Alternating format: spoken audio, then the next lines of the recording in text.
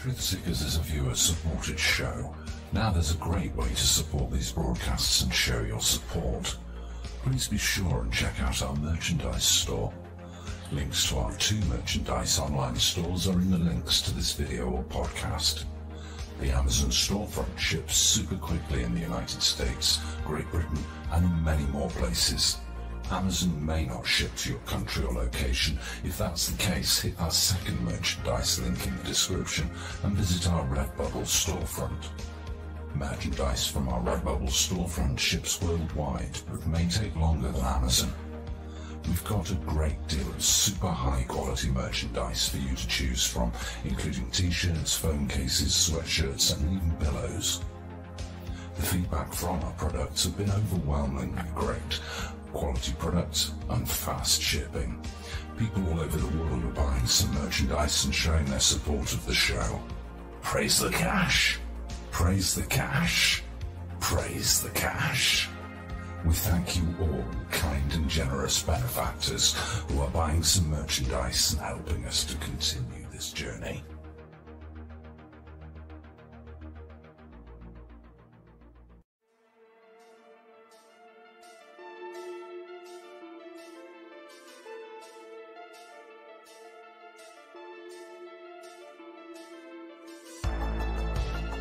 Thanks for being here. This is Truthseekers with your host, Stephen Campion.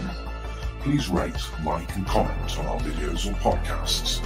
If you are listening to an audio podcast, please rate us 5 stars to help us rise in the search rankings. If you are watching on YouTube, please like, comment and subscribe to our channel. If you're listening to an audio podcast, we love and appreciate you listeners, but you are missing the live tapings. All our shows are recorded live with video feed. We'd love you to come be a part of our live broadcasts and tapings for the podcast. Head on over to YouTube, click the search tool, the little magnifying glass, put Truthseekers, one word in the search bar, and hit enter. You'll see a strange and mysterious guy with sunglasses. That means you found the channel. Go there, smash the subscribe button and hit the notification bell to receive up-to-date info on our YouTube channel. We welcome you to be a part of our live taping and our chat room during the live broadcasts. Seek the truth. Speak the truth. This is Truthseekers. Truthseekers.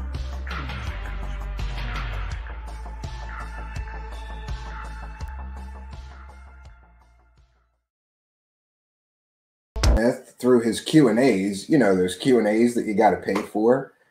And suddenly Emery Smith is the love of her life and they get engaged without ever meeting, I believe. Of course, later meet.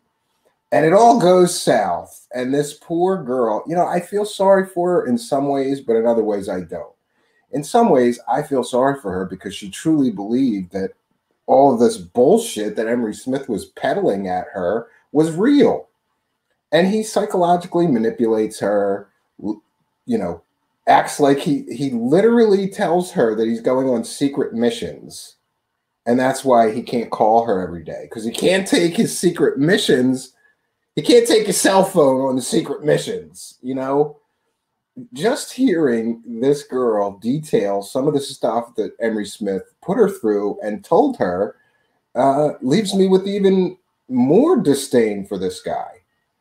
And it should be reminded that Emery Smith has been involved in multiple scams. First of all, he was a big backer of the Atacama humanoid scam. Remember that one, right? He helped Dr. Stephen Greer pump that scam. And we have previously covered the PayPal donation scam where he pretended that the deep state attacked his home and left a bullet on the counter and ransacked his house.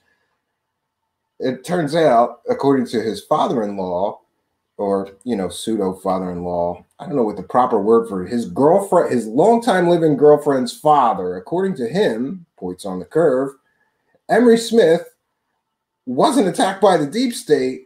And he wasn't hospitalized because of an attack from the deep state. He was hospitalized because he went on an alcoholic bender for 2 days straight and ended up in the hospital with alcohol poisoning. Didn't stop him and David Wilcock from collecting those PayPal donations, though, did it? Interestingly, I couldn't find the timestamp, but one of my notes here, which is the most really damaging evidence against him as far as a criminal nature, I believe, is that this girl who would later become his fiance details that during the first Q&A that she attended and paid for to attend with Emery Smith claimed in the Q&A that he was working for Donald Trump developing treatments for the current health crisis. I'm going to say that again. He takes money from people who want to ask him questions. Like, you can't ask Emery Smith questions unless you're a special person. You know, it's so funny to me, the common traits of these narcissistic assholes. And that's what they are. They're narcissistic assholes. A lot of them do some of the same stuff. You know, you're paying for access because I'm so special and I have all this secret information and I'm going to share it with you for just $49.95. Join my next Q&A. He doesn't have any information. He's a fraud, a fake, and a liar. And the damning criminal information, or, you know, criminal evidence of criminal behavior that I just mentioned, he's literally taking money from people. And once he has their money, he tells them that he's working for Donald Trump, developing treatments for the current health crisis.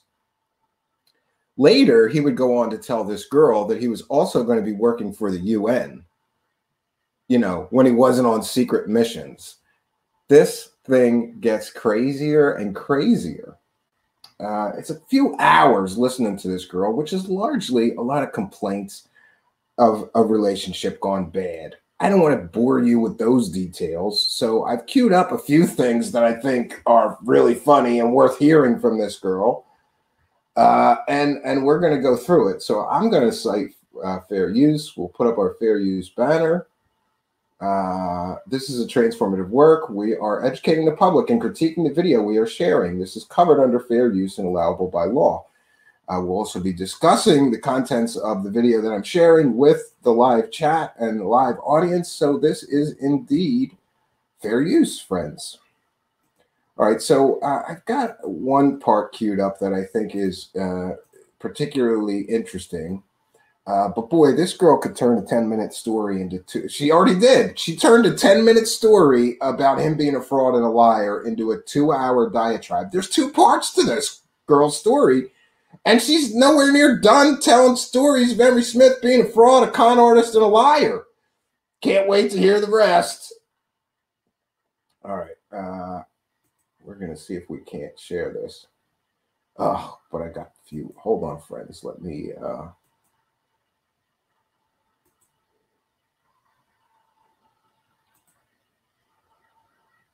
right. So really, there's two. I'm going to play one part from the beginning and one part from part one and the part at the end, and maybe we'll get into something from part two.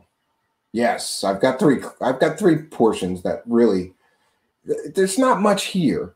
One of the most important things that she said that I think looks terrible for him from a criminal perspective or possible criminal perspective, alleged criminal perspective, however you want to diplomatically say it, is that this guy is literally taking money from people for Q&As and then lying through his teeth and telling them that he works for Donald Trump developing pharmaceuticals. Folks, that's called fraud, Emery Smith. Just in case.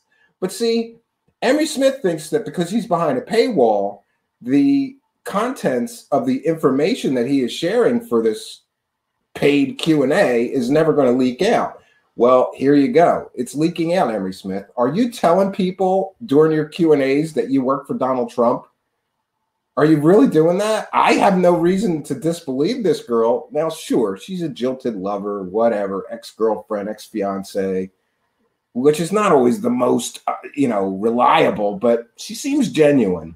And I'm going to give her the benefit of the doubt and believe what she's saying, that you're telling people while you're conning them out of money until I'm proven otherwise. Now, Emery Smith, bro, It's truthseekershow@gmail.com. You could send me any proof that you actually worked for Donald Trump developing pharmaceuticals, and I'll apologize. But I'm betting that you're full of shit, Emery Smith. I think you're full of shit. Emery Smith is a fraud, conning liar who's full of shit. After all, this is the same guy who claims that while he was, working for the deep state government, he had access to 3,000 alien tissue samples. Well, really, David Wilcock said that he autopsied 3,000 aliens. Emery Smith would later walk that shit back and try to make it not as grand of a story. No, it was 3,000 tissue samples that I did. I didn't autopsy. Okay, so he didn't autopsy 3,000 aliens. He had tissue samples from 3,000 aliens. And there is ample and supportive evidence that Emery Smith basically embezzled from the company that he worked for before he worked for Gaia. And, this thing is crazy to me. Doesn't Gaia do criminal background checks or do any kind of background checks before they hire somebody to work for them? Let's see. They've had former convicted burglars, right? Now they have Emery Smith, who was basically thrown out of a company. I don't believe that he was criminally prosecuted, but he was basically thrown out of the company he worked for embezzlement. Basically, allegedly. Allegedly. I love allegedly. There's ample and supportive documentation and proof of that. And anyone can go on the internet and see that he basically stole money from the company that he worked for. And then they shut him down. They said, you don't work here no more. You can't have access to our funding or whatever. And we have the PayPal scam. His father-in-law basically ratted him out that he was doing PayPal scams, making up fake shit with David Wilcock. Now we have him lying through his teeth to people paying for his behind the paywall Q&A sessions where he's telling them, I work for Donald Trump developing pharmaceuticals right now. Of course, he tells this poor girl an incredible amount of other bullshit stories. Like he's off on secret missions. He was on a secret mission to Antarctica. And then his manager trips up and forgets to tell Emery that the manager told the fiancé that Emery was on a secret mission in Antarctica. And then she asks him, and Emery's like, Antarctica? Was I on a mission? Oh, yeah. I was on a secret mission to Antarctica. Yeah, this is horseshit. Why doesn't Gaia check on the people that work for them? Do they just like con artists? Because they hire a lot of them, allegedly.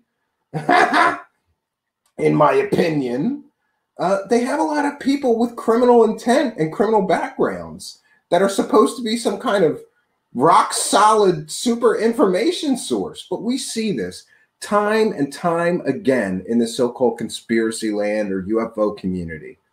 We see people who claim many, many fantastical things, and then when you dig in, you find out that they're a former convicted criminal before they decided that they were a super secret alien information source or a whistleblower or an insider. Before they were that, they were a common criminal, many with felony convictions, some with convictions for things as heinous as child molestation. And people with big platforms platform these criminals. A few days ago, we covered this medbed scam. Why are people platforming somebody who's scamming people out of money, selling access to medbeds, taking them through a Stargate to a starship that doesn't exist? Why are big shows bringing these people on as guests and helping them find more victims? I'd like to know. Now, so we're going to share this poor girl got involved with Emery Smith. I started saying, in one way I feel real sorry for this girl, but another way I don't, because she was a letter of the alphabet person, right? Believe that shit 150%. Claimed that she was getting shadow banned and that the cabal was after her because she was sharing too much truth about that letter of the alphabet. No, you weren't, honey. That letter of the alphabet is bullshit, honey. It's bullshit. That letter of the alphabet is bullshit. It's all fake. And you were on that train, right? And you were making all kinds of content related to that garbage, right? And then she talks about David Wilcock introducing her to Emery Smith and acts like David Wilcock's some kind of big star. This is the level, you know, these people are good at fooling stupid people into believing that there's something else. They're not. Most of these people are losers, right? Couldn't make it in Hollywood as an actor. I'll pretend I'm an alien insider.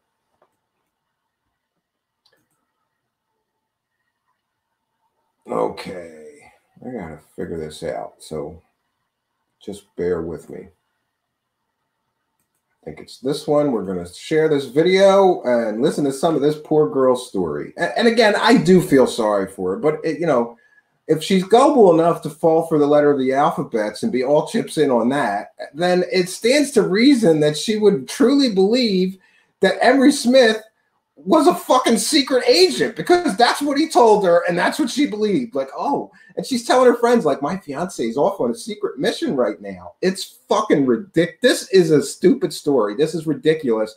And I don't know how any girl could fall for this shit, because it just sounds childish. Like, he's literally telling her that he's a secret, he's going on secret missions for the UN, right? And he works for Donald Trump, and she believed him.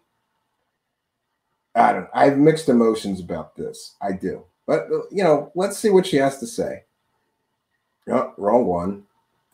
Try that again. Sorry, folks. I have 3 videos queued here, so we're going to see. We're going to see which one. No. I'll get it right eventually. Just bear with. Please bear with me, members of the audience. I really need a frickin' producer to do this stuff. Yes. But I still got to do it again because I didn't share the audio. I need a producer. We really got to get a producer. All right, I've shared the audio. Now we should be able to do this.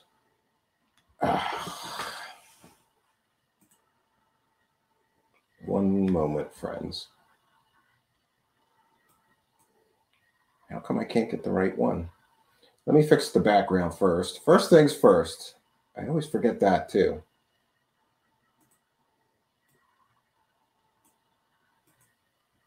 Okay.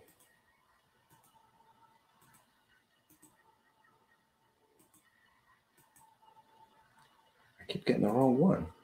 I think that StreamYard is confused.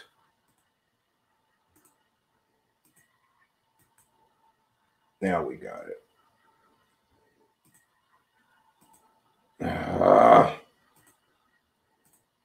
Just bear with me, friends. I apologize. This is like a nightmare. It keeps pulling up. I keep getting the wrong one. I have 3 and they're all on the same video. So let me see if we can't fix this. Yeah, we'll get it eventually. I like to say that you do get, this is a live show. You get the show warts and all. Why? You know what? We're just going to play. We're just going to play the first. We're just going to play the first one, whatever it is. And then I'll X that one out and be able to find the other one. I have too many tabs open, apparently.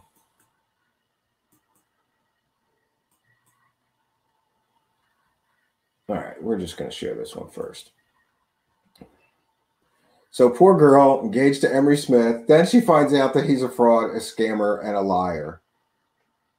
Poor girl. Love hurts. But anyways, sorry, like it's really hard for me to wrap my head around all of this till this moment. I literally thought that I was going to share with you guys this magical dream story like the one that I'm sharing right now. I just didn't think it was going to be under these contexts. But anyways, so we're falling and fucking madly in love with each other. He's like, you know, we have to get married. We have to have kids. I'd like to marry you publicly. I hope you're okay with that. My life is very public. And I asked him, like, is it safe? You know, you have a very dangerous life where you're working on top secret missions still and on projects. And, you know, like you've said that everyone that you've ever, you know, everyone in your family and everyone that you've known has been killed by the cabal because you went public. Like, so we see here, friends, this is some of the stuff that he's telling this girl. And it leads me to wonder is he telling everybody that he's a secret agent going on secret missions, or is he just telling this girl in order to get in her and somehow impress her and get in her pants? Either way makes him a fucking terrible person. But you know, actually, I don't know which one is worse: telling everybody, lying to everybody, and telling them that you're a secret agent on secret missions, or just lying to a girl whose pants you're trying to get into. And what is this, Emery? Are you in high school? Right? You got to lie to a girl to impress her to get in her pants? This is crazy. And did you hear that line? She mentions it several times. Emery Smith told her that the cabal killed his entire family. I'm going to go out on a limb here and say that's some bullshit. That didn't happen. But again, Emery Smith, you can email me at truthseekershow@gmail.com and send to me the proof that your entire family was murdered. You don't even need to prove that they were murdered by the cabal, but if you could show me, you know, news articles or something about your whole family getting murdered, then I'll apologize. Otherwise, you're a lying sack of shit. And you're lying to this girl. Is that to gain sympathy? Oh, I'm a loner. My whole family got murdered. Lay down. You know, like, this is some next level scumball trying to get in a girl's pants move shit. It really is. I don't know if, like, you know, what is it? Like, his I'm a celebrity on Gaia TV is not enough to get in the girl's pants. He's got to pile on the garbage and the bullshit to try to impress her or get sympathy from her to get in her pants. This is, yeah. Is it safe for us to have a family? And he said that it will be in March. He's working on a very serious project right now, or like a very serious mission that he said at the time.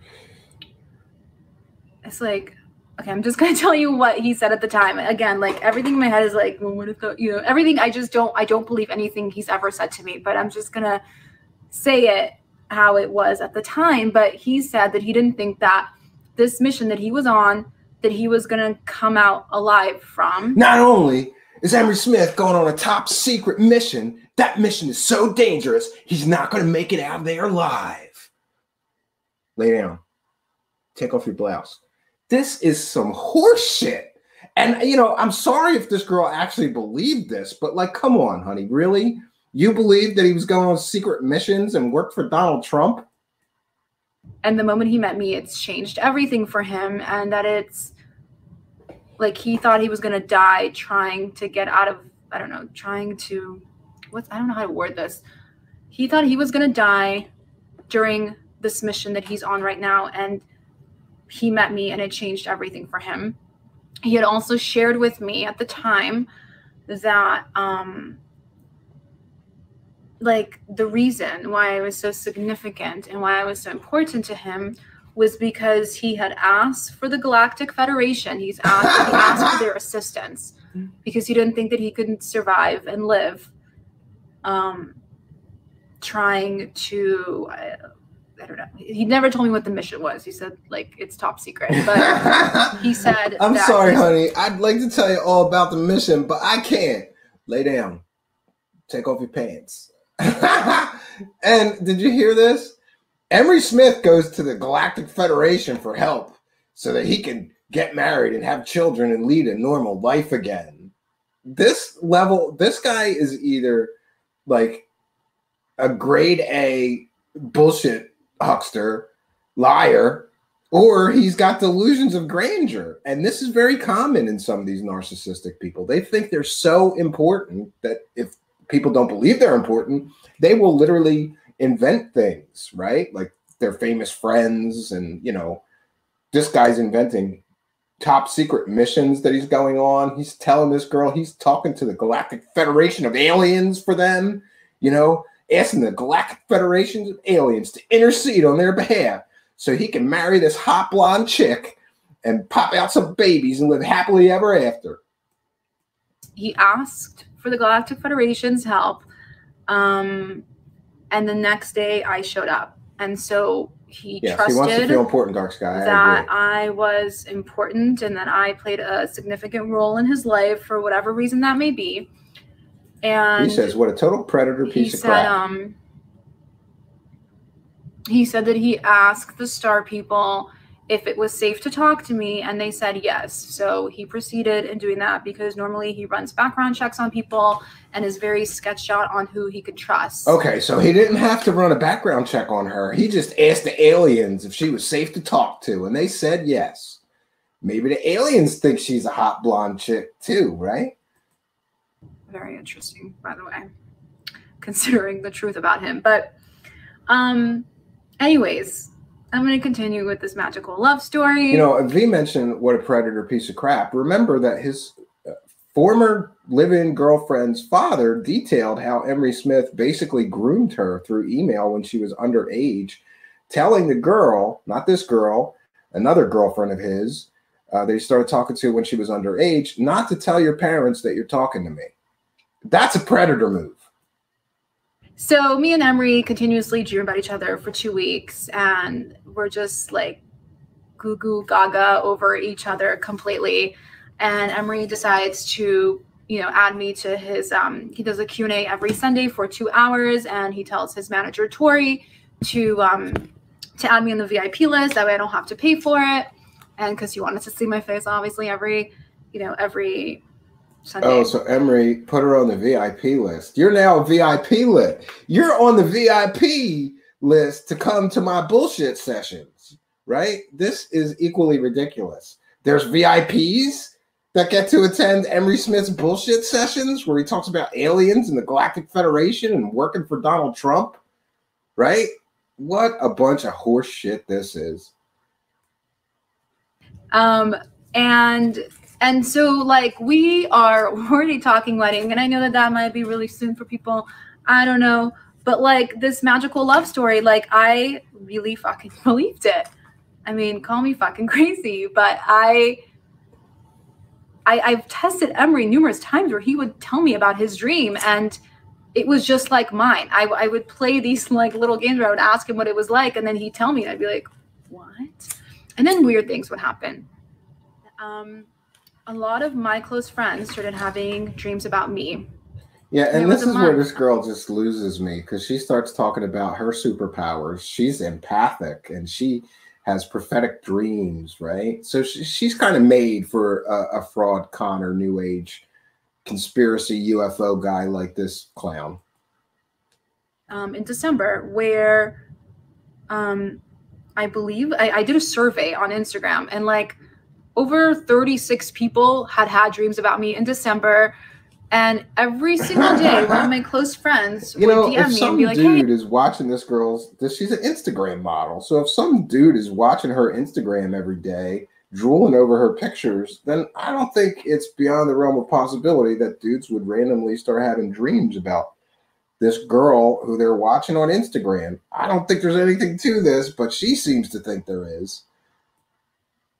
Hey, now nobody knew that I was even dating anybody at this time. And a lot of my friends were like, hey, Kim, like, it's so weird. I had a dream about you, that you were with the love of your life. Kim, I had a dream about you. Like, and it was literally what was happening. I was like, holy shit, Emery. Like, people are having dreams about us. My followers are having dreams about us. My close friends are having dreams about us. Like, and nobody knew it was him, but people saw me like really happy with the love of your life, with the love of my life, people saw, people had these dreams that I was with the love of my life. People were like, here's where I start to feel bad for her, because if she truly thought that this guy was the love of her life, and then it all comes crashing down when she realizes that he's a fraud, a con artist, and a liar, and he probably made up half this shit just to get in her pants, that's terrible.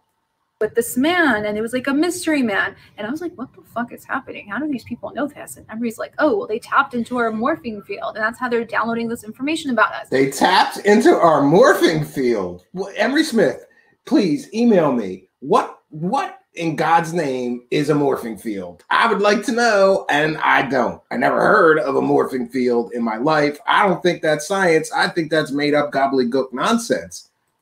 And I was like, oh my God, that's so cool. So anyways, guys, this was such a magical time in our relationship. I never thought that any of this would happen, but I was on cloud 9, you guys. Like, I was talking to the moon and the stars about Mr. Smith.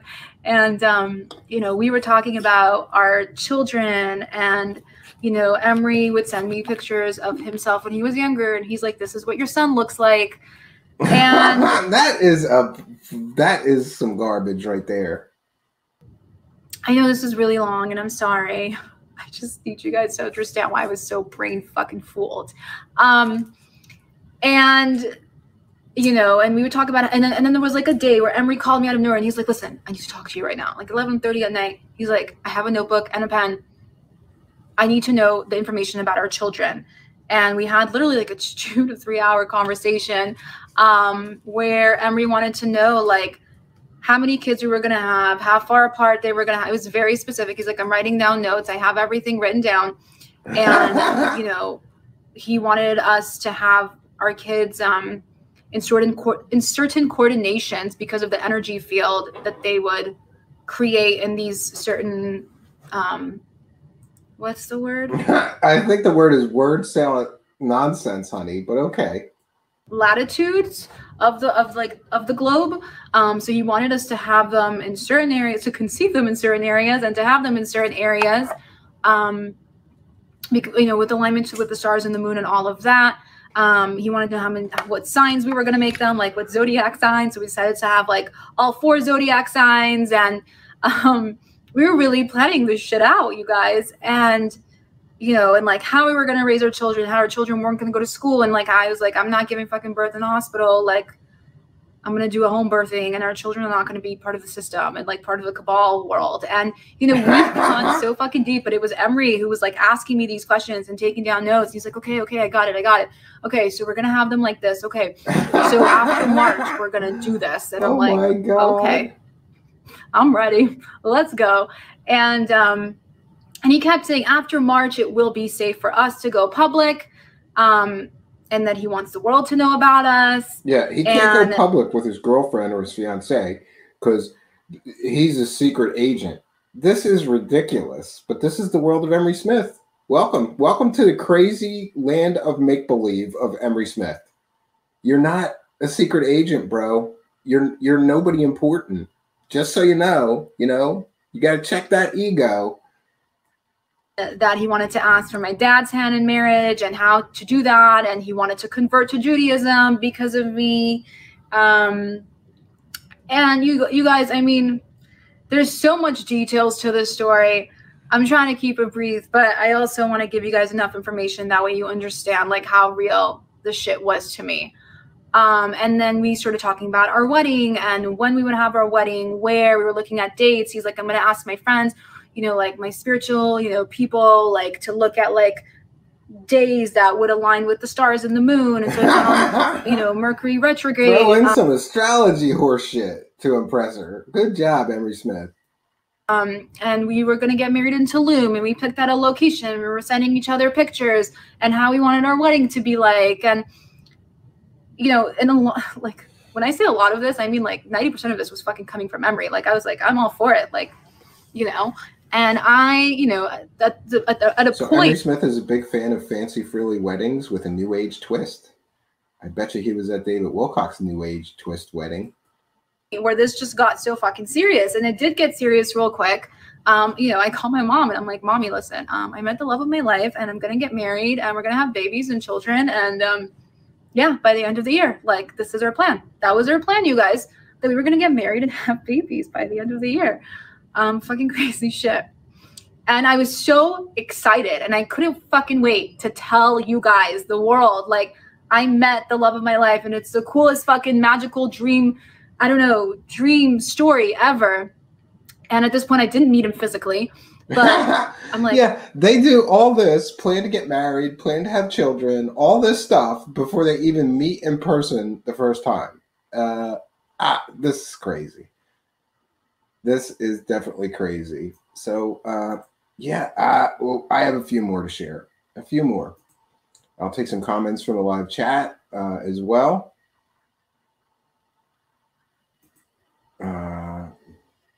Okanaroo says, I have a new age twist for you.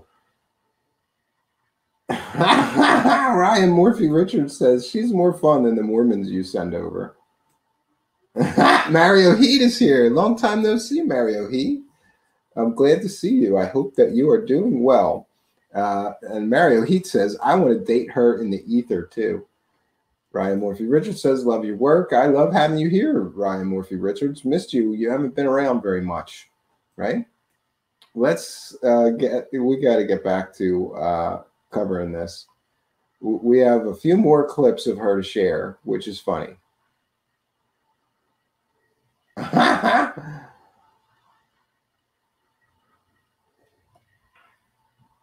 Matt R.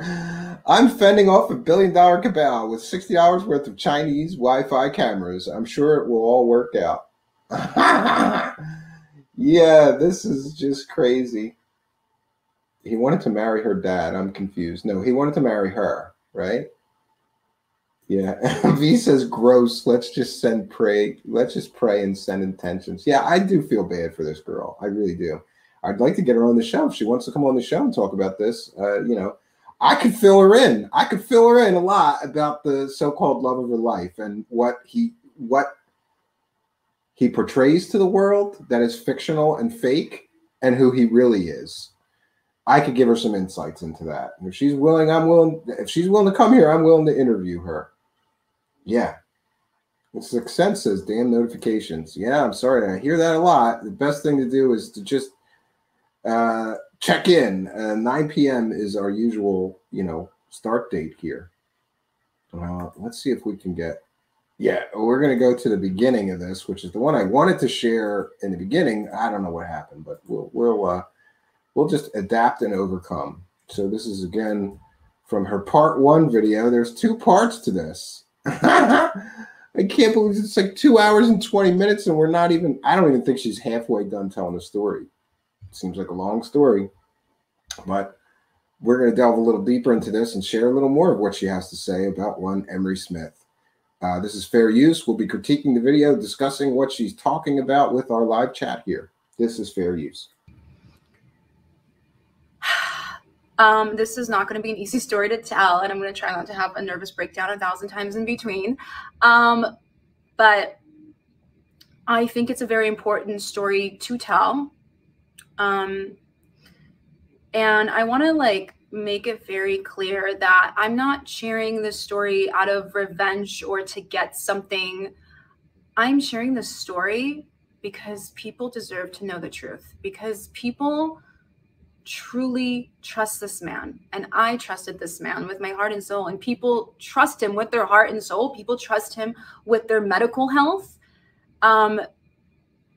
People trust this man so much for the future of humanity, and he's a fraud. And it's hard for me to wrap my head around it. And it's something that I never, ever, ever, ever, ever thought I'd ever have to do. But you guys know who I am. Truth to me is everything. For those of you who haven't been following me for the last 1.5 years, that's what I've been covering, is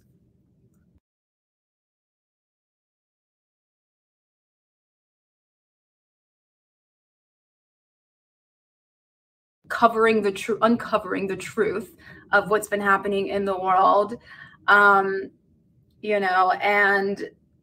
I feel like the story has to be told, and I have to speak the truth, because what you've been seeing and what you've been experiencing with Emery versus what's actually happening behind the scenes are 2 completely different people. Completely different people. And it's hard for me till this very moment. It's been a month.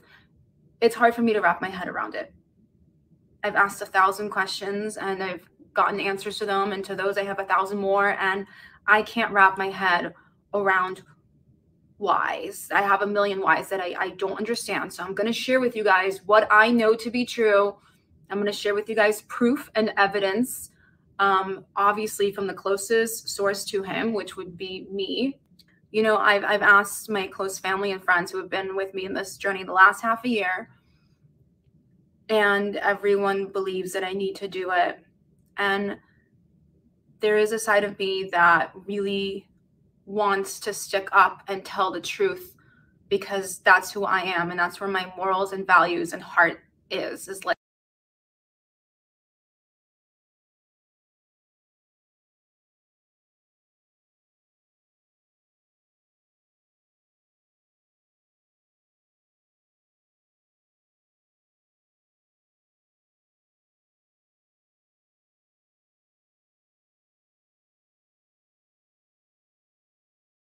like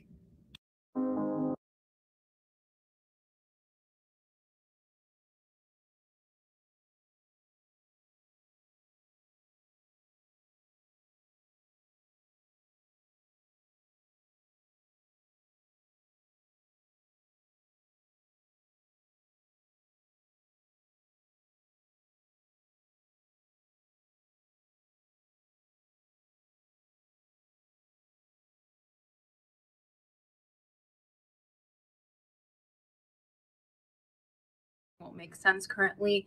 But I know that this can affect his career. And that's something that has come up for me many times, where I would never want to harm someone's career. I would never What want to take career? someone's He's a con finances artist. away from them. That's not who I am. Like, it's just not. I think that's horrific. Again, that's God deals with that karma and stuff. That's not my job to ever do that. Unfortunately for Emery, he chose his career. I didn't choose his career.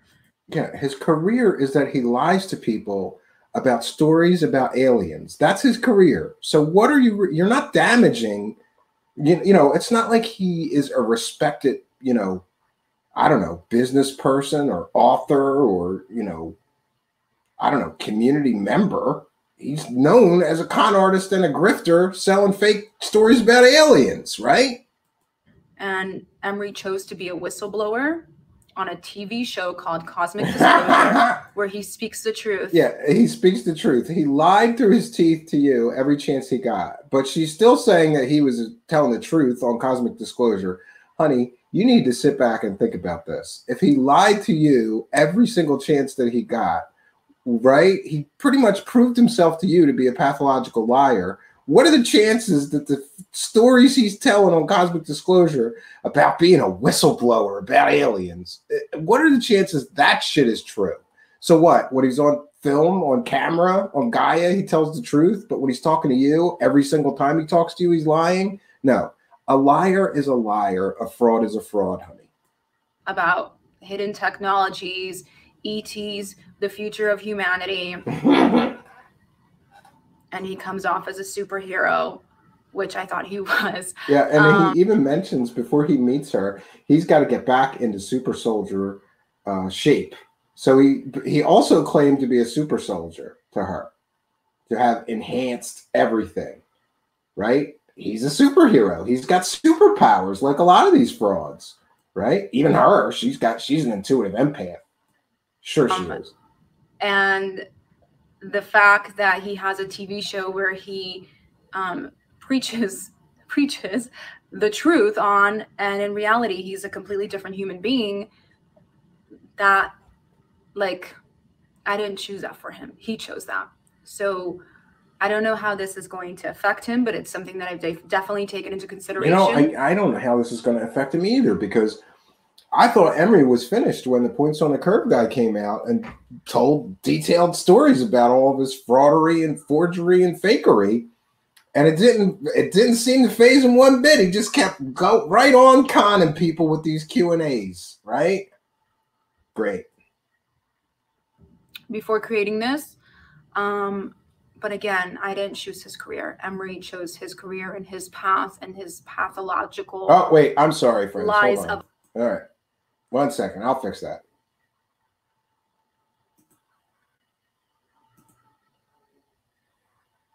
One second. I hate that button. Sometimes I forget. 1 second, friends. Let me share this again. Make sure I share audio. And again, fair use. Just who I am. Truth to me is everything. I wear my heart on my sleeve. You guys have seen me cry, laugh, cuss, say the truth. I'm blunt as fudge. That's who I am. And I know that that's why a lot of you guys say that you like me, because I say the things that most people want to say but don't. What I had experienced was, in the last half a year, I have been secretly engaged to a man named Emery Smith, who is a whistleblower. And no, who claims he was a whistleblower, honey? There's no proof that he was a whistleblower of any importance. Whistleblowers have consequences, right? They don't get TV deals. I went in a week from being engaged to the love of my life and living in my dream apartment to finding out that the love of my life has been cheating on me and has a secret relationship for the last year and a half. And I lost my house because of him. And on top of it, I thought I was pregnant.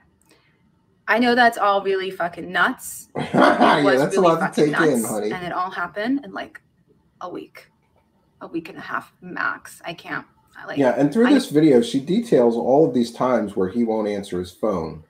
And I just want to tell everyone, especially the ladies, if a man won't answer his phone when you're calling him, it's probably because he's with another woman, or it could be because he's with another woman, right? Why would he not answer his phone? According to him, he was on secret missions and he wasn't allowed to take his phone with him.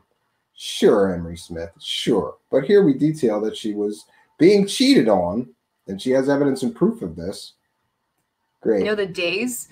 I don't even know dates anymore at this point. I'd have to look it up. But that was too much for me to handle, to say the least. And we're going to stop this one. There's really not much there. But I have one more clip to share that I think she says some fun stuff in, right? Mario UFO with a kind and generous super chat of £2 Emery in chat, threaten lawyers. Why, I don't know. Really? Is Emery? I don't think he's in the live chat. I didn't see him there.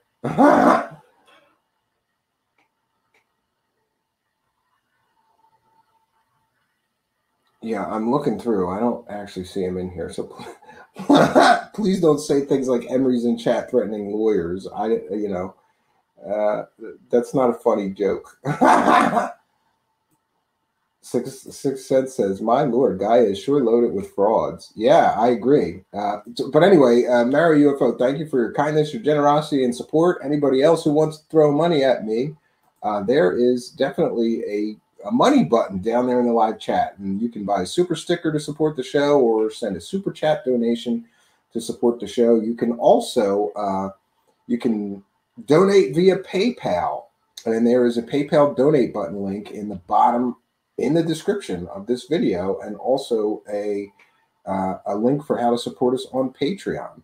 But I just want to thank Mario UFO for the kind and generous donation, and I'd like to thank you, Mario UFO. Praise the cash, praise the cash, praise the cash, because the cash makes this show go. And Mario UFO is helping us continue in this adventure. Thank you for your kindness, your generosity, and support, Mario UFO. I appreciate it. Thank you for blessing me and my show. And my wish is that God will bless you and your family and friends equally. Thank you. All right. We'll go back to some comments from the live chat. Then we'll get to Mario is Emery's love hugger.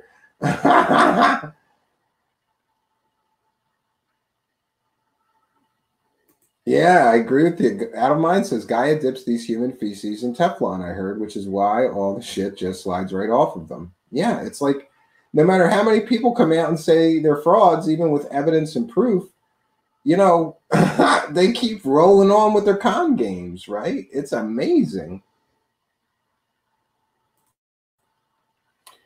Matt R. says, Emery drinking could have been PTSD. What is not explainable was the bullet left as a threat. It was a civilian polymer tipped 5.7. Why not the military restrict to AP 5.7 round? They'd carry that one. Yeah, and his father-in-law, his points on the curve guy, Matt R., explained that bullet that was left on his counter was from a gun that he had that caliber of bullet, and he had those bullets in his home. So what's more likely, that the men in black broke into his house, ripped through his house, ripped the walls open trying to find something, and then they left a bullet on the counter that just so happens to be the same bullet for the gun that Emery Smith owns, or that Emery Smith just put on the counter and took a picture and sent it to idiot David Wilcock and claimed he was under dark cabal attack, right?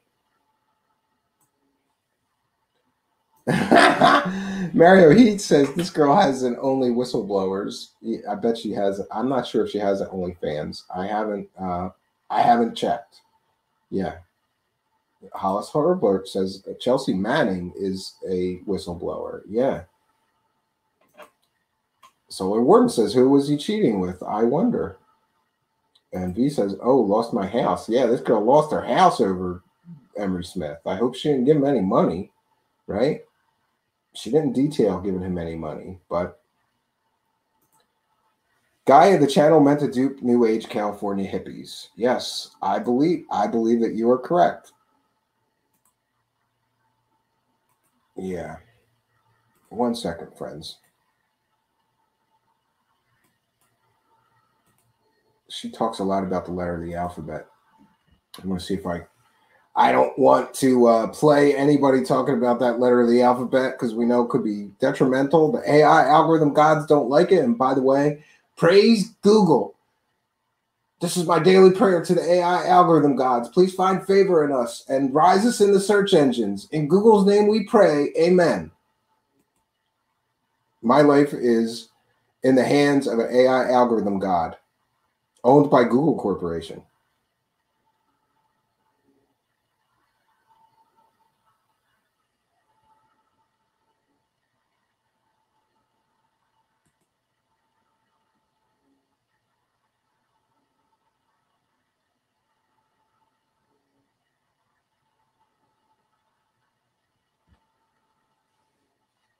One second, friends. And by the way, in this video, she also talks about Corey Good's a fraud, right? But Emery Smith was the real deal. So Gaia took down all of Corey Good's material in favor of Emery Smith's real information. Sure. All around Arbiter says, praise the cash. Yeah, I say praise the cash almighty. Somebody help me praise the cash by sending me some. All right, we're going to get to the section from the part 2 of this soap opera drama. It's what it feels like. It's like he was lying to me and sleeping with my sister. Well, she didn't say that, but yeah, this is terrible. So this is from part 2, and again, we are going to site fair use will be discussed to educate people on Emery Smith being a fraud and a liar, at least according to many people, including this girl who he was engaged to for a time. After we were basically, we decided that we were going to get married, we were going to have kids. Emery's like, okay, listen, like, in order for us to make that possible, I'm going to have to kind of like rearrange my entire life, because I had created a life for myself where I thought I was going to be single for the rest of my life. And all of a sudden you came along and you changed everything. Aww. So Emery tells me like that, he has to finish this important mission before we meet. And again, he's on secret missions. He can't meet this hot girl he's engaged to because he's on secret missions. Okay, you're on secret missions, Emery Smith. Sure you are. Sure, you're a secret agent with superpowers and you're a super soldier and a whistleblower. Right? Sure. And because it was dangerous for me to meet him prior to that, it would put my life at risk. And also, he would have to find us a place to live, which he was starting to look. But on top of that, he also lived with his team. Oh, my goodness. Okay. So he said that he lives with his team. She's laughing here because it becomes very apparent to her that there is no team. And she basically catches him talking to himself, pretending that he's talking to other people at his home or residence, wherever he's, FaceTiming her from. And she basically challenges him. And it becomes quickly apparent that he's talking to a fake team that doesn't exist. Isn't that some shit? So Emery Smith is telling her, me and my team, and the team doesn't exist. There's no team, Emery Smith. It's just you and your delusional fantasies that you have a team. And that, he has this entourage and that everybody has, a job and they count on him for a job. Like he has security and he has, all this, like this, what's it called? Like this entourage. And so, he didn't want me and our children to live this like kind of crazy life where we can't even go to the market without security, because everyone's always out to kill and get Emery and like, Yeah, all these people are out to kill him. This is another delusional fantasy. And we see evidence of this in this PayPal scam he ran, where he claimed, he and David Wilcock ran, where he claimed that the deep state and the dark cabal broke in his house and they tried to kill him, right? And he ended up in the hospital. Turns out it was an alcoholic bender that he was on, and he ended up in the hospital over alcohol poisoning. But, you know, this is the fantasy land of Emery Smith. He's a secret agent. He's got security because everybody's trying to kill him. And according to him, he tells this girl that the dark state, deep state, whatever, the men in black, the cabal, they murdered his entire family. He's all alone now. Horseshit. Want our children to have this kind of a life. So he had to finish this crazy mission and then had to pick up certain jobs. One of which was, you know, jobs like the science department of the UN, which was a lie. And he said that he did that. So... Oh, wait a minute. I missed that. He tells her that he's going to be working for the UN. Entourage. And so, you know, he didn't want me and our children to live this like kind of crazy life where we can't even go to the market without security, because everyone's always out to kill and get Emery. And like, you don't want They're trying to kill him to have this kind of a life. So he had to finish this crazy mission and then had to pick up certain jobs. One of which was, you know, jobs like the science department of the UN, which was a lie. And he said that he did that. Yeah, so he tells her he's going to be working for the science department at the UN. Boy, that's some bullshit. Like, and you know what I wondered about is, like, if he did start living with this girl, what's he going to do? Just, like, go for a walk for 3 hours a day and tell her he's going to work at the UN? The UN's in New York. Right? I guess he can remote in while he's doing his science, you know, work. I guess he remotes into Donald Trump's team, right? Because according to him, not only was he going to work for the science department of the UN, he was already working for Donald Trump, developing pharmaceuticals and treatments for the current health crisis. Sure you were. Sure. You were going to work. Jesus Christ, what a bunch of bullshit. So... I don't know, to like have better protection from the government, some shit like that. And so he was going to take less dangerous jobs, but he also had to figure out how he was going to let go of the people that were living with them and help, you know, kind of let them know that, you know, they can't live there anymore and that they have to find a new job. And, you know, this whole thing was going to take time and preparation for us to find our perfect home and to rearrange everything so that we can live this beautiful, magical, safe life. So every single time I would, you know, be like, okay, but when am I going to see you? When am I going to see you?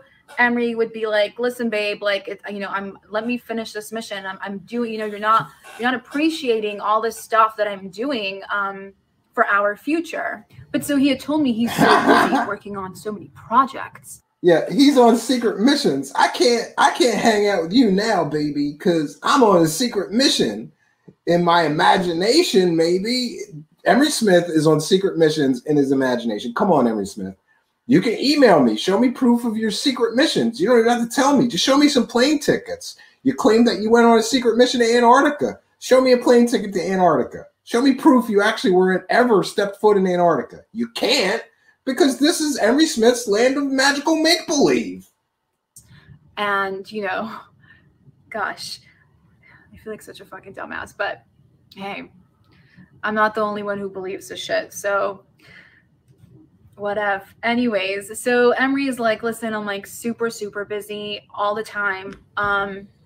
I'm working on all these projects. I'm obviously trying to save the world. I'm trying to clean the oceans. I'm working with Trump. I'm working with the UN. I'm working on Gaia. I'm doing my Q&A. I have secret projects that I work on that, you know, I can't tell you because I have NDAs signed with them. And like, you know, I'm trying to keep my job. I'm trying to find. Baby, I'm trying to save Earth, baby. Come on. You got to be patient till I can come there and give you a little bang bang. Okay. Right now, I am saving Earth, okay? I'm working with the UN. I'm working with Donald Trump. I'm working with Gaia, because Gaia, oh, yeah, they're really dedicated to saving the planet, right? This is amazing. Healing medicines, and I'm trying to do this, and I'm trying to do that, and I'm really busy, and I'm like booked 2 months in advance. And I'm like, don't you want to meet me? I'm like, what? So I'm like your fiance, but like, don't you want to meet me? Yeah, and this is a bizarre part of the story. So they're planning a wedding, they're planning to get married, they're the love of each other's lives, but he can't take time off to go fly out and meet this girl.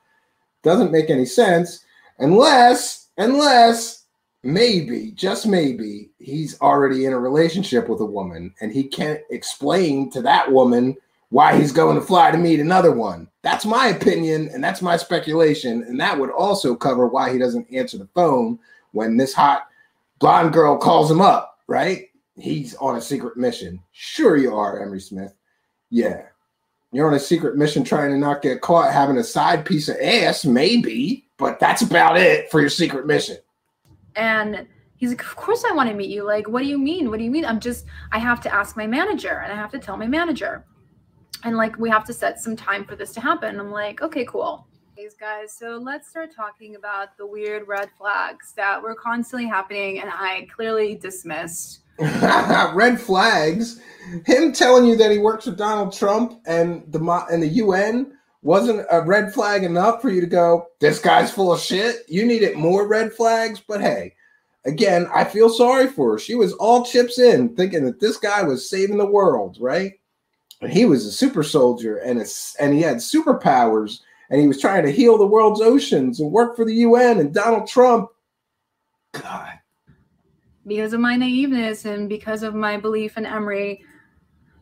But there were so many. So, weird things, okay? Everything was amazing in December and January, the beginning of January. And then shit got real weird. Real weird. I don't know till this day what the fuck happened during that time, but I can only assume. Like, I would try to call Emery, and he wouldn't answer. And most of the time when you call Emery... Emery's actually marrying out of context CW channel. And it's very annoying and irritating that, you know, I'm engaged to someone who never fucking answers his phone. You know, I can never get a hold of him when I need him or I want to tell him something. He never answers his phone. Says, didn't they kill his dog? He doesn't reply to... Actually, he claimed the deep state killed his dog, and it turns out that the dog got hit by a car after Emery Smith let him out while he was on a drunken bender. That's what really happened. The deep state didn't kill his dog. His alcoholism is responsible for the death of his dog. Text like the normal person. Sometimes it takes him like a long time to reply to a text. So, you know, it'd be very weird that like I can't get a hold of him. It just a lot of times really weird.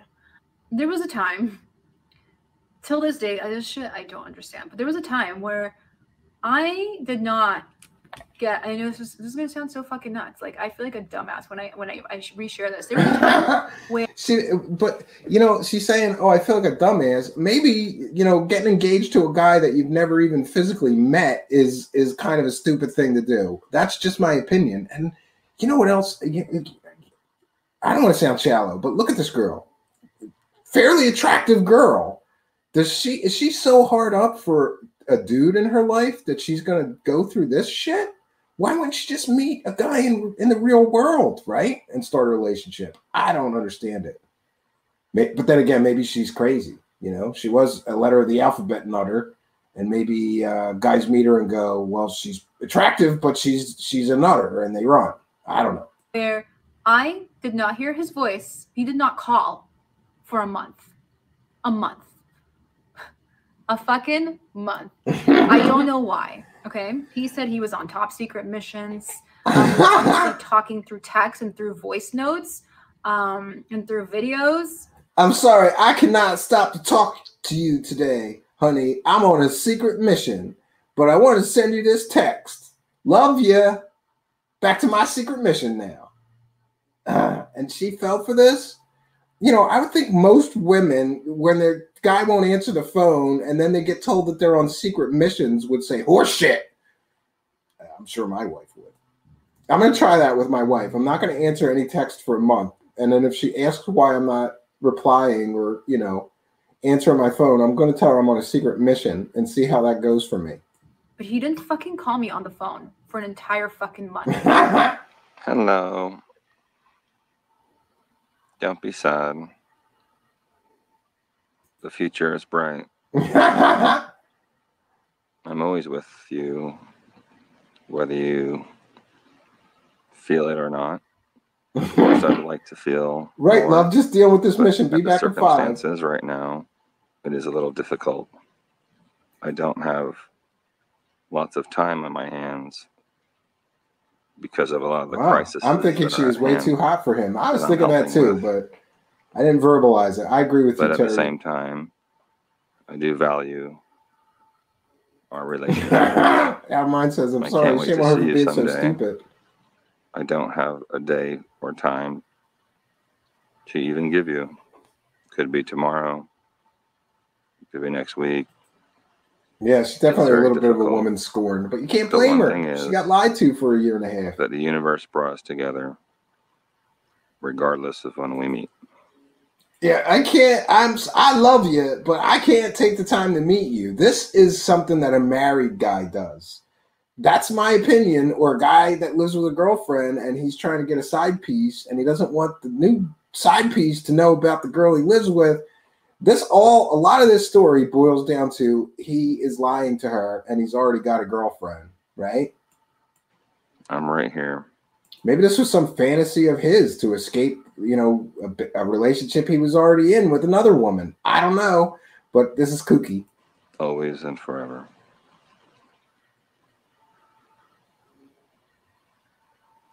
I love you, Kim. I love you. I'm on my secret mission. I'm sorry now. you're sitting there crying. Yeah, and this is where it speaks a lot about his character. She's saying in this video that she'd call him crying, that she's lonely, she wants to meet him, she can't do this anymore, and he's just stringing her along. Sorry, honey, I'm too important doing my super secret missions for the UN and Donald Trump, so we can't meet for a little bang bang time right now, but I'll talk to my manager and try to free up some time so we could have some bang bang time. It's definitely a difficult thing to explain when you're not face to face with someone or could share a lot more information with you, which will happen. But I also don't want you to suffer. I hope this puts a smile on your face, because every time I hear your voice, I smile, and it puts me at ease. Oh, you're probably going to be up pretty late. The moon is full and is reflecting back a picture of you that I see when I look up at it. What a bunch of horse shit this is. I hope you feel the same. Sweet dreams, and see you again. And I kept asking him, and every day he would have a different excuse as to why he can't call me. And he would always say, I'm going to call you tomorrow. I'm going to call you tomorrow first thing in the morning. And then I'd wait first thing in the morning. I'm sorry, honey. I'm on a super secret mission. I'll call you tomorrow, honey. I wouldn't fucking call. And he's like, I'm calling you in an hour. And then he wouldn't call. And he's like, sorry, babe, got really busy. I was on a conference call. I'm in a really important meeting. I'm in a really important mission. There was always something. I'm on a mission, baby. Don't bother me while I'm on my super secret missions. You can't be calling me. I'm on a super secret mission, honey. Fucking happening. That was always, it felt like, more important than me. Hey, it's me. Everything is fine. I'm Nothing here at has a changed. farm with I love you pumpkins, very honey. much. I'm part of a lot of projects. Some of these projects, I'm not allowed to bring my phone on. 24, 48, 36 hours sometimes. But it's okay. I'm safe. I'll contact you as soon as I can. Okay? I will see you in dream time. Yeah, and this is another thing. He convinces her that he's seeing her in dream time every night, and she believes him. Great. I will be with you, always there. Okay, you got this. It's just part of it, okay? We're all going through a little transition. But not one day do you not go through my mind. The sun rises with you in my mind. The sun sets with you in my mind. I hope you get that. I love you, baby. But I'm on a secret mission. But don't worry, the sun rises and sets with you. You are the love of my life, baby. But I gotta complete this secret mission for Donald Trump before you and I can have some bang bang time. Okay? So just be patient. We'll get to the bang bang time. Don't worry. I love you. Bye bye. I would start panicking. I'm like, I don't understand. Like, what is happening? There was a lot of times. Most of the time, I did not know what the fuck is happening. And I would make up 2 billion fucking storylines in my head trying to figure out what the fuck is happening. Now, I do want to rewind. Emery lays good pipe. About what is happening. Because randomly, Emery would send me videos if she believed any of him sleeping with a gun and telling me they are trying to kill me. I'll play one right now.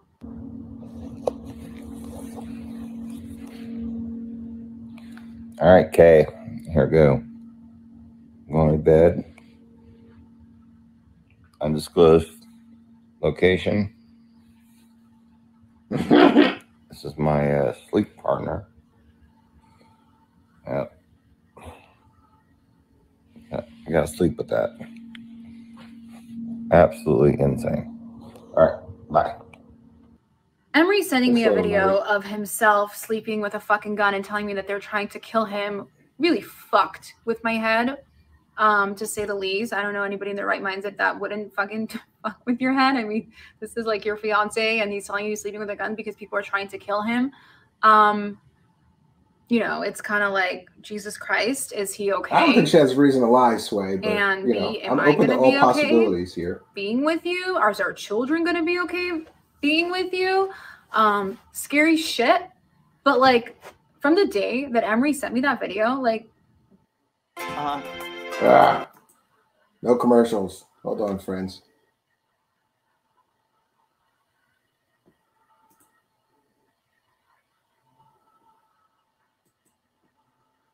I always forget that I should rip these videos and put them on an alternate YouTube channel so that I don't have to worry about these stupid commercials. Like I said, if I'm not playing commercials on my shows, I'm sure not going to play somebody else's. Please bear with me. We'll be right back to this. We're going to share the video again, and I'm citing fair use. This is transformative work. We're discussing the information she's presenting about Emery Smith being a fraud and a faker and a liar. And yeah. Don't understand. Like, I am so fucking visual and I'm detailed as fuck. And that video, amongst others similar like it, fucked with me so bad because every single time Emery would not answer his phone or would disappear for like a day and a half, I would be like, holy shit, what if he's dead? What if they killed him? What if they got him? What if he dies and I don't get to meet him? Like, yeah, and this is where we see that some guys who are already in a relationship and are trying to manipulate a second, you know, side piece do a lot of harm because, you know, I would say I do feel bad for this girl because she fell for this hook, line, and sinker, and this is a lot of emotional trauma to deal with. If she was truly in love with the guy, and meanwhile he's like, everybody's trying to kill me. I'm off on secret missions. I got to sleep with a gun. This is crazy. People are trying to kill me because I'm trying to tell everybody the truth about aliens. And then he doesn't call her for a month at a time, disappears on her. She's going to go through a lot of psychological trauma worrying about all this shit. But, you know, Emery Smith is looking for peace, right? Like, continuously, all the time. These were like this, and I would freak out, and I would cry constantly. I would cry to, you know, all my close friends who knew about us. You know, if Emery said he's calling at 5, I'm like, I'm not fucking leaving the house at 5 or like the hour after. Even if I needed to get groceries, even if I needed to do important shit, I'm like, no, like, I need to make sure that he's okay. And that's how my life became. My life turned into, is Emery okay? Is Emery okay? What the fuck is happening? Is he okay? Is he alive? Like, crazy. That was my fucking 24 hours of the fucking day. And, you know, sadly for me, I'm surprised Emery didn't say he was a Power Ranger. Sometimes tend to care way too much. Like, I'm very compassionate. Yeah, and he's talking about his secret missions on to be a part of my life. Lines. Like, I will protect you and be loyal as fuck to you, and I will care about you and do everything I could to help you in any shape or form. And like, I have like some crazy loyalty, and the people that are in my life are so fucking important to me. I don't care like what happens, like they come number one. And so when Emery would tell me that he's on a top secret mission that he's fucking could die from, and he's gonna call me at 5, like I can't leave the fucking house. Like I need to be fucking there, present, to speak to him, because I never knew if it was a 5-minute conversation or about to be like a 3-hour conversation. I never knew. I don't know what message you got, but it's just again with the pumpkins. Number one, that condition to do anything, and I can't do anything on those evenings anyway because of work-related stuff that I'm working on. And I'm also in and out of the hospital getting preparations for my 3 surgeries.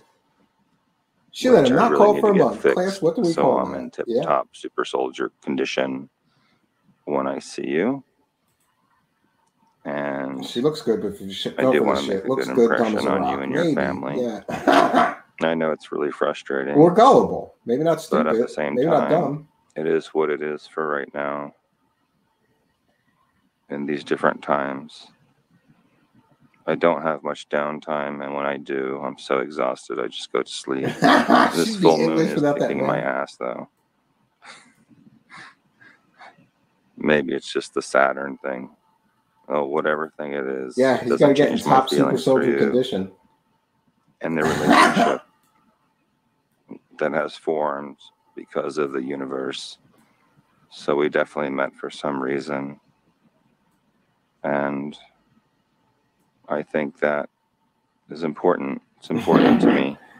Maybe I hope it's important to you too. I don't have the answers to everything, Kim. I don't have the answers to why this is even happening. I've never experienced anything like this. She's waiting for a med bed. Yeah, maybe. It's quite eccentric, to say the least. But I do know what I feel. And I do see different parts of the future. Yes, he carves secret pumpkins. I wish I could sit and just talk to you all day in bed, or on a beach, or in the mountains. He speaks so scripted. Very much. People don't talk like this. I never knew shit. Honest and real. That's like the bottom line to all of this, and that became very unsettling for me.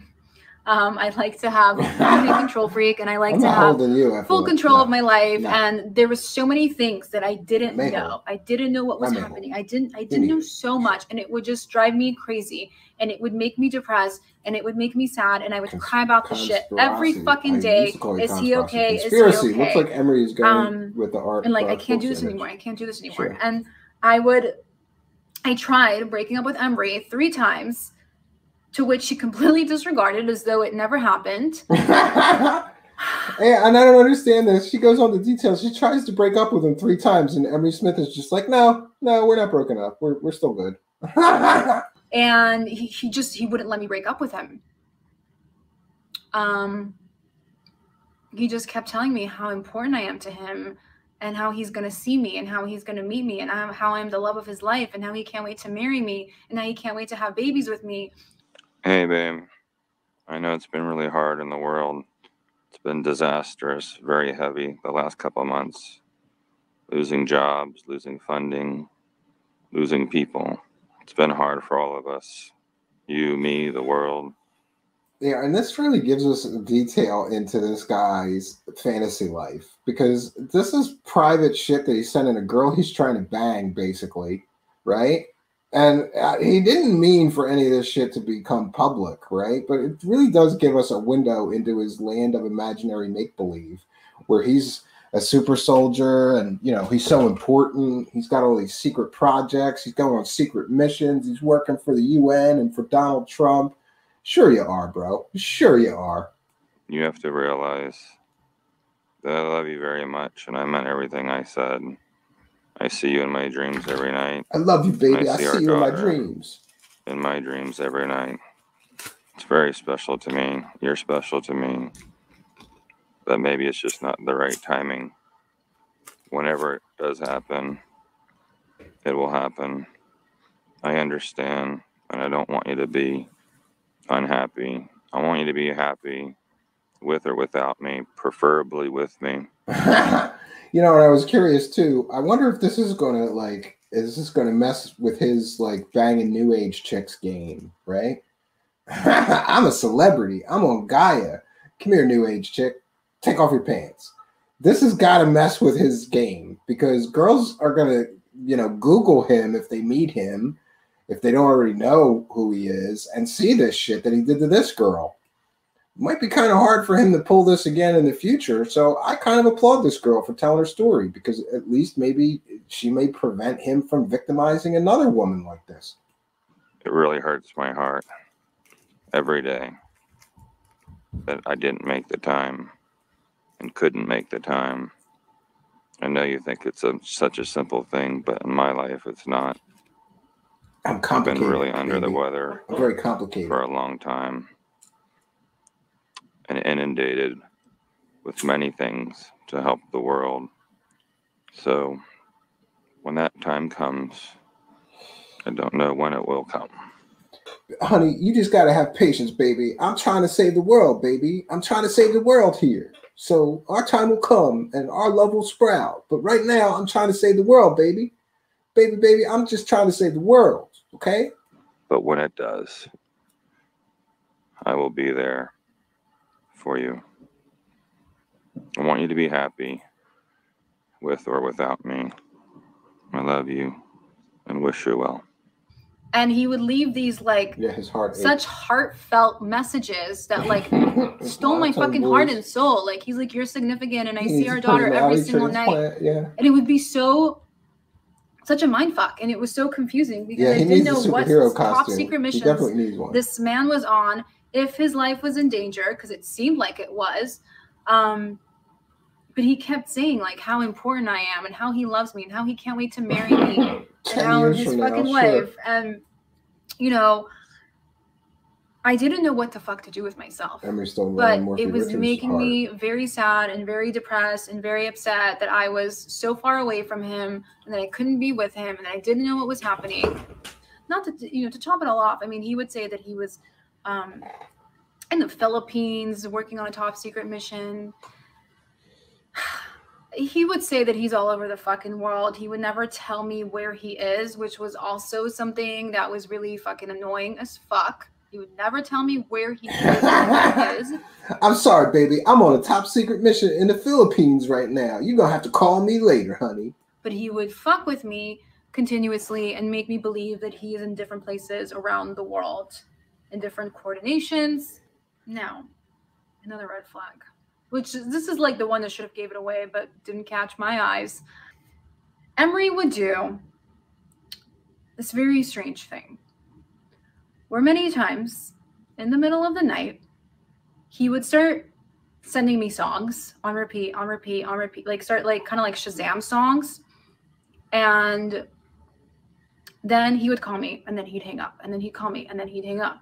And I'm like, the fuck is happening? And then he'd say like a sentence and then he'd hang up. And then all of a sudden he'd FaceTime me. And all of a sudden he'd talk to me for like 2 or 3 hours. However, this was a different Emery. Uh-oh. Well, she saw Dr. Jekyll. Now she's going to meet Mr. Hyde. This is where it gets kind of good. And also, we have seen ample and supportive proof of, well, at least we've heard from someone very close to him in the form of his live-in girlfriend's father that Emery Smith has massive drug and alcohol problems. And it appears that that is continuing.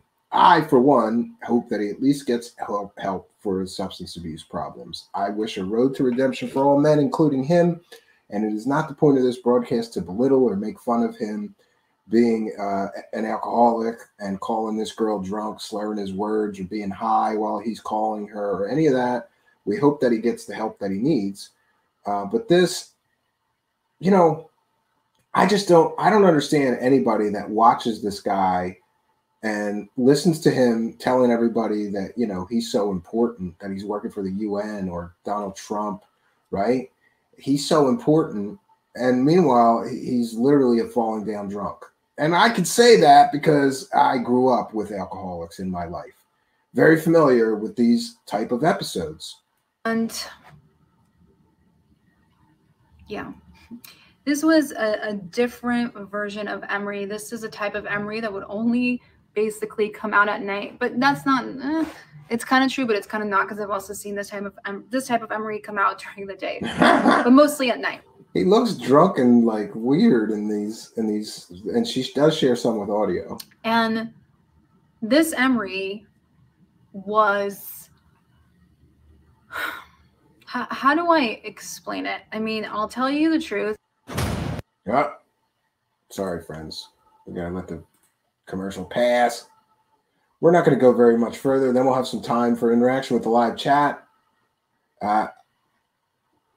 We'll be right back to the video. Just let me cue it past the commercials. Like I said, I don't have commercials. I don't have commercials on my show, and I'm sure not going to share somebody else's. So please bear with me. Share audio.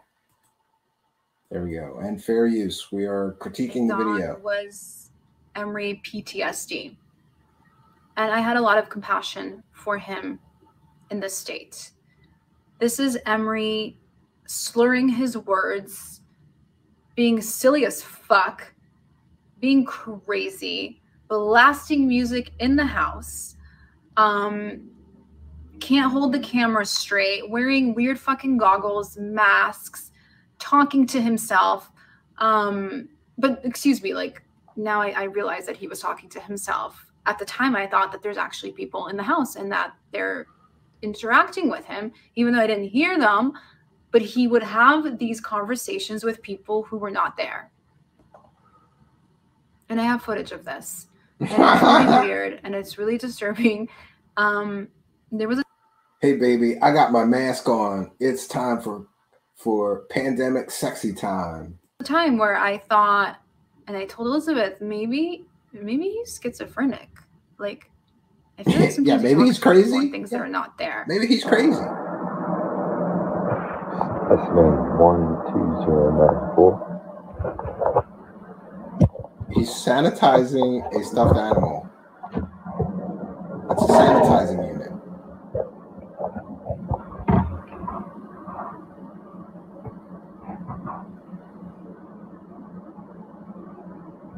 This is bizarre behavior by any account. Come back. You can do it. He's trying to resuscitate a stuffed animal after it was just sanitized. This is definitely the behavior of someone with some kind of mental illness or substance abuse issue, I would assume, but that's my opinion and speculation. I'm not an expert on these matters. You should get some help. Star volume. This is code 078945.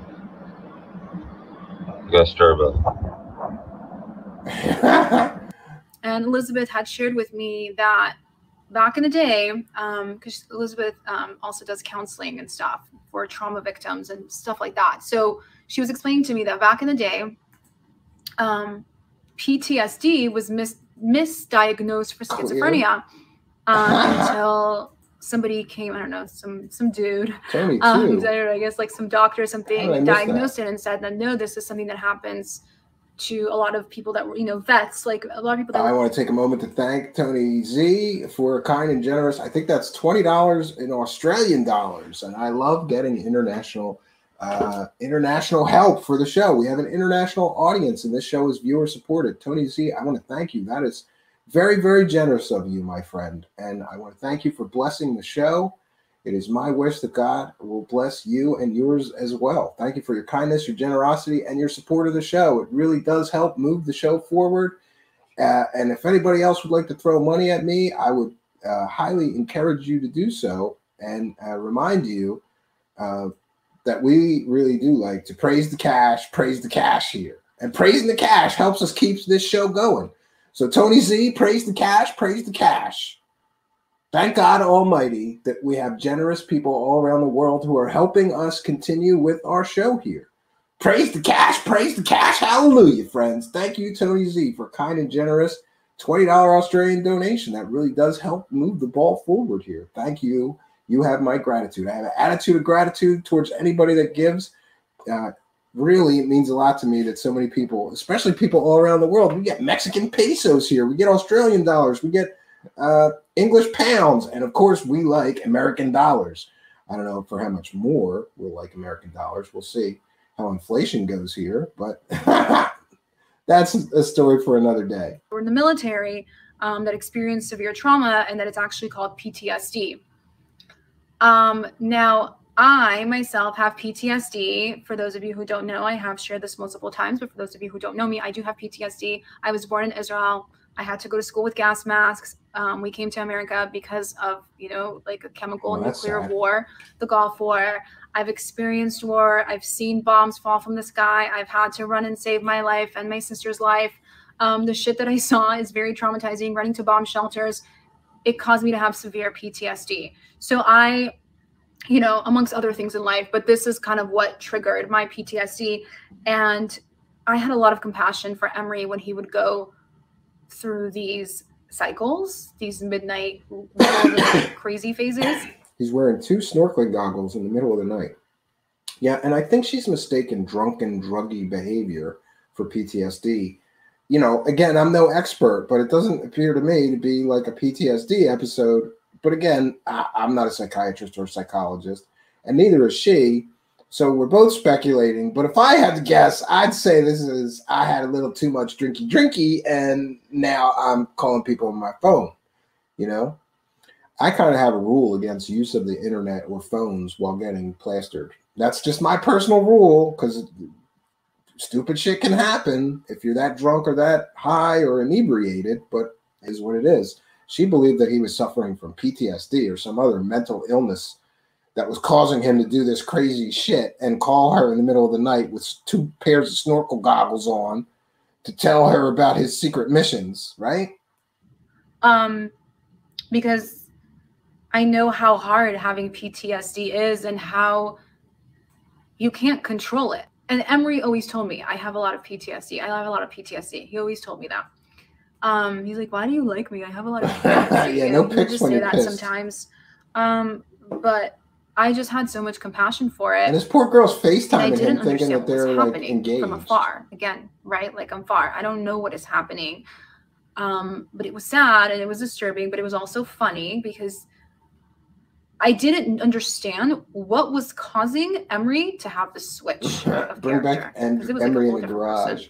He's very silly and funny and dances around the house and does really silly shit and says really funny stuff, but also like to me trailer park that Emery dumpster is fire like is getting out of control. How do I explain Better it? send the crew It's to put very it out. like guard down Emery, who's not being, you know, who has like no, I don't know, like no barriers or walls or does that make sense? Like it's like a version of Emery that's like has no filter, but like in a good way. I have PTSD you know, from watching Emery Smith who cries from the Argentina. Yeah. And Emery's ran like DNA, you know, he has my DNA signature and he's run algorithms on how our children were going to look. And he sent me pictures. Oh, this is where we get into some bullshit.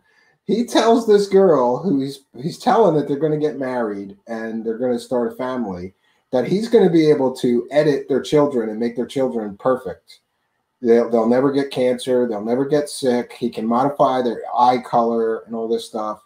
You know, and I know he has somewhat of a pseudoscience background, but this is some bullshit. He's telling the girl that he can genetically modify and enhance their children in utero. Pictures of it, and he talked to other doctors about it, and he would send me this shit in the middle of the fucking night.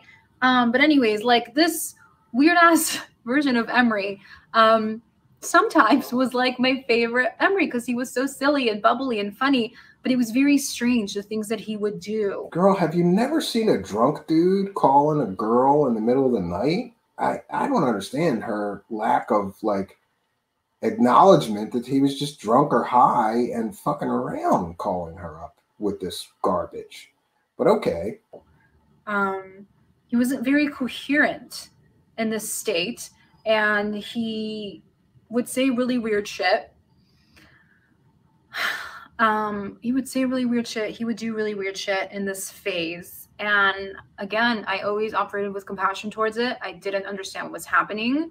And these sort of phases in the middle of the night, in the beginning, they were very like minimal. And then they started to appear more and more and more and more and more. To the point where it was like out of fucking control. It was like on an everyday base. One of the days was, and this is look, he's like showing her crystals in the FaceTime session.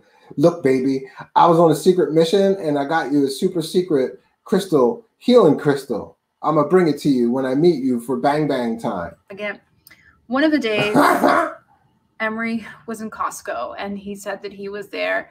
He was getting paid to spy and get some fucking product or something to see if they had it. And he was like, this is like during the day. So now we hear the extent of his super secret missions. He's a secret shopper at Costco. And then I was like, yo, like your fucking forehead is bleeding. Your forehead is like, gosh, like, are you aware? And he was being... And he's got a ninja outfit on at a place where, what is that, P.O. boxes? He's picking up his mail with a ninja mask on because, you know, everybody's trying to kill him. Crazy Emery, like weird Emery. And he's like, well, huh? Yeah, yeah, yeah, I was on this mission and I was attacked by two McNutter Central, you know, agents. And that's what happened. And I'm like, what? Like, people attacked you? Like, that's fucking crazy. Like, what do you mean? Like, are you okay? Like, he's like, oh, you should have seen them. And like, definitely a super soldier. He's got a ninja mask. Change the subject. Then he sent me another picture of him, and it was fucking bad. You need a lot of crystals, Mario. What is this? Like, what happened to you? A lot of crystals. And like the next time I asked, he had a whole different story about what happened to his face, and it was very weird. Now the scar is a very important factor in the story, but anyways, everything was leading up to Emery's surgery. Like he said that he might come before to Miami if he could find some downtime, but he had the surgery and he wanted me to see him in his best. I don't know, maybe he was insecure about how he looked with, you know, the 3 hernias that he had. Who knows if that's real? I'd like to believe that the story is real. But who fucking knows at this point? Anyways, so Emery tells me that this is like one of the biggest, hugest fucking red flags that just drove me out of my fucking mind at the time. Emery had told me that his surgery is on March 25th. Okay. Yeah. So he can't even get straight when he's having surgery with this girl that he's supposed to marry. So here I am, like, and then he's like, and then just give me a week to heal and we'll see. I'll see you right after that. Tell me when, tell me where, let's pick the dates. We can do the first week of April. I was like, Emery, hold on one second. If you're actually going to go through this procedure and actually have 3 surgeries at the same time, which apparently you said the doctors didn't recommend, like nobody does 2 together, let alone 3. I'm like, you're going to need more than a week to recover. He's like, no. Like, I got it. I know what I'm doing. I've done a lot of these procedures before. I know what I'm doing. Don't worry about it. I'm going to be okay. Yeah, he likes to pretend that he's some kind of like high-tech doctor that knows all about medical science and all of this crap. He doesn't, but yeah, it is what it is. Let's meet. Where do you want to meet? Like April 4th? Like, I'm like, just maybe let's see at least 2 weeks. Let's see how you feel. Let's be realistic. And Emery was like, no. Like, it's okay. Like, everything's gonna be okay. Like, I already know it. Let's just start planning it right now. And I insisted, like, go through your fucking surgery first. So leading up to the surgery, I'm very excited and nervous for his well-being. Yeah, she hasn't even met the dude yet. This story is crazy. Emery kept telling me that he was he was in and out of the hospital doing so many tests that he can't talk because he's so busy doing all this like surgery examinations. He said that he was doing a plastic detox, which is something I've never fucking heard before. And he's like, yeah, and he spoke about this in the Q&A, how like every single time you touch plastic and you drink things out of plastic, you have plastic in your stomach. So you need to do a detox. Anyways, leading up to the surgery, I was like... And it wouldn't surprise me if he sells a detox product. I believe that he sells a lot of snake oil. That may be one of his snake oils. Out, but I was like excited and scared, right? I was like, I just want him to get this over with so he feels good because he said that he's been needing to do this for like 1.5 years now. And it's been causing him a lot of other health issues. And also I was like nervous because like, what if something went wrong? And obviously people are out to kill him. So there's that. And he's like, yeah, I'm going to need special security. Nobody is out to kill him. This is so stupid. And it's so stupid that this girl believed any of this shit. He's going to have surgery, so he has to have special security while he's, I suppose knocked out because, the men in black could come in the room and kill him, right? Sure. In there because they're scared that I might speak up while I'm under anesthesia. I might say something I'm not supposed to, so I need to have like stories from here to San Francisco, which I don't fucking buy any of them at this point. At least he's starting to wake up from this horse shit salesman. So the surgery, March 25th, would have been a Thursday.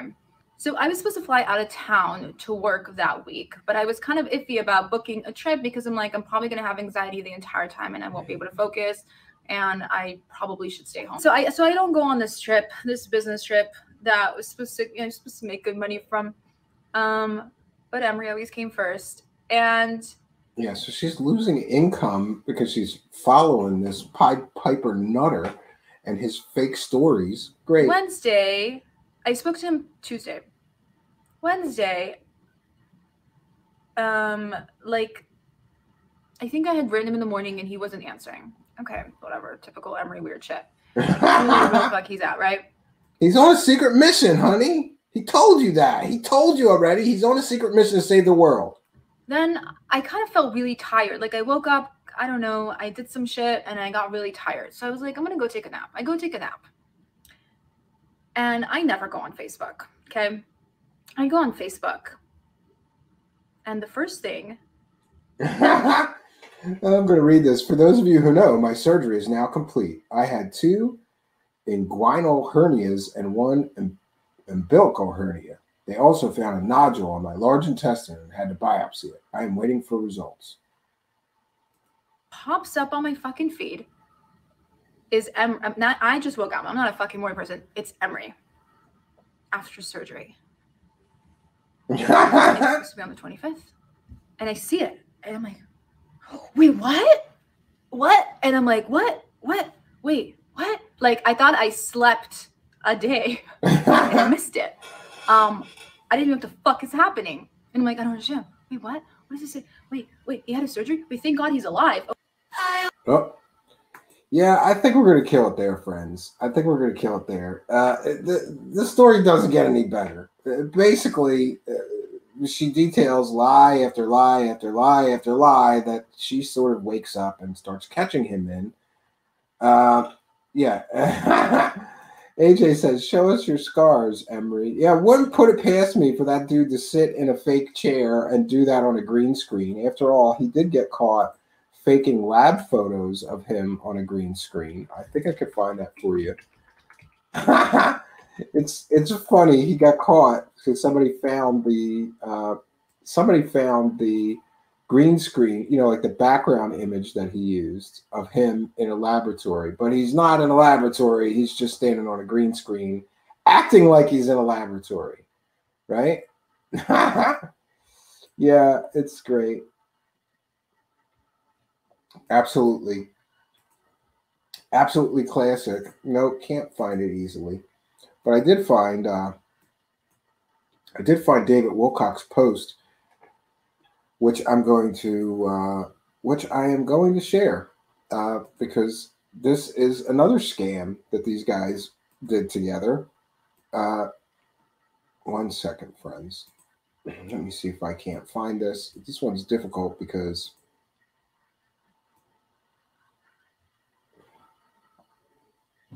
yeah, I'm gonna have trouble sharing that because I'm blocked by. I'm just gonna read it. Yeah, let's see if we'll just. Yeah, urgent. And this is David Wilcock who tweeted this.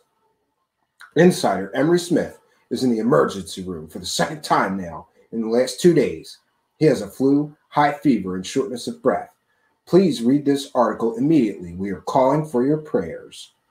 And that I can share. Yeah, let me get back to that. I just got to get off of his Twitter. I can't share anything from his Twitter because he blocked me. Imagine that. I wonder why. Yeah, I'm going to share this. ET Autopsy Insider. Emery Smith hit with massive attack after coming forward. Emery Smith claims to have autopsied about 3,000 different types of ET humanoids. The day after we announced his coming forward, he was hit with an attack that landed him in the emergency room. Now remember, This guy's live-in girlfriend's father came out and said that he wasn't in the hospital over any kind of attack. He was in the hospital with alcohol poisoning. Take from that what you will, but David Wilcock starts a PayPal donation scam over this. And according to his one-time father-in-law, they collected over $60,000 in this PayPal donation scam. And that, according to him, also, Emery faked this entire thing. And this incident is attributed to a second whistleblower named Paul. But according to Emery Smith's father-in-law, Paul was also Emery Smith, and he showed proof that this is Emery Smith's SUV. Paul had just pulled out of a grocery store onto a busy double-lane road. The driver of an oncoming car steered directly into Paul's lane. Paul had a brick wall to his side, leaving him with nowhere else to turn and no escape. It was the perfect trap. I love how melodramatic David Wilcock writes this shit. Turns out, this is Emery Smith drinking and driving. Okay? Doesn't have anything to do with aliens or the Men in Black. David Wilcock's full of shit. So is Emery Smith, according to Emery Smith's one-time father-in-law, points on the curve guy. Emery Smith got into this accident while driving drunk. But according to David Wilcock, that's not Emery Smith. That's a different whistleblower named Paul. But it's Emery Smith's SUV for sure. See, the scam just gets scammier, friends. The scam just gets scammier.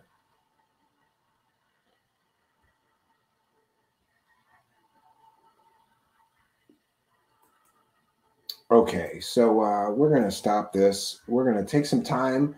I will take some comments, questions from the live chat, and we're going to wrap things up here shortly. We're going on 2 hours here, and I planned on this being an hour. But, you know, when you start getting into this stuff, take some time to cover it all. Most importantly, from this, girl's experience, what I think we could take is that Emery Smith continues to suffer from drug and alcohol problems. Emery Smith is a pathological liar. Emery Smith lies to her and other people who purchase his Q&A, telling them false information or claiming false, employment, like working for the UN or working for Donald Trump. That's a criminal act. You can't take people's money for some kind of class or Q&A session and then just lie through your teeth, telling them that you work for Donald Trump. Show us the proof you work for Donald Trump, Emery Smith, or you're a scammer. Those are the only two choices. And you can, for sure, you can email me at Truthseekers Show and show me, like a pay stub from working for Donald Trump, and I will apologize. But I'm guessing that you're full of shit. I would put money on it, Emery Smith. From the track record of bullshittery and fakery and fraudery that I have seen from you, I'm betting you never worked for Donald Trump. Then that's just bullshit that you tell your stupid followers. Sorry, gullible followers. But there you go, Emery Smith. If you have proof that you worked for Donald Trump or proof that you worked for the UN and you want to not look like a fraud, a liar, and a con artist, you can email me the proof and I will show it on my show here and apologize. But I have a feeling that when I look in my email box, I'm going to hear crickets from Emery Smith. He has no proof of any of this shit. He knows he doesn't have proof of any of this shit. It's horse shit. Yes. Genocide says, even a mustache can't save Emery Smith. He's too Wilcock. Ryan Morphy Richards asks, hi, Steve, what is your belief in the nature of consciousness? I see you come at it from a Christian perspective. Yes, I believe that the consciousness carries on after our death. And consciousness may also be, to a religious person, interpreted as the soul. And if you're Christian, we believe that consciousness and that soul is immortal. And we will live in the next world as well.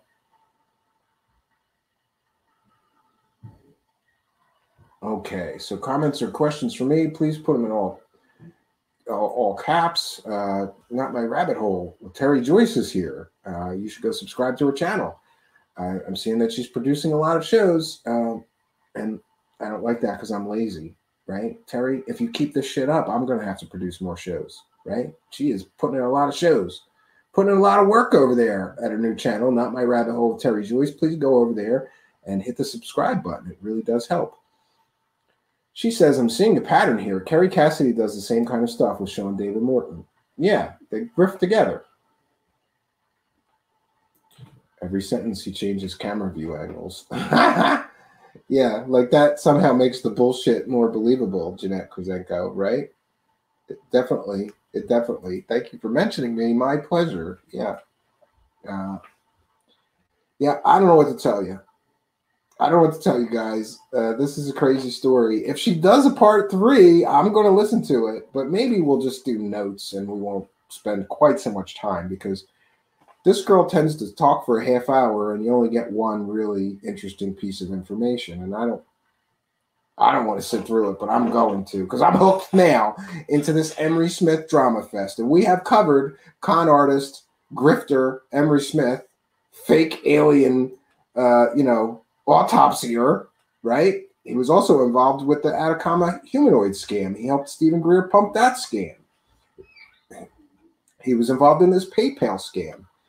If we were to believe the witnesses of this, if we were to believe this girl, and I see no reason why we shouldn't, he's straight lying to people during these Q&As and lying and saying that he works for Donald Trump and he's going to be working for the UN, the science department at the UN. Okay, right?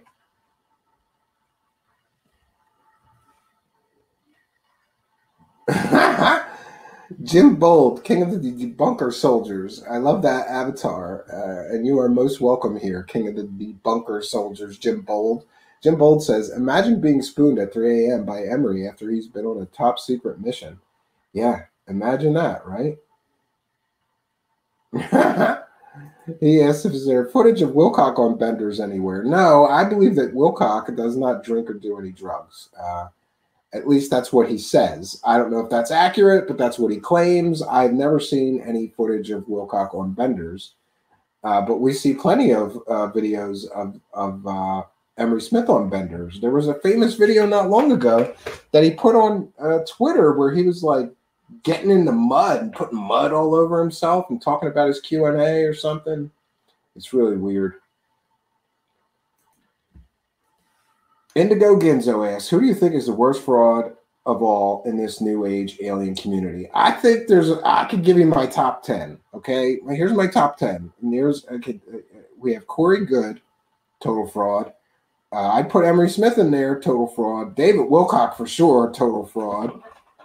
Let's see. We have Linda Moulton Howe. She never heard a story about aliens that she couldn't sell, whether it was fake or not.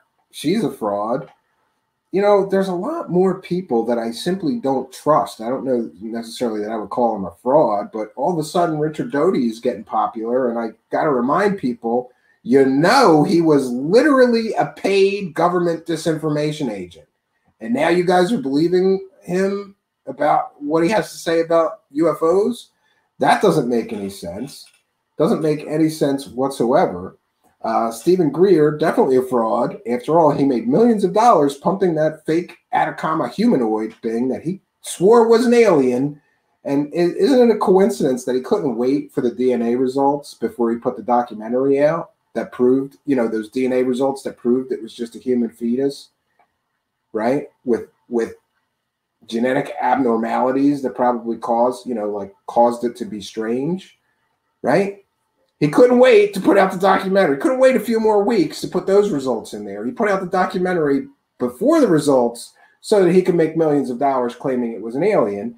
Later comes out and says, the deep state and the men in black must have got to those lab guys. This is still an alien. He still swears it's an alien. It's not an alien. I don't know. What I see in the UFO community is frauds, fakes, liars, con artists, grifters, straight fraudsters, and most of the top guys in this thing are fake, or they got caught selling fake stories, or they, it's all about the money. It's all about the money. Ryan Morphy-Richards says, thoughts on Grant Cameron. I interviewed Grant Cameron on my previous show. I like Grant Cameron. Grant Cameron is somewhat of a true believer, though. He believes a lot of stuff, and it seems that he puts his critical thinking aside sometimes. But somebody said, I think, Chris Johnson says, I think Grant believes his bullshit. I do too. But I think that Grant has some interesting takes on some of this stuff. And one of the things that I found out about Grant Cameron is he spends all of his time listening to people talk about UFOs. He has a list of people that he thinks are good information sources. And anytime they talk anywhere, he listens. And then he's trying to put the puzzle pieces together. And I hope someday that he does. You know, he, like me, had his own experience, and that caused him to go down this rabbit hole. Ooh. What sense does it make that UFO disclosure and COVID stimulus are attached together? Yeah, I don't know what that's about myself. Oh, yeah, in just a few more days, we're supposed to get this report, right? We're supposed to get this report. Oh, and in my list of frauds, I should also include Sarah R. Adams. Definitely one of the big grifters. Simon Parks, definitely a fraud and a con artist. Charlie Ward, Robert David Steele. You know, you can look at the history of these people and see that they don't have any real information. They don't have anything of value. They have fake stories. Oh, Kerry Cassidy, definitely. Kerry Cassidy, did I get up to, I think I got up to 10 or near 10. Kerry Cassidy is definitely a big scammer. You know, look at her sources. Kerry Cassidy uses sources like court-martialed child molesters, convicted felons, convicted murderers, but she believes them about, they're convicted murderers, they're convicted felons, court-martialed pedophiles, but she believes their stories about aliens are true and accurate. Sure they are. Phil Blair, what was your experience? I saw something that can only be considered a UFO. It was metallic, it was huge, it was hovering above the tree lines. And on my previous channel, if you search YouTube for Stephen Cambion, you'll find this channel, Truthseekers, and you'll also find my previous channel just under the name Stephen Cambion. There's a video there called Philip Blair called Encounter in the Forest. And it's kind of long-winded for what was a very quick, strange experience, but I tell the whole story there. Someday I'm going to convert that and put it here because many people ask me what got me started in this game, and that's really what it was. Out of Mind says all of them frauds, every last one of them. Yeah. Effluent for you. Do you have her phone number? I don't know. Do you think are you talking about the girl that we were covering tonight, or are you talking about Kerry Cassidy? Whose phone number? Yeah. Sarah Edna Adams, barf. Yeah, I think a lot of people might agree with you, right? Yeah, and I put all of these letter of the alphabet people in the fraud category too. Anybody, especially that got rich off of that, right? Chris Johansson says Grant is a good guy. He's just wrong. I personally like him. I think he's a good person. He's not trying to mislead people, but he may be wrong on many of the things that he asserts as being factual, right? He's a little biased. He wants so much to believe that I think he's lost some of his objectivity that he had earlier. Earlier, he had a lot more objectivity, I believe, right? Yes, don't forget the audio podcast, people. Yeah, and thanks for reminding me, Jonaside. And Jonaside, happy birthday to Jonaside, right? Happy birthday. Look, I don't have anything really good to that I could do for you except this, and I hope this will suffice. We're all going to celebrate today is Jonaside's birthday, so happy birthday, bro. Yay. It's Jonaside's birthday. Happy birthday to Jonaside, longtime show supporter. I hope you have a really good birthday with you and your family. I hope you eat some cake and ice cream, and they sing you happy birthday, and you have a memorable and really good birthday. That's my wish for you. Thanks for supporting the show, and happy birthday, Jonaside. Boy, that's a terrible overlay. I got to get better ones. You know, you would think that somebody would make cool stuff for this software that I use, but really there's not much out there. You're going to make it yourself or find it, and, you know. Oh, Out of Mind. I never knew that. I worked for Alfred for a minute. This was over a decade ago. He's totally a user not to be trusted. I think you're talking about Alfred Lambermont Weber, that guy? Yes, but back to the podcast. Sixth Sense is kind enough to share the audio podcast. I want to remind everybody, if you're listening in audio podcast land, that you're missing half of the fun. The root of our show really is our YouTube channel, Truthseekers. So come on over to YouTube. Just go to youtube.com, hit the search bar, and search for Truthseekers, one word. You'll see me, the weird guy with the sunglasses, and hit the subscribe button, hit the notification bell, and you'll know about the live shows, and then you can come here and participate in our live chat. If you're listening in audio podcast land, you're listening to the replay. If you want to get in on the live show and be in the live chat, we are a very interactive show. You are most welcome here. Please do come and find us. Also, please do follow me on Twitter. That's the best way to know about upcoming shows and events. We had a special event yesterday called Interview with an Exorcist, where I interviewed a Catholic priest. I put that on Twitter for a week before the special event, letting everybody know about it. Be sure to follow me on Twitter. It's just at Stephen Cambion. Philip Blair saying, happy birthday, Genocide. Yeah, I almost forgot, Genocide. Yeah. AJ, John, I've been saying happy birthday for 3 days, so happy birthday for the last time, bro. Yeah, that's enough. That's enough, okay?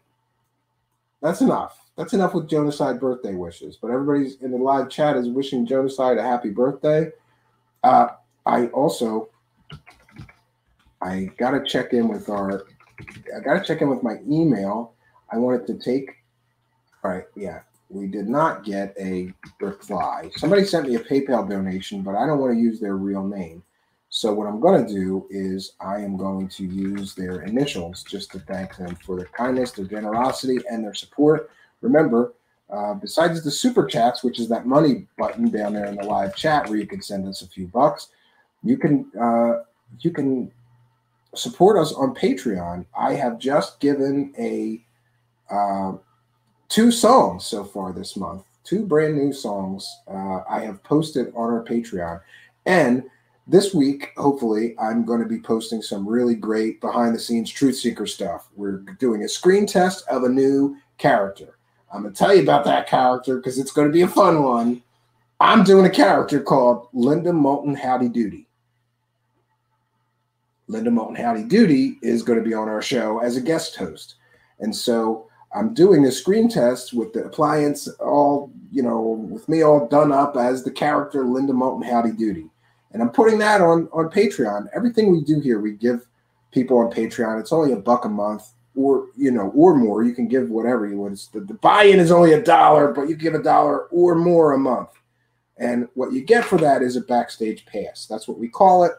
I post everything that I can, I share with the Patreon people before it gets to the public show. So if I'm working on a new character, I do some tests and things, screen tests to see how it looks, or do some adjustments, take pictures of it while we're making the masks and things like that, or, gluing on the wigs. And I put that all on Patreon. So if you really like the show, you can, for as little as $1 a month, you could get a backstage pass. But I want to mention, that's my email right there, truthseekershow@gmail.com. And I know it's a tough economy right now, so if you really like the show and you'd like to get the benefits, just email me and put Patreon benefits and put a note in there like having a rough time right now. I will add you. We have a list of people actually that are having, a rough time. It's a rough economy out there, but I don't want anybody left out for lack of $1. So there's other ways that you can support the show. And one of the best ways, of course, I always try to remind people, is to like, comment, and subscribe. It really does help. Hit that notification bell. Smash that like button. Leave a comment if you like the show or a certain topic. Ask questions in the comments. I try to reply to questions in every video. If you ask me a question, I will try to reply to the best of my ability. Some I may miss, but I always try to catch up with the YouTube analytics that lets you see each comment. So interaction is key here. The YouTube algorithm god loves it when people interact, when they leave a comment, when they smash that like button.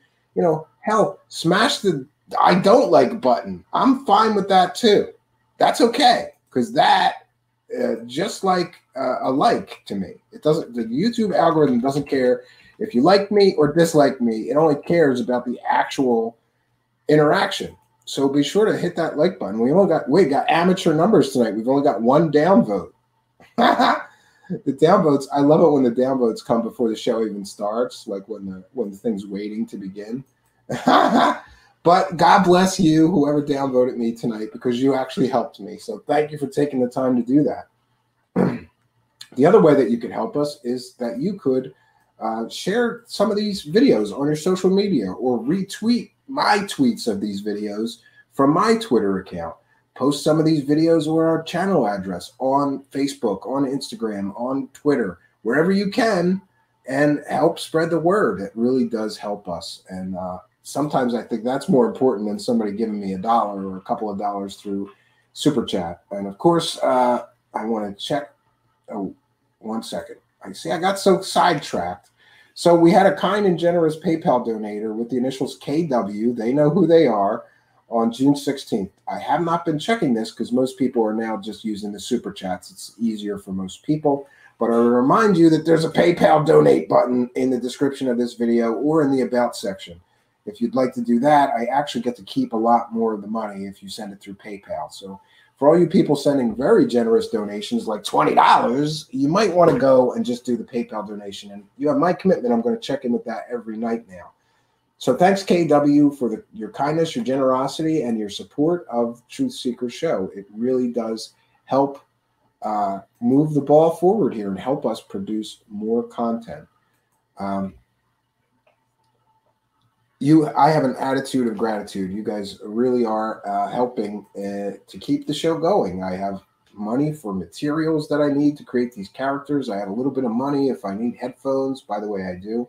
I've been using these. I'm down to like earbuds, which are not my favorite. I'd rather have regular headphones. But, you know, I buy these cheap headphones and they bust or they wear out really quick. So I got to get some new headphones. But hey, here's the good news. I've got some PayPal money that I can withdraw and go get some new headphones. It really does help keep the show going. Thank you all for your kindness, your generosity, and your support.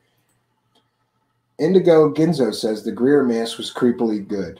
I think this Linda Moulton Howdy Doody may be my best one yet. It is good. Linda Moulton Howdy Doody. Indigo says the one dislike is from Emery Smith. Maybe. Yeah, and he was probably in the live chat. They like to lurk. They never. Some of them, they're such narcissists. They gotta see. They gotta see what people are saying about them and hear what people are saying about them, but they don't want to comment, so they lurk in the live chat.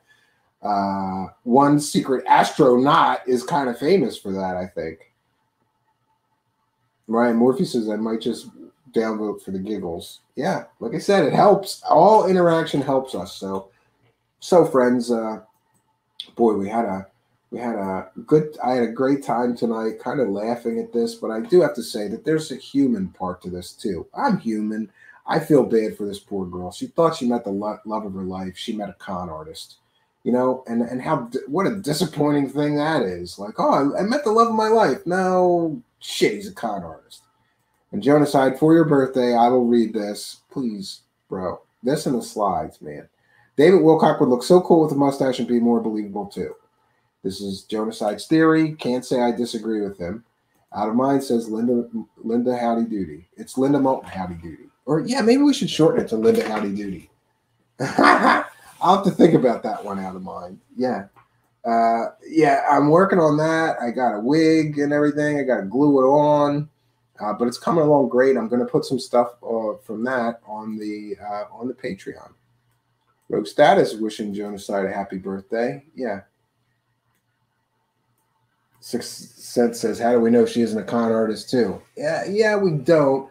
I think she's a gullible girl that got caught up with, some fantasy of like living with super secret agent Emery Smith, and she believed that he was really on secret missions and stuff for a time. So maybe she got caught up in the fantasy of being like the wife of a super soldier secret agent or something. I don't know. But, what really the gist of this story is that Emery Smith is a predator. He lies to women. He lies to people that pay him for his Q&A sessions, lying and saying that he works for Donald Trump or works for the UN. Let's see. He lied about getting attacked by the deep state when, in fact, he was on an alcoholic bender that landed him in the hospital with alcohol poisoning. And I believe that he lied about all of his bullshit alien stories, like the 3,000 tissue samples or autopsies he supposedly did. I think that's all horseshit. Yeah.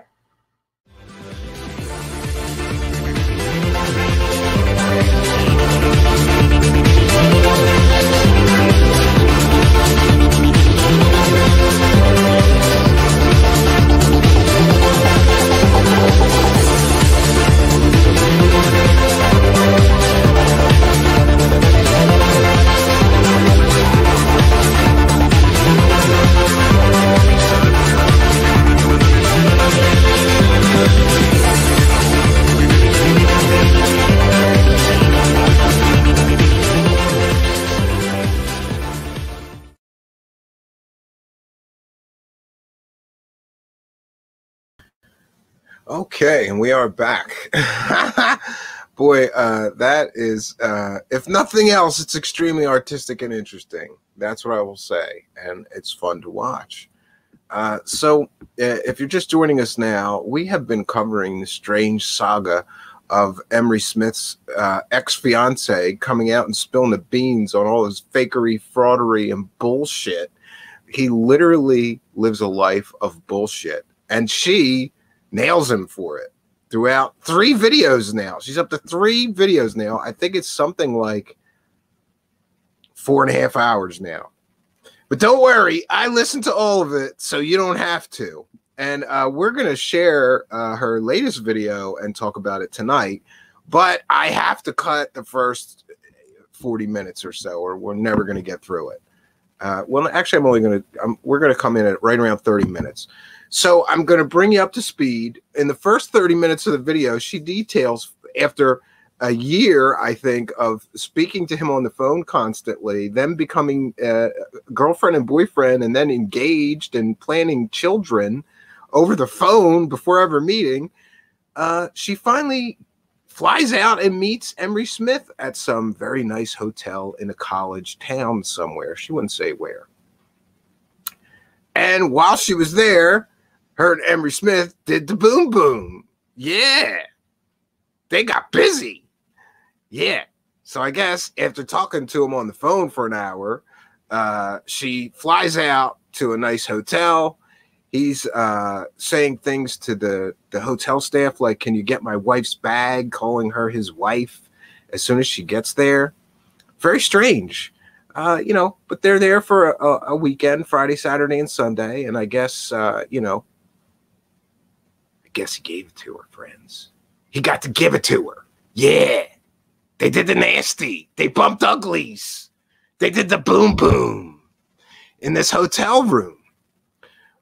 But sometime around Sunday, she begins to be suspicious. And she mentions that in the first half hour that Emery Smith, who she thought was all natural and wouldn't take any chemicals or drugs, had to go to CVS. And somebody joked on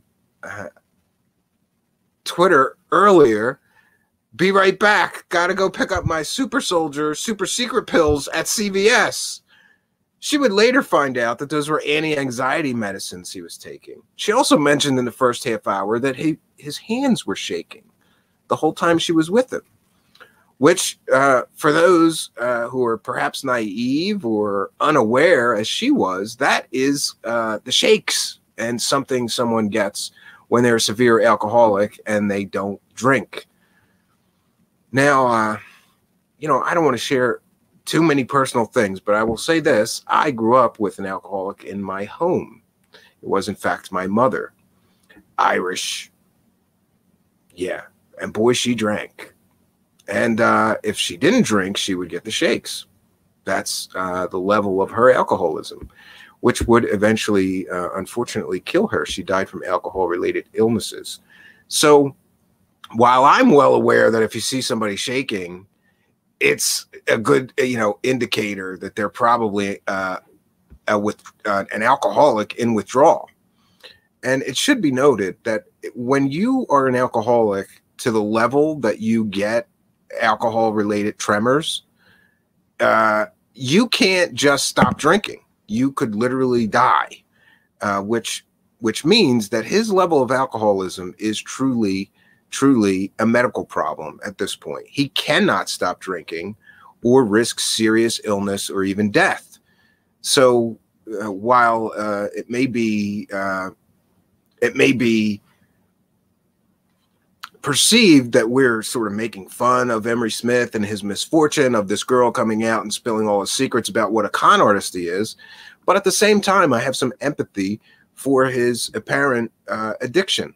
And what I would hope for him is that he gets to a medically sponsored detox and rehab program. He needs that. He cannot just quit drinking on his own. He needs medical supervision and an inpatient rehab to beat this thing, or it could kill him.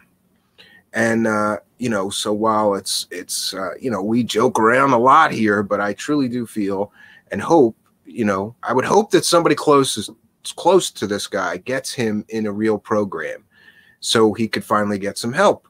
We've heard we've heard other people sort of turn on him and talk about his alcoholism in the past.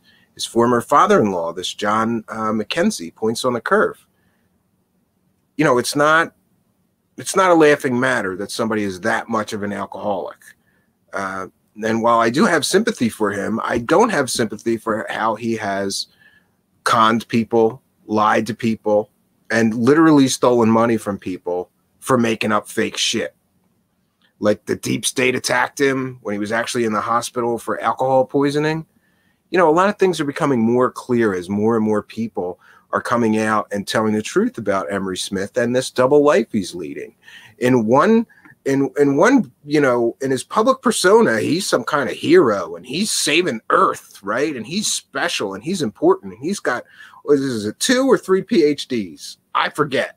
I think he contradicts himself, right? She even says that on this video. Sometimes he says he had 3 PhDs. In the Q&A session, he said he had 2 PhDs. Where are they at, Emery Smith? Where's your PhDs?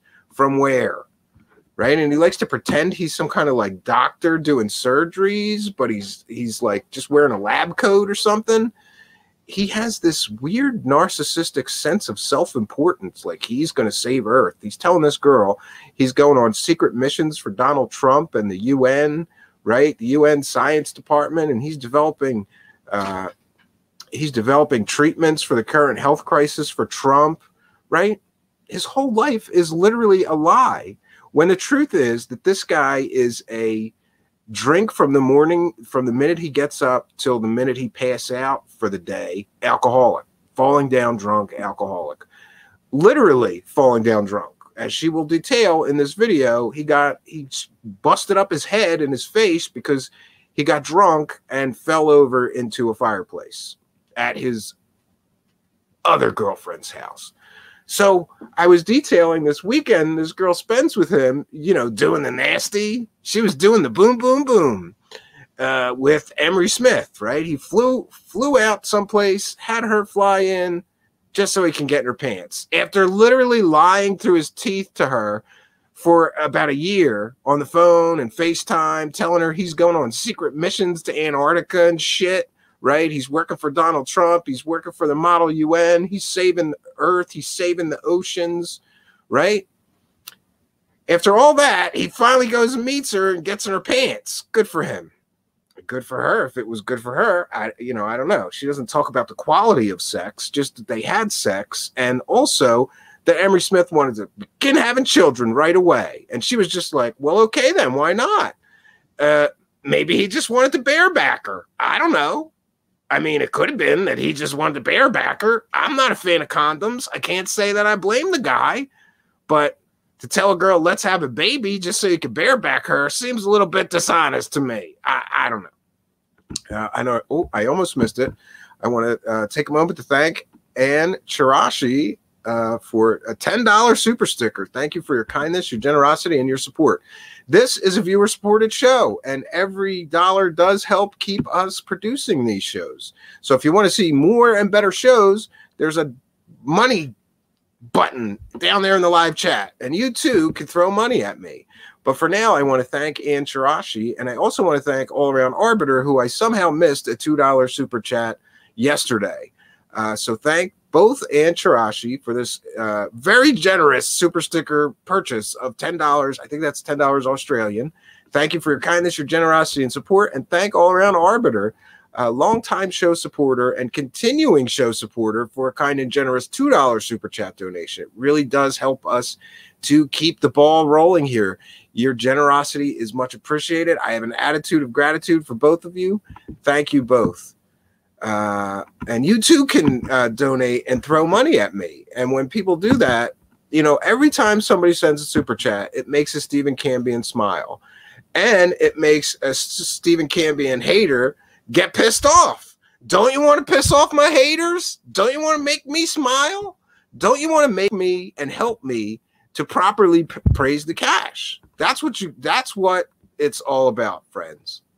Right? Sometimes it's about praising the cash. So I want to thank Ann Shirashi and All Around Arbiter as I praise the cash, praise the cash, praise the cash. Thank God, hallelujah. People all over the world are sending me money. And as they bless me and my show, I send blessings to them and theirs. God bless all of you helping us to move the show forward. You can also become a Patreon supporter. Just released a couple of songs. The links for that are in the About section or down there in the description of the video, or send a PayPal donation. All right, now let's get back to this story. So she does the dirty with the dude, her and Emery, you know, bang, bang, bang. And I guess he's barebacking her because he tells her that they're going to start having children right now. The first day he meets her, he's going to start having babies and barebacking. I mean, yeah, because that makes sense. But anyway, she lets him bareback her, I guess. Yeah, she basically says she lets him bareback her. So she gets barebacked, right? Raw. And, you know, I found it interesting that she made no mention of how anything went. Just that they, you know, like very matter of fact, like we had sex and he said he wanted to have children. Okay, so you have sex. So I guess they had sex a couple of times between Friday and Sunday. And then on Sunday, she starts digging around and looking at Instagram posts of people that she knows are on Emery Smith's so-called team, right? And it turns out that some girl on his team was posting like 50 pictures of her and Emery Smith on a beach in Hawaii, kissing on the lips, together like a couple. She loses her shit, shows Emery Smith this, and he claims that that's some crazy bitch. Yeah, she's just a crazy bitch. No, I might have been drunk. I don't know. That's not my girlfriend. This girl asks him, is this your girlfriend? No, that's not my girlfriend. I'm not in a relationship with her. No. Yeah. Turns out, even before I heard this third part that she just put up today, that I was right. And in fact, the reason that Emery Smith wouldn't return her calls or texts or pick up the phone when she called is because he had a live-in girlfriend. Not a wife, but a live-in girlfriend, which is just about, you know, the same thing, I guess, almost. So it turns out that Emery Smith decides that she's a crazy bitch and he's going to get a restraining order against that crazy bitch posting these pictures of him kissing her, even though the truth is that's his live-in girlfriend and had been his live-in girlfriend that he's been living with for a year and a half, right? But he tells the side piece girl whose videos we've been sharing, he tells the side piece fiance that that's a crazy bitch.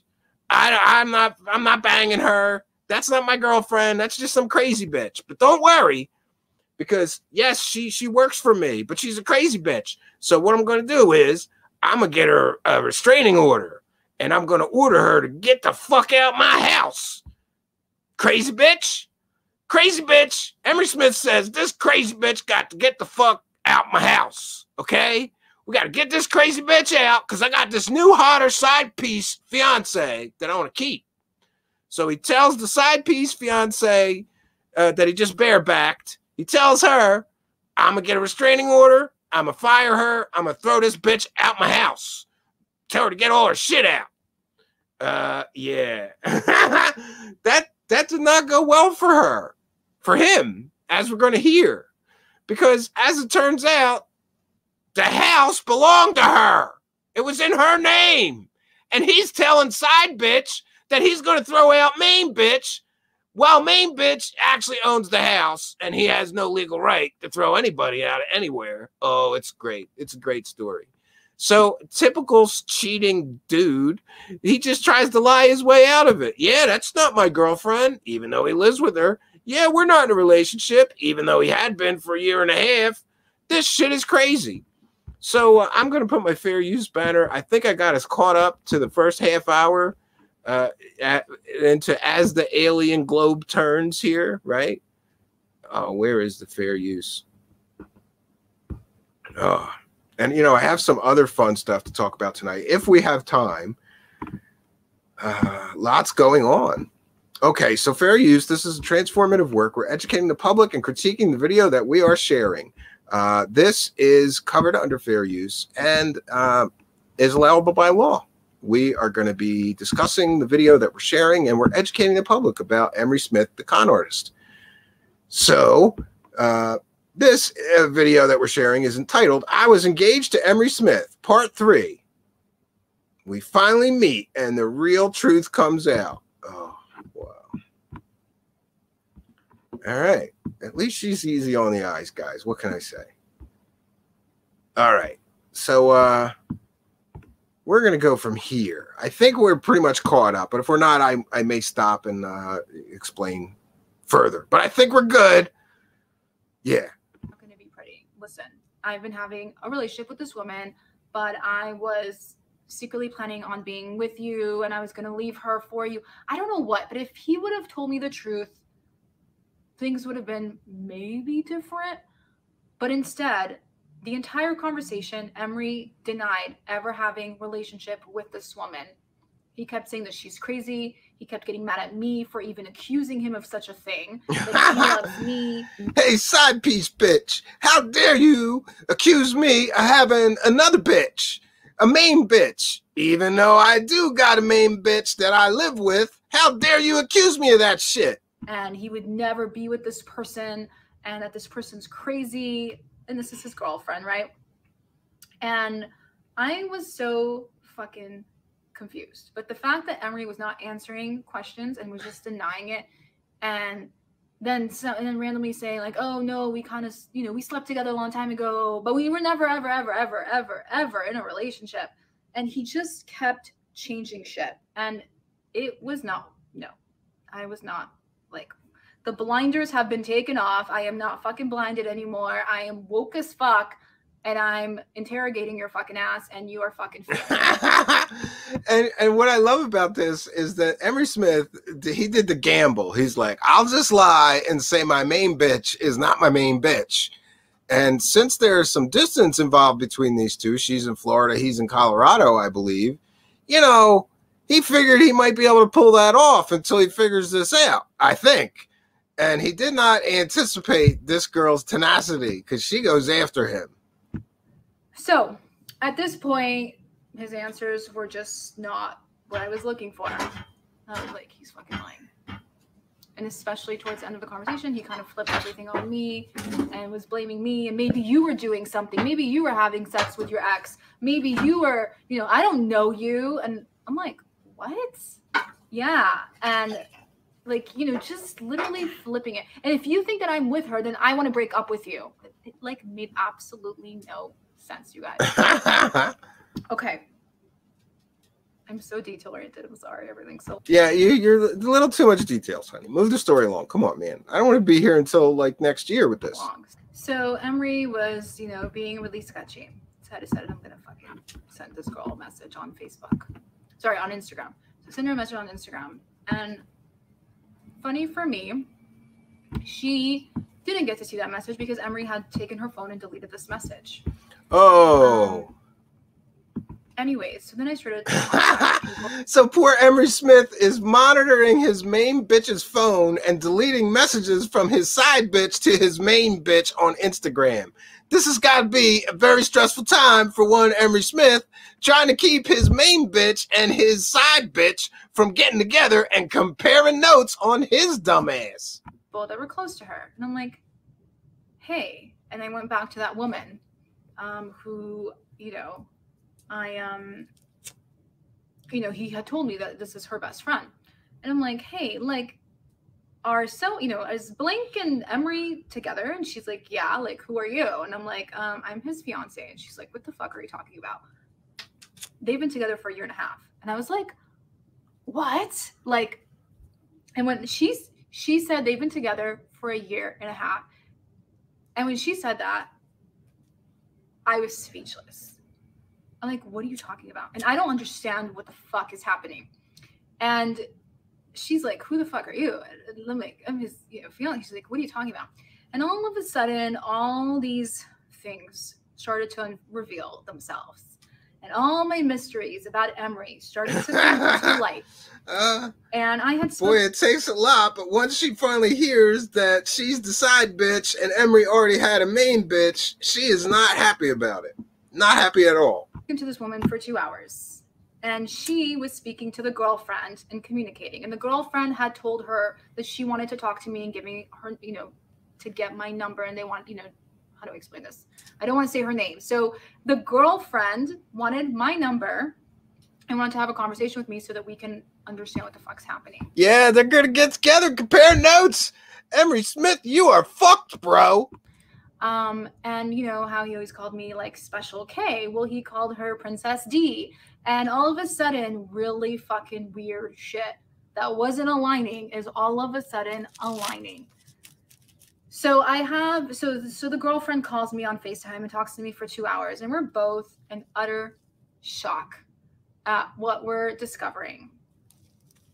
And it started to all make sense, you guys. Yeah, I guess talking to his live-in girlfriend, things would start to make sense. And that, I don't understand her not understanding or suspecting, you know, that he had a girlfriend when he wasn't ever answering her phone calls, or he took way too long to respond to texts and things like that. I don't know. Most women that I know would be suspicious and immediately suspect other girl. But she didn't, because she thought Emery was off on a secret mission. But now she's talking to the main girlfriend and suddenly realizes, gee, maybe that's why he wasn't calling me back. Everything that I questioned, everything that was fucking weird, all of a sudden started to make sense. This is where shit takes a serious, unexpected turn after me and Emery's girlfriend start talking and finding out what's really been going on in the last half a year. And this was mind-blowing, mind-fucking, like, it was just the most insanest shit I've ever heard, but it also made so much sense. It was so hard to believe, but it made so much sense. So I am going to now be revealing all the fucking bullshit that you guys have been sold and that I've been sold. So, for starters, she's like, excuse me, I'm gonna get fired. The house is under my name. Oh no! Everything is under my name. So he's gonna remove me out of my house. And I'm like, what? I thought it was his house. I thought there was a team. She's like, there is no team, Kim. There's no the team. Is me, his girlfriend, and his manager. That is the team. And I'm like, what do you mean? Like, I know where the house is. I've seen the model of the house. I know that it has multiple rooms. And it... I wonder how the firms do. 1 second, friends. Let me let that go by and we will continue.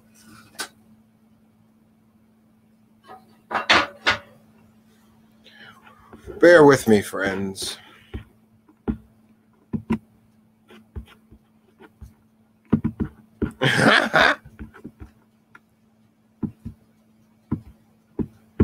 All right, 1 second, friends. I got to share it again. Again, in the future, I will take these and put them somewhere, you know, like download them and put them somewhere where they won't have ads, so we won't have to deal with this. Again, citing fair use. Let's go back to the video. And by the way, she told Emery Smith that aliens live in his house in the backyard. I'm not kidding you. He said that he had aliens living at his house in the backyard. And his manager. That is the team. And I'm like, yeah, and he's telling her the whole time that he's got a security team, a medical team, a research team. He's got all these teams. He's got a whole team of people living with him, helping him save the world. And it turns out there's no team. There's his girlfriend and his manager. what do you mean? Like, I know where the house is. I've seen the model of the house. I know that it has multiple rooms. And I was like, what do you mean? But like, there's ETs that live there. And she started to burst into tears, cracking up. She's like, what are you talking about? And Emery always used to tell me too that he doesn't remember what happens sometimes, and his team needs to remind him. And I said that to her, and she's like, yeah, I'm the team. And I'm like, what? But like, Emery has a security team. She's like, yeah, no. I do security for him sometimes, but like, I'm his girlfriend. And I'm like, what? Like, even when she's told straight to her face, she still is not getting it because she so believed this grifter con artist about all his bullshit. It's kind of sad. To get real weird, you guys. And I'm like, I don't understand. And so then what had happened was she had explained to me that the reason that she had uploaded these pictures was because Emery was supposed to be in a rehab center. And remember how he told me that he was like on this mission in an underground facility saving children with scorpion venom, and not to contact his manager, not to contact anybody because he's on this top secret mission. He's not going to have a phone and blah, blah, blah, blah, blah. Yeah. Oh, no. That was Emery in rehab. So it turns out that the top secret mission that he was on was going to detox. And I can't say that I blame him. If I had to go to detox, I guess I'd prefer to keep it a secret. But I wouldn't tell people I'm on a secret mission while I was there. I would tell people I'm on vacation or visiting family or something. And his girlfriend was like, he basically was there for 2 days, which clearly not trying to get better. But he was there for 2 days and he had checked out early and went to meet me. And I had absolutely no fucking idea that this was happening behind my back. And so he didn't want to tell her or his team where the fuck he was and who he was with. And they were very worried about him. Yeah. So it turns out he checks out his main bitch at home thinks that he's in rehab. I don't want to keep saying bitch. I apologize. But it's kind of funny and comical, main bitch, side bitch, main fiance, side fiance. Okay. So his main girlfriend thinks that he is in rehab, even helps him get into a rehab. He checks himself out after 2 days and then immediately goes and flies someplace to meet her and bang her. Great guy, Emery Smith. Just a cavalcade of lies, this guy. He's lying to everyone in his life. So is it any surprise that a guy that would lie this much in his personal life would make fake stories and fake shit up about aliens? And so his girlfriend thought, it's or he's partying again, or he's with somebody and he's cheating on me. And if he is, I'm going to post these pictures and that person's going to find me, which is literally what had happened. Now, yeah, this one went stalking also for another her. Weird red flag is like the first night we were, in this college area, I'll call it, this college city. Emery had said, "Hey, I really want to go party and dancing tomorrow," and I was like, "What? Like, what do you mean?" Because I didn't think that he does normal people shit, right? And like, what do you mean you want? Like, this is a college town. And I don't even fucking go out. Maybe he wanted to go to a super soldier dance off. Did you ever think of that? The clubs and party, you guys know that. And he's like, I want to go out and party and let's go party, let's go dancing. Like, we didn't end up doing that because we ended up getting really tired on Saturday. And we ended up doing like this crazy hike at night under the stars. But it was so weird. And so all these things start to like make sense to me. He wanted to go party. you know, and get fucking wasted. And then he told me overnight, you know, when I was looking at the pictures, he's like, oh, maybe I was wasted. I was like, but you don't drink. What are you talking about? You were wasted. And all of a sudden, all these things started to make sense as I'm talking to his girlfriend. And she's like, Kim, Emery is a heavy alcoholic. Yeah. And see, I kind of do feel bad for this girl because she must not have had any experience growing up with alcoholics in her family or in her life, because anybody who did would recognize some of these signs very quickly. And apparently, even after seeing him shaking, she didn't recognize that he was an alcoholic. But then in other areas, she says that she read like stuff on Reddit about him being an alcoholic. So I don't know. And I was like, what are you talking about? But he's like holistic and healthy and like healing energy and everything natural. And like, what do you mean? And then she started showing me, we were FaceTiming, and she's showing me all of his bottles. And like, I've seen his whole fucking house because I FaceTimed him only 2,000 million times. And all of a sudden, everything started to make sense. All those weird middle of the night phone call that I thought were PTSD, where Emery was being fucking crazy, slurring his words, couldn't fucking speak, falling, eating peanut butter with his fucking hands, like dipping it and like all over his face, being insane, sending me weird messages that made no sense with letters. Yeah, and I don't know, I don't want to say this girl's a dizzy blonde or anything, but Jesus, like most people would recognize that as drunken behavior, but okay, she didn't. It never clicked to her. She thought it was PTSD. Thing that happened after his surgery. All of a sudden, I was like, oh my God. What the fuck is this?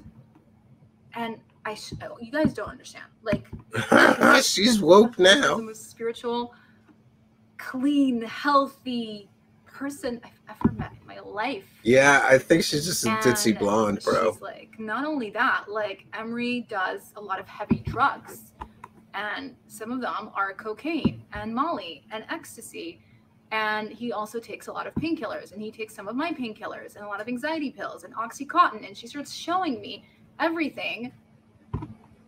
And I'm like, oh my God, this is like the reason why he was fucking hiding the CVS medicine. I don't know what the fuck, right? And just everything started to make sense. Now, you guys. Yeah, it turns out he went to CVS to get anti-anxiety medicine, which is a very common medication that is given to somebody who is suffering from alcoholism and attempting to quit. They'll give you an anti-anxiety med to kind of take the tension off, you know, a little bit. It helps some people. Guys, I've never done drugs. I don't drink, like, never. Like, if I drink, it's like a fucking glass of champagne, and I'm drunk from that little glass, like buzzed, you know? Like, I wouldn't be able to even know the symptoms of a person. And it was interesting too, because I had sent Elizabeth a picture of me and Emery, and she's like, you know, like, and she had said this to me, she's like, his pupils are very, very, very small in this picture, like he is on something. And I was like, well, mine are. I mean, the sun is facing us. She's like, no, Kim, his pupil are like, she's pin drops, and yours aren't like that. And she said only people that take Oxycontin or antidepressant or something have this stuff. And all of a sudden I was like, oh my fucking God. Oh my God. Oh my God. And my world and my fucking life came tumbling down. Oh, that's a shame for her. Learning who the fuck this person is. And his girlfriend's like sending me like, you know, like a happy Halloween card from Emery that says like, to my Princess D, and like all this stuff. And it says her name and his last name. And she has 2 tattoos of his name on her body. Now, they're not legally married. But I was like, what the fuck is this crazy shit? The shit is fucking crazy. It is crazy. Too and bad. all of a sudden, it made sense why Emery can't remember things. Everything started to make sense. Now, to top it all off, I didn't even believe her that he was... Yeah, I would think that your memory really goes to shit when you're drinking that heavy every day. When you drink to an alcoholic blackout almost every day, your memory centers are shot. It's worse than pot for you, I would think. He was going to a rehab center. Like, she started sending me text messages from him, and you can tell that it's him because I know how he speaks and how he writes, saying, thank you so much for getting me into the clinic. I love you so much. And he's like writing this while he's like in the bathroom and I'm in the living, you know, in their fucking area. Thank you so much for helping me get clean and, you know, for the So he's with the side girl, texting the main girl, pretending to still be at rehab while he's doing the dirty with the side girl in a hotel suite. Nice. detox center and all of that. You guys, like, what the fuck? So anyways, we talk on the phone for 2 hours, and you know, I tell her and her best friend, like, wait, but Emery was working with Trump, and they like bursted into laughter. Like, he never worked with Trump. And like, I'm like, what about the UN? And like, laughing. Like, they were hysterically laughing at all of this nonsense that he had told us and me. And then just everything unfolded. You know, I wonder what it's like for the main girlfriend. Like, does she know that he's out there on the internet making up fake shit? Like, he goes on secret missions, or he works for Trump, or he works for the UN.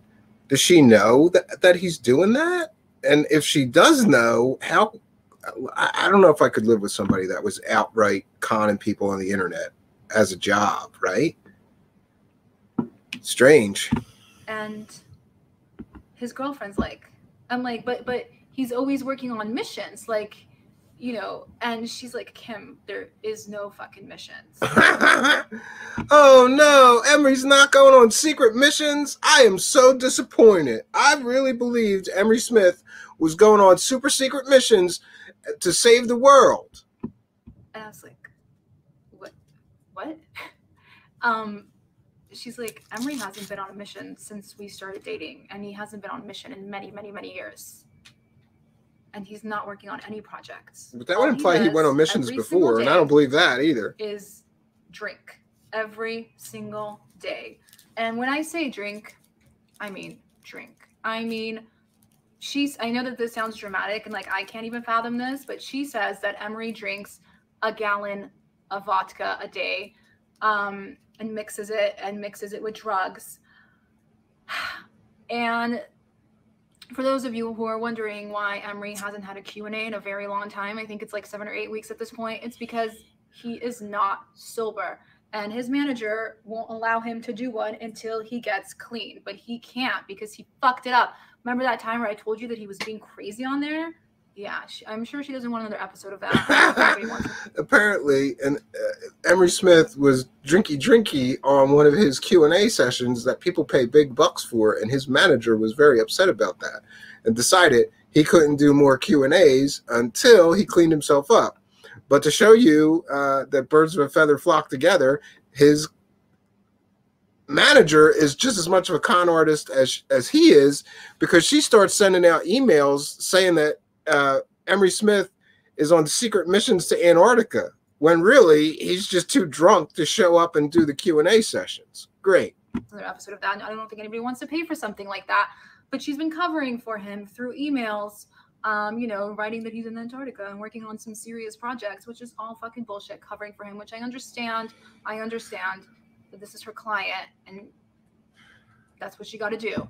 That's what you got to do? You got to lie to everyone? No, it's not what you do. You know, I don't know. I would hope that somebody that's just suffering from alcohol addiction or any other addiction or any other, you know, problem like that would just be honest with the audience. And, you know, I don't know. But the reality of all this is that what's been happening is literally insanity. So Emery doesn't fucking work on projects, and he doesn't work on missions, you guys. He hasn't in many years. I mean, she's known him for, I think, like a year and a half or 2 years, never worked on a mission. She also says that there has never been a day where Emery has been clean. Like, he drinks every single day, and if he doesn't, he starts shaking, which makes sense why he was shaking when he was with me. Anyways, it is so hard. Yeah, and I just want to mention that it's quite common for some alcoholics to be able to put on a front that they are okay and they're not, you know, suffering from alcoholism. They can do it for a day or two, but it's not easy for them. In my case, we used to call my mother's version of that Sober Sally. You know, some school event or something, she would sober up sometimes. Sometimes she wouldn't. But most of the time, when there was some family event, social event, you know, a graduation or something going on where she had to put on a front, she would become Sober Sally for the day and act like everything was fine. And then as soon as that was over, she'd get out the vodka, right? Or the wine or the beer. My mother wasn't really a vodka person. Hard for me to wrap my head around this stuff. Whiskey. She was a whiskey lady. And that's weird, especially as she was an old lady, you know, going in, you know, finding her at a local bar with like 4 shots lined up of whiskey. It's a strange thing. It's a strange hell I don't wish on anybody. But I just wanted to mention, you know, these people with alcoholism can go pretend for a little while, but then they usually have a binge right after because they laid off for a day or God forbid 2. You know, for months I've been lied to that he is on secret.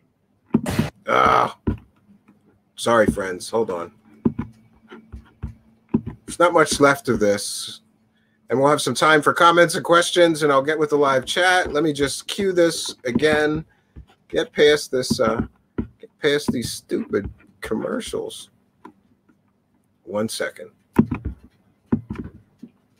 Yeah, so sad story so far for this girl, you know?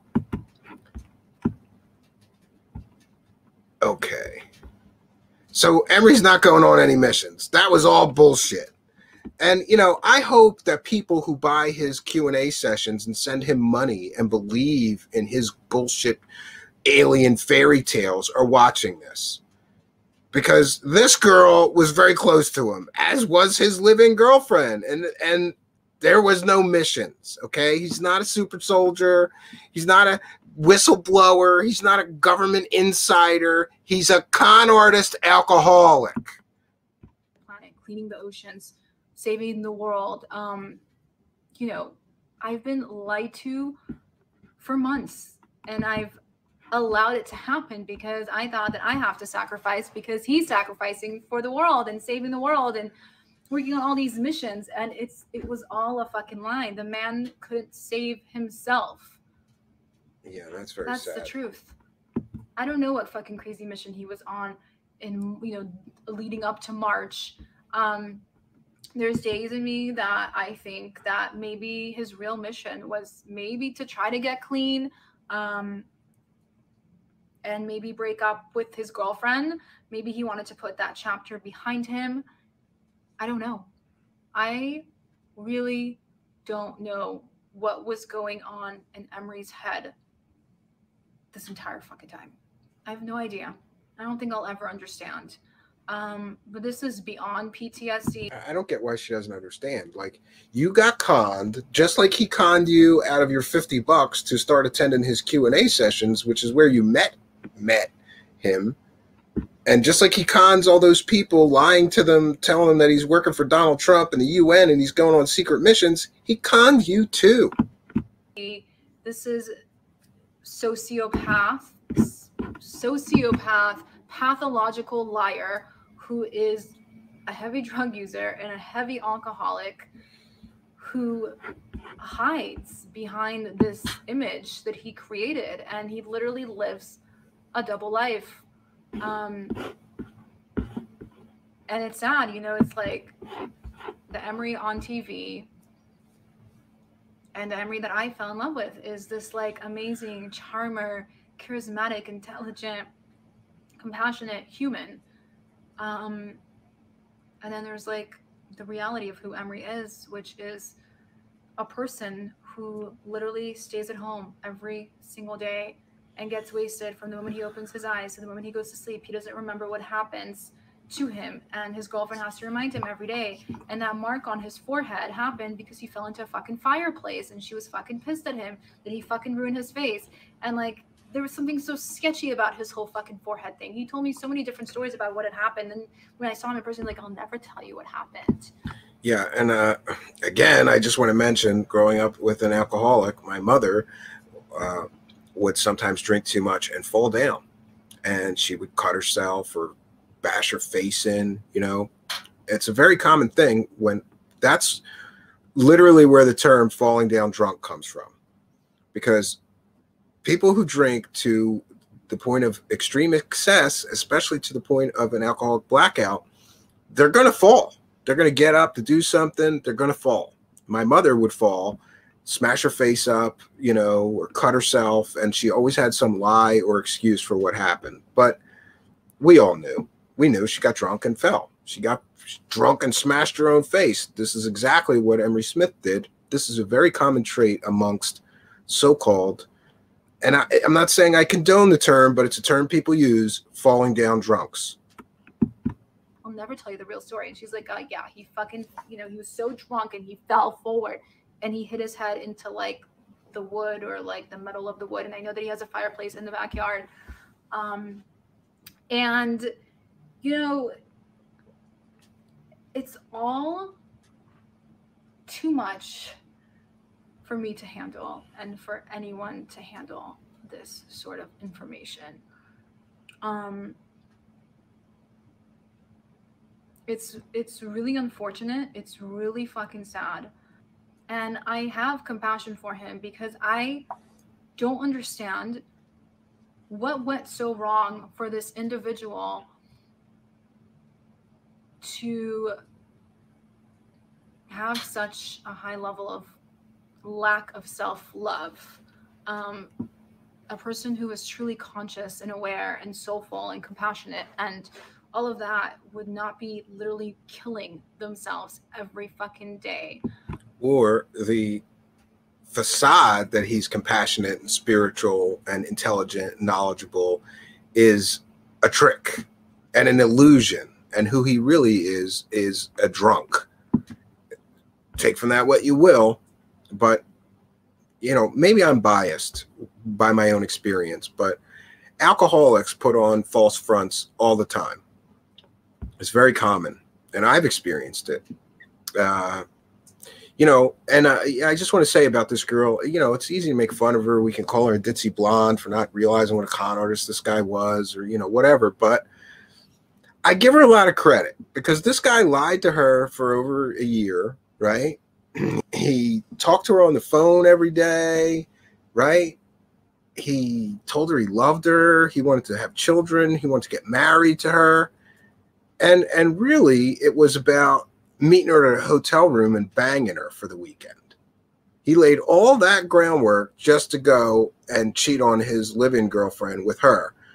And even after she was lied to and, you know, had sex with this guy under pretty false pretenses and all of this damage that Emery Smith did to her, she's still compassionate because of his alcoholism and his problems.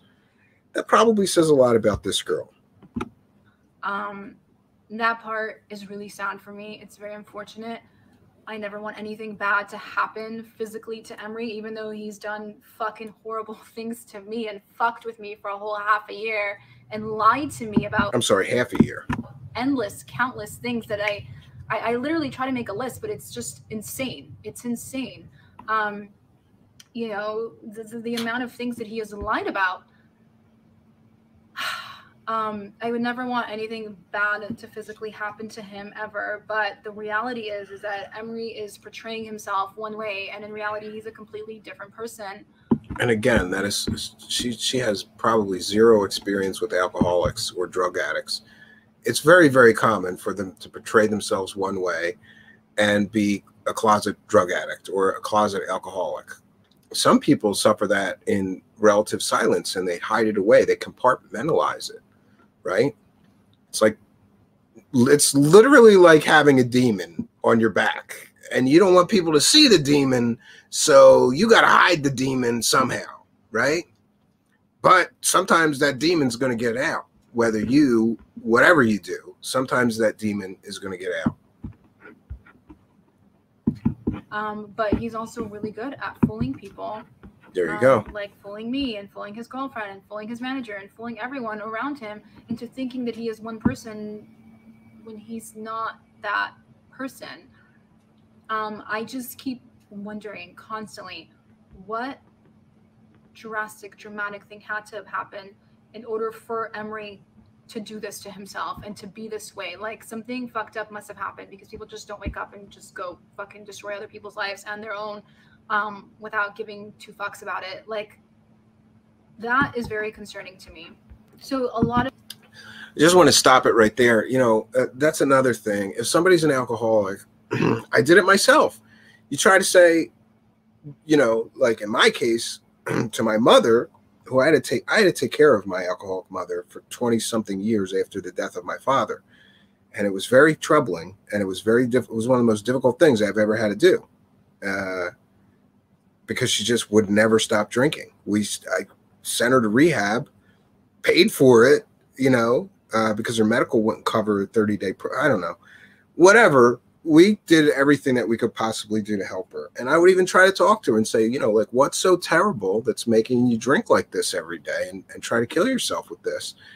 And she would never really give me an answer. And, you know, the truth is that an alcoholic is an alcoholic. They're going to drink. They're going to drink when things are tough. They're going to drink when things are good, right? Let's celebrate. Things are great. Let's drink all night, right? They're going to drink when things are bad or when something bad happens. Any excuse to drink. There doesn't need to be you know, I've seen it in more cases than in my own family. Sometimes there's just no reason. There's no rhyme or reason. They're just going to drink like that. But what I will say is, imagine Emery Smith's situation, right? Imagine being Emery Smith and knowing that every day, in order to make a living, you have to lie to people. Not only do you have to lie to people, but you have to keep coming up with new lies because the old lies are getting found out, or because people are boring of your old fake alien, you know, stories. You need new ones. So you got to invent new fake stories every day. Emery Smith has to. We've said it about other people. This would apply to Corey Good. This would apply to David Wilcock, and every other fraudster who is knowingly making up fake stories to sell to stupid people. And I apologize. I actually have the wood stove going. I'm loading it here. I have it on super low, but it was like 48 outside earlier, and the temperature's dropping. We're up in the mountains here. Yes, it gets that cold at night, even in the middle of summer. So I apologize. I'm loading this wood stove. So my point is that every day Emery Smith has to get up in the morning and know that he has to lie to people and make up new lies and, you know, tell new lies to cover the old lies. His entire life is based on lying to people and making up fake stories about aliens, right? And conspiracy garbage. That's got to be a difficult thing to live with. And maybe, just maybe, knowing that he's lying to people every day to make money would wear on his conscience. It would wear on any man's conscience, I would think. Any decent human anyway. Some people are so, you know, sociopathic and use people so much they don't feel empathy. They don't feel sorry for lying to people constantly, right? But if he is feeling the effects of, you know, feeling guilty for lying to people every day, that could be driving him to self-medicate. This is my opinion and my speculation. I'm certainly not a psychiatrist, psychologist, or mental health professional. I'm just speaking from my own experience, and you know, this is my speculation on what may be going on with him. Maybe he's trying to escape from the world of lies that he has created around himself. You never know. A lot of things don't align with Emery's stories. There's times where he said he had 2 PhDs. There's times where he says he has 3 PhDs. He's told me he's had 3. In the Q&A, he says he has 2. Never says what they're where he got them from. I mean, I'm guessing it was the military. You know, him wearing scrubs and pretending like he's doing surgery when he's actually drawing someone's blood. There's so many things that just don't fucking make sense. with this man and his story. They don't. Anyways, guys, I talked a lot today. I'm going to take a quick break. I'll probably continue filming this tomorrow because it's like too much for my brain. I need to go eat something. I'll be back tomorrow. Finish the rest. Yeah, and now she plays a phone conversation. And I don't know that we're going to listen to that because it's like 36 minutes. Like, it's long. Here's the gist of the phone conversation. She records herself confronting him about the girlfriend. But what Emery Smith doesn't know is that she's already talked to the girlfriend, and she knows that that's his girlfriend. She owns the house, that there's no way that he's throwing her out. And Emery Smith doubles down on all his lies, claiming that he's serving that crazy bitch with, the main girl, who he's claiming is just some crazy stalker that works for him, that he doesn't have a relationship with, even though he's living with her.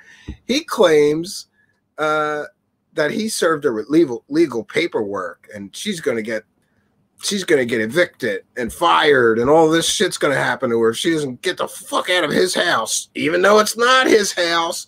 So this girl kind of she set him up, knowing that she's already talked to his live-in girlfriend and knows the truth. They've been in a relationship for a year and a half.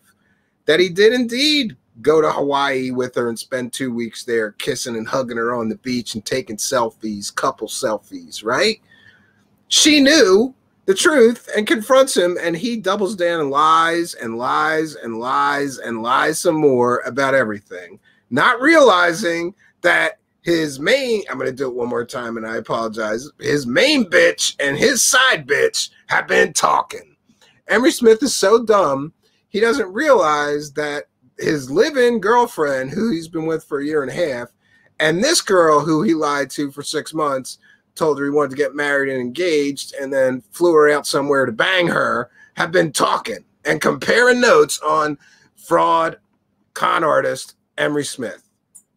So she confronts him, he lies, and then at the end, he kind of breaks up with her. Like, well, if you don't believe that I'm not banging her, then we're done. And she's like, well, okay then.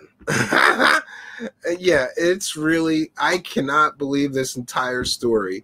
First of all, this story really does.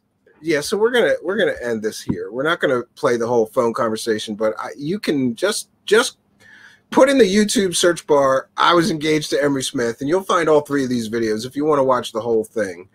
Which I don't blame you for. This has been better than a reality TV show so far. This shit is better than Jerry Springer shit. We got a side bitch and a main bitch, and a side bitch and a main bitch get together, and they kind of plot against the asshole that was banging both of them.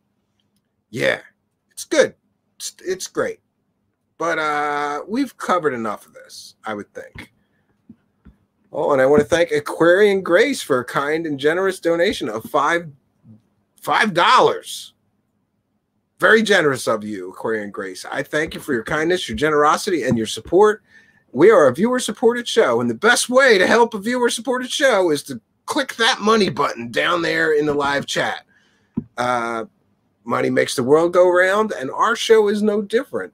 So it is through the kindness, the generosity, and the support of our viewers that we're able to continue doing these shows. If you want to see more and better of these shows, please do support us financially. So thank you, Aquarian Grace, for your kindness, your generosity, and support. I'm going to check in with the YouTube analytics just to make sure, because last night I missed one, and I want everybody to be aware that I read and profusely, I read every super chat, and I acknowledge every super chat, and I thank every single individual personally that sends us a super chat.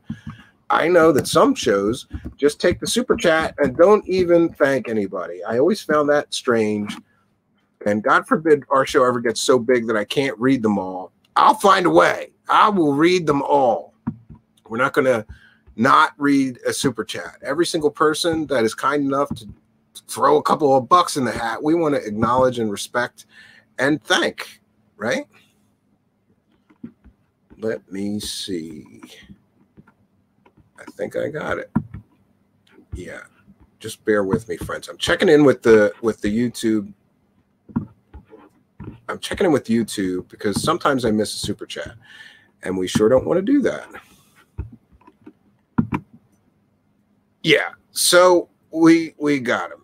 Ann Chirashi with a kind and generous donation of $10 Australian. Aquarian Grace with a kind and generous donation of $5 US. And we had All Around Arbiter with a kind and generous donation of $2. Thank you all for your kindness, your generosity, and your support. It is truly much appreciated. I'm going to put that fair use banner down now. We're done with that. Yeah, and people have asked me to reach out to this girl and get her on as a guest. So I'm going to do that. I have no idea how to contact her, but I'm going to put our videos in her videos as replies. And then I'm going to ask her there. She'll come on and talk to us because I think I could inform her of some of Emery Smith's past cons and scams that we have previously covered here. Like the time he and David Wilcock got together and ran a PayPal donation scam claiming that Emery Smith was under attack by the deep state and he had to be hospitalized. When it turns out, according to his own one-time father-in-law, he was hospitalized with alcohol poisoning, right? And let's not forget that Emery Smith was also involved in the Anaconda, I can never say it, Anaconda, whatever, that little alien of Dr. Stephen Greer. He helped push that con, right?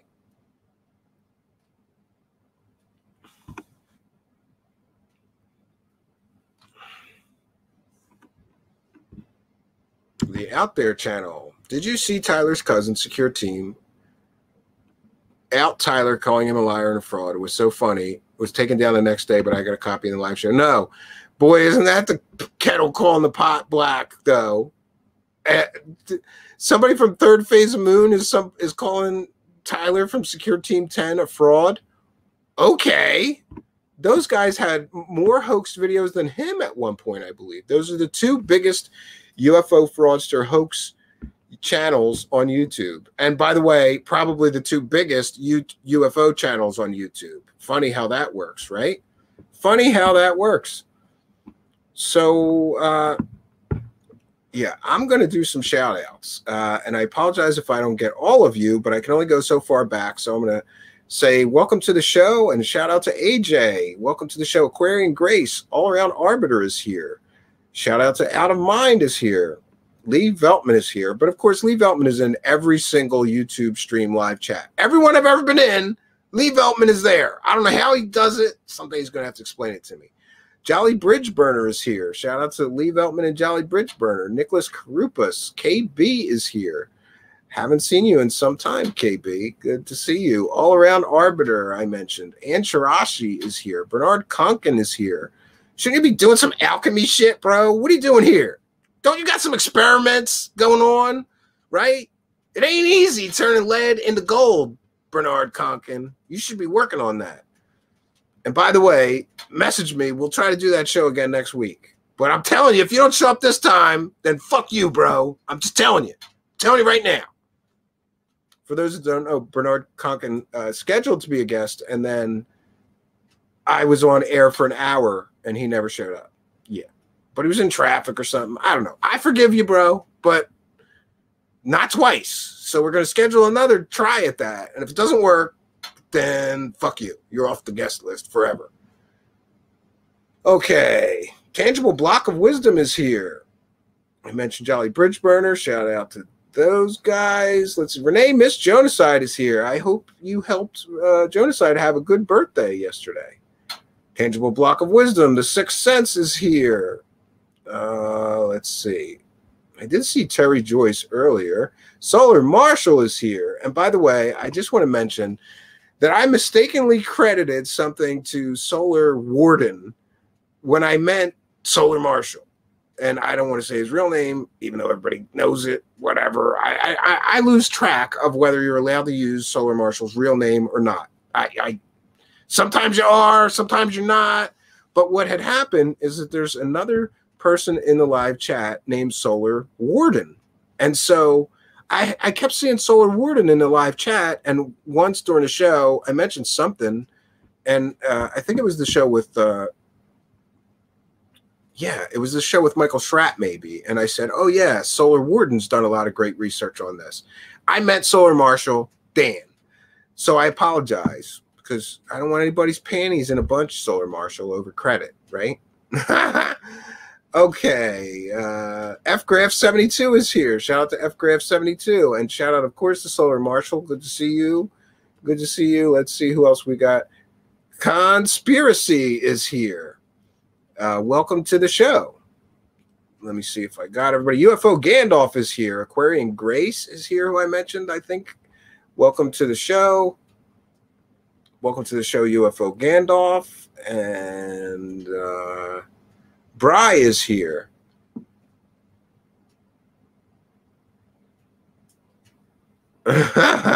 Bry is here. Welcome to the show. And Bry with a very good comment. Who cares about his alcoholism and the two-timing? Why does this woman not address the fact that Emery Smith is a UFO con artist? Yeah, it's pretty clear that he's a UFO con artist at this point. And how this guy still has a career, I'll never know. But the same can be said for David Wilcock, and the same can be said for Emery Smith. You know, these guys just fool enough stupid people to keep the con going, right? And the Out There channel is here. Shout out to the Out There channel. Welcome to the show. Adam Bonafate is here. Welcome to the show. Pragmagic is here. Welcome to the show. AJ, who I think I mentioned, but welcome to the show. Let's see if we can get everybody here in the shout outs. Chris77 is here. Welcome to the show. I think I got all of you guys. And if not, Jonaside is here. And Shirashi is here. Shout out to Jonaside and Shirashi. Welcome to the show. Okay, we got all the shout outs out of the way. I want to make sure I acknowledge everyone. I saw somebody mention it's 52 where they are. It is 46 or 47 outside here. And one of the things that I really hate is I don't want to waste firewood in the summer. So if I could put on a sweater and be comfortable, I would. But I tried that earlier, and I said, no, I'm cold. I'm just going to light a fire. Right now, I have a lot of firewood out there because I started processing firewood for the winter. But I hate to waste it, right? I hate to waste it on a summer night. You might need that on a winter night, right? So I kind of hate to use that, but okay. How does anyone fall for Emery Smith's BS? He was talking nonsense from the beginning. Yeah, it seems like they are. Is it Adamine's birthday? Is it Adamine's birthday? Adamine, is it your birthday today? Or is somebody just messing with me? Don't mess with me. If it's somebody's birthday, I want to acknowledge that, right? But if it's not, I don't want to look like an asshole saying happy birthday to somebody that's not their birthday. KB says 98 today in Texas. 80, meow. Oh, I hate you. I would much rather be hot than be cold, right? And by the way, KB, that's one of the big upgrades that I'm here for this weekend. My wife let me come up here because there's some more stuff that needs to be done at the cabin. Here's what happened, because I'm in trouble for this, KB. I finished the kitchen. She loved it. She loved the kitchen all finished. The ceilings are all finished. The walls are all finished. Everything in the kitchen is finished, with the exception of a few little things. Like I got to run an outlet still, and I have the drains working in the sink, but I got to put a pump and a tank in so that the kitchen sink works fully. But other than that, kitchen's fully done. But here's what happened. You know, I put insulation in the walls and the ceilings, and then I covered all that with wood. And now it's a little stuffy in there at night, especially. So I got to cut a hole and put in, like a room air conditioner in for her. That's my mission this weekend. Out There Channel says the cabin is pretty nice. Or I'm sorry, Adam says the cabin looks pretty nice. Yeah, it's an adventure. I built this place out of trees and trash, Adam, because we didn't have any money. So even though people want to slag on me, like, you don't need to send Stephen Cambian a super chat because he has a cabin. He must got lots of money. No, I got lots of passion for building a cabin, and I built this place out of trees and trash. Truly, that's what this place was built out of. The window behind you, this huge window, I have two of them here on this wall. It's like, these are picture windows, and it's great because they face the side of the cabin, and there's almost always deer walking through there. There's like a trail. So it's nice to sit in here and just sit in here in front of those windows and see the deer and other animals. But that window was actually a sliding glass door from, a sliding glass door. So we recycled the glass and turned it into a picture window. And the stuff you see in the walls is really just logs. So lots of trees. Yeah. And, oh, by the way, my wife jinxed us. She got me this shirt for Father's Day. It's a Papa Bear shirt, right? And right after she did that, neighbors started sending me pictures of this huge male Papa Bear, big bear, the biggest that we've seen up here on the road right near my cabin, the dirt road that leads to my cabin. And boy, that's scary, because I had quite an encounter with a bear half that size and almost shit my pants. So I don't want to see that big bear. In fact, I'm putting in some bear alarms and some other things. I'm going to put a siren on we have sort of a utility pole outside, I'm going to put a siren up because they don't like loud noise, and generally they'll go running if they hear loud noises. So I'm going to put a siren up, and if I see them, I'm going to blast them with the air horn and an electric siren. Hopefully that will be enough to dissuade him from hanging around my cabin, right? The key is to kind of get them to move to less populated parts of the forest here where we're at. Tangible Block of Wisdom says, Dr. Stephen Greed reporting for money. Yeah, that's kind of the point. And isn't it funny that Emery Smith got his start as a so-called bodyguard for Dr. Stephen Greed. And I think that hanging out with Dr. Stephen Greed, who is a very successful UFO con artist, Emery Smith's wheels started turning, and he started thinking, if this dude's making all this money, maybe I can make all this money if I make up some UFO shit. And boy, did he make up some UFO bullshit. Greetings and salutations, friends. We are back for a double shot today because I got so far behind taking a short sabbatical at the cabin, which turned into somehow 6 days. 3 with my younger son, and my wife came up later with my older son for the rest of the weekend. So I'm way behind. I had some things planned that I just couldn't get to when the children won't go to sleep in the cabin.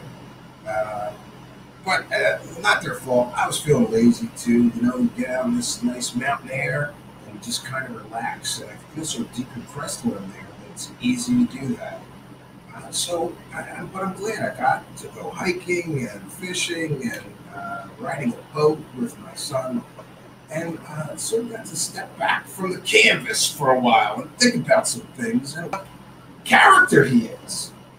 So, yeah, that's kind of where we find ourselves. We started covering this, and she says this is the last one. So, we're going to take a listen. And again, this is, her YouTube channel is Vanilla Sky Dreaming. And she is a travel blogger. Right? Well, she was until the pandemic, I suppose. Then got into some other things. Getting back to that now, or so I hear. And boy, what a strange story. This is like As the Flying Saucer Turns, right? Here we are. As the Flying Saucer Turns. She's the side girl, and Emery Smith had a main girl, but he told the side girl he wasn't with the main girl, and he was going to throw her out the house, even though it was her house. Shit. And she detailed his severe alcohol problems and drug problems, and how he was supposed to be in a rehab, and his main girlfriend put him in a rehab that he lives with, put him in a rehab, helped him get into rehab, and he left after 2 days to go visit this girl, Kim, who was his second fiance. I'm not quite sure if he was engaged to the other one, but I think he might have been. As the Flying Saucer Turns, friends. So we're going to cite fair use, and I'm going to put up my fair use banner. I also have some musical guests tonight and some other fun. I did want to mention, people are a little confused about what happened with the Richard Dolan show, because I said that Richard Dolan said he had classified documents. However, I posted the same time I did that show about misdirection, the definition of misdirection, and that deception is a part of war. I knew what Richard Dolan said. He said he had notes from classified documents, but it's still illegal. But I wanted to get him to chime in, and I got what I wanted, and he replied to that video, claiming that I need to clarify things, because he didn't say he had classified documents. He said he had notes from a third party that gave them to somebody else that then gave them to him. So great, he has a fifth-hand source, but he's going to make a monetized video as if he has real classified information he's sharing, which, by the way, would be a federal crime and land him in prison. So do we believe Richard Dolan has access or notes from classified materials and documents? I don't, because if he did, the feds would be knocking down his door. But I'm so glad that he chimed in and clarified things, that he doesn't have the actual classified documents. He has notes that somebody made who read the classified documents and then gave somebody else the notes who then gave them to him. Sure, love that chain of custody. But anyway, it is what it is. I have a show on Richard Dolan, the Wilson documents, and this ridiculous claim that he has notes from classified documents. But somehow he doesn't get prosecuted by the federal authorities for being in possession of classified information. Funny that. Funny that. Isn't that funny? That's funny, right? Richard Dolan's land of make-believe. That's where we're at. We're at Emery Smith's As the Flying Saucer Turns, and sometimes we got to go to Richard Dolan's land of make-believe, where you can just talk about notes you got that somebody made from classified documents on the internet and not get federally prosecuted for it. And the person who leaked those notes for you, who risked 10 years in prison for doing that, doesn't get arrested, right? Sure, Richard Dolan's land of make-believe. It's beautiful. It's Richard Dolan's land of make-believe. I think I'm going to make a song parody just for Richard Dolan. But back to tonight's topic, Emery Smith's fiancé. She came out. We've covered everything she said so far. So I've advanced it just a little bit. I'm going to play my fair use banner here. This is fair use. This is a transformative work. We are educating the public about all the dirt that his one-time fiancé is dropping about him, Gaia TV, Cosmic Disclosure. Oh, it's great, friends. This is some dish, right? I love drama. I must have, I grew up and my mother would watch soap operas, and I liked them. I remember most specifically All My Children, right? My mother loved that show. And we'd watch it every day. This was before I was in school, of course. So I guess, and then later, if I wasn't in school, I'd be watching Jerry Springer. That's some drama. This is Jerry Springer level drama. This guy goes out on the internet claiming that he, had access to alien technology, and he's developing medical technologies based on alien recovered stuff, right? Or knowledge, right? Secret alien knowledge. And he's saving the earth, and he's working for the Model UN, and he's working for Donald Trump. Sure he is. Sure he did. No, turns out that was fake. Yeah, and if you haven't yet, I just want to let everybody know that I did do an earlier show today on Stephen Greer's latest scam. I'm calling it a scam. I'm just calling it a scam. I'm not even going to say alleged scam. It's a scam. So let's get back to Kim, though. So she meets him and then thinks that he's really out there doing secret missions, and then it all unravels on the poor girl, and she finds out that she's the second woman, and we get to where we're at right now. Here's that fair use. You can never find this fair use. I gotta change this. I gotta change a lot of things here. I need a producer. I really need a producer. Now we'll just put up this. This is transformative work. That's good. I got two of them. Yeah. So let me share my screen here. Please bear with me, friends. And this is this girl, Kim.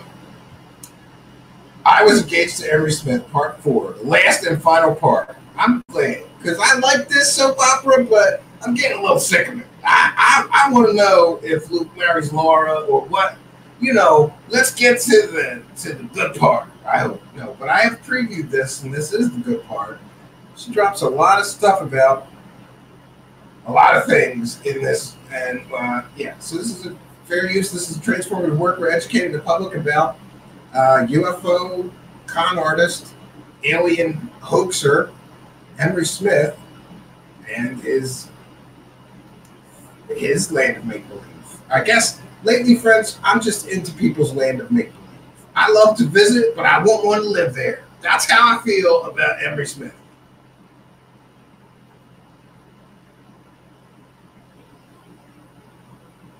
All right, and I just queued it up a little bit because this is long, but we're going to do our very, very best to get through it all. And then there's like a part of me that sometimes wonders, now that I know what I know, like, I'll be honest, I don't think he's trying to get clean, like, at all.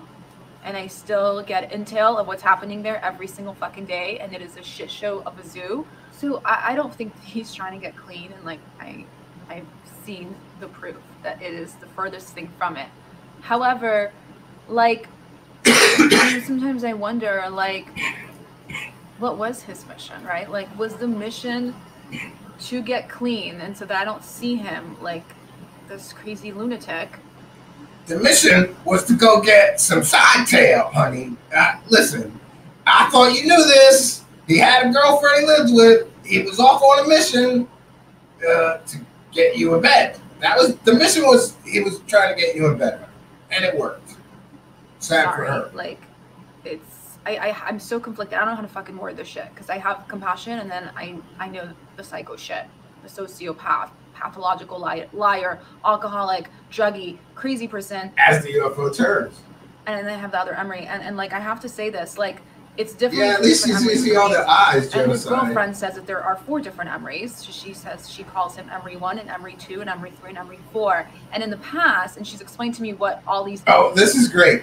So Emery Smith has various levels of drunkie, and his girlfriend has named them Emery 1, 2, 3, and 4. And Emery himself blames things on Emery 4, who is the drunkest version of Emery Smith.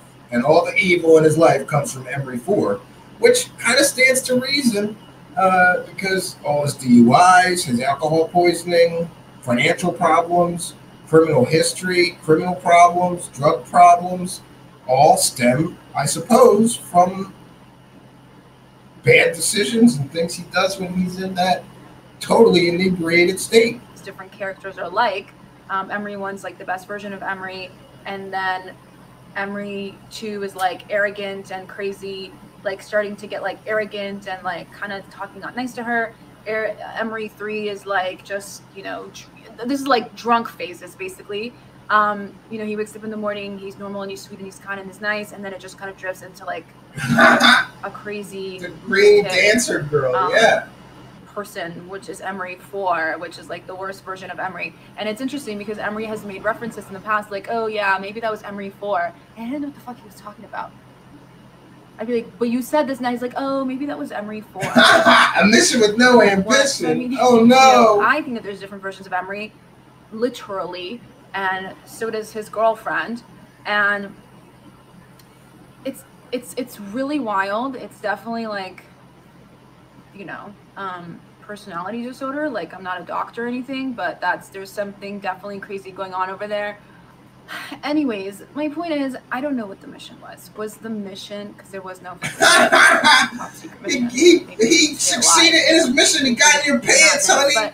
He got in your pants. Was the mission to get clean and break up with her and secretly, get us a place? Like, we'd get a place and, he'd break up with her and we'd never find out about each other. Like, that's... Ladies, I'm going to tell you something that you should already know. First of all, they never leave the wife. They never leave... The guy never leaves the main chick for the side chick. Well, I won't say never. Occasionally, it could happen. But more often than not, the guy's lying to the side piece tell him the side piece. He's going to leave the main piece for the side piece, but he never gets it. He never does. He just gets the side piece. You know, why would he upset his living situation? Maybe end up in court. You know, well, Emery's not married, but you know my point. They don't generally, they just tell you that, honey. You should know that as a woman. What I think, if any of our... Oh, I forgot to do it again. So bear with me. Just going to cue past that. If I'm not getting paid for commercials, nobody is. And by the way, does anybody with any kind of subscriber level near mine and view levels near mine know how much money you actually make from the ads? Because I tried to turn some on and it didn't really.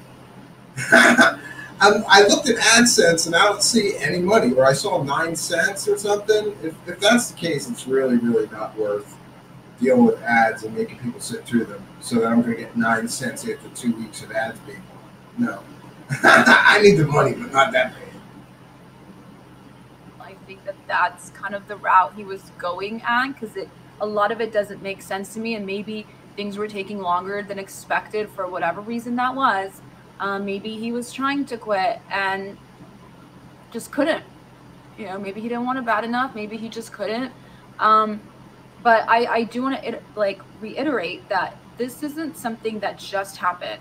Emery's girlfriend has said that their entire relationship, Emery has been doing this. From the moment that they met, he has been drinking over a bottle a day. Never a break. Yeah, that's a heavy alcohol. That's a heavy alcohol, for sure. Never a day that's sober.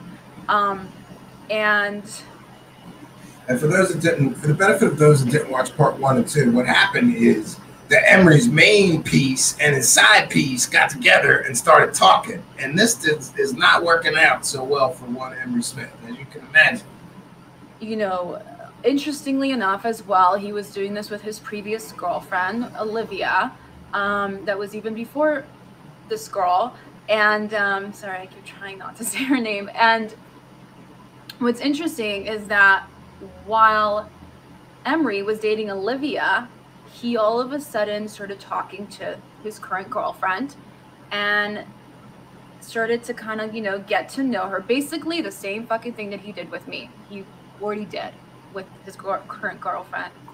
Maybe he was ready to jump ship. A lot of guys will do that. They'll get a new piece ready to go before they get rid of the old piece because they're terrified of being alone, I guess. I don't know. I've never done that. If I was ready to break up with a girl, I broke up with the girl. And then I worried about what came next later. I think that's the more ethical and moral way to do it too. But what do I know? You know, I'm not a space hero like Emery Smith. You know, I'm not a NASA astronaut like Emery Smith. I didn't work for Donald Trump like Emery Smith. I didn't work for the United Nations Science Department like Emery. Oh, wait a minute. Never mind. That's all fairy tales from the land of Emery Smith's make-believe imagination. He didn't do any of those things either. So, you know, I guess you can't really measure. My point is that these UFO celebrities put themselves up on a pedestal like they're some kind of good people. And then you hear this stuff that happens behind the scenes and you go, really? Mr. Love and Light? Mr. High Vibe Diet is popping antidepressants and drinking a bottle of vodka a day? Really?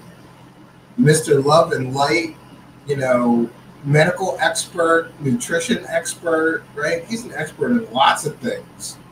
Is really just a raging, falling down alcoholic on antidepressants and anti-anxiety medicine. Great.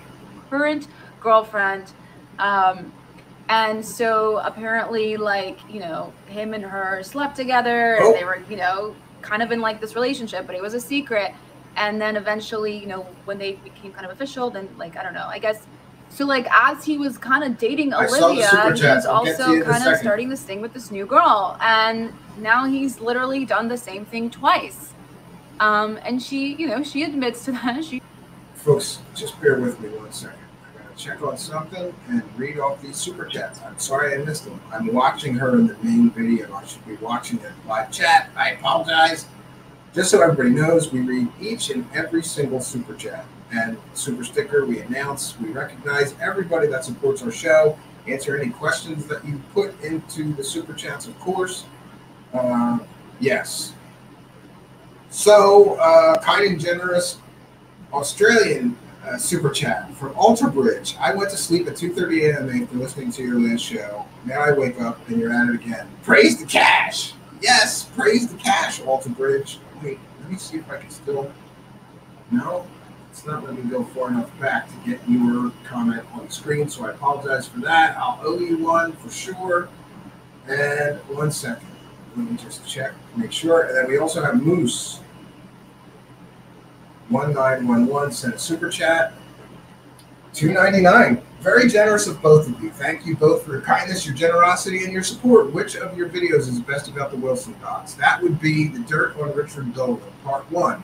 But really, I have yet to do a complete and thorough breakdown of these Wilson docs, and that's on my list of things to do. And I promise you, Moose 1911, I will be doing that soon. I have lots more material to go through and really some legwork to do. And I've got interview requests in with different people involved in this Wilson document. They're trying to get them on the record, answering questions. And imagine this, I'm having a hard time making that happen. But thank you both for your kindness, your generosity, and your support. 1 second. Okay. So I want to recognize our super chat donations and thank them for helping our show. There's a money button down there. That's the best way to do it. That really is the best way to do it. But you can also support us on Patreon or on PayPal. You can make a PayPal donation from the About section. So, folks, what can I say? We're all about praising the cash here. I want to thank our kind and generous super chat donators tonight for helping us to praise the cash. Hallelujah, friends. Praise the cash.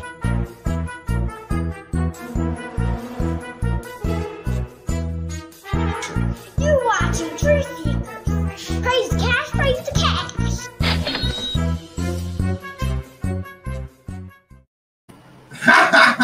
So there's a little thank you from my mini you kind and generous donators. And we have different ones, so hopefully they won't be getting very repetitive. Let's go back to the video and try to continue now.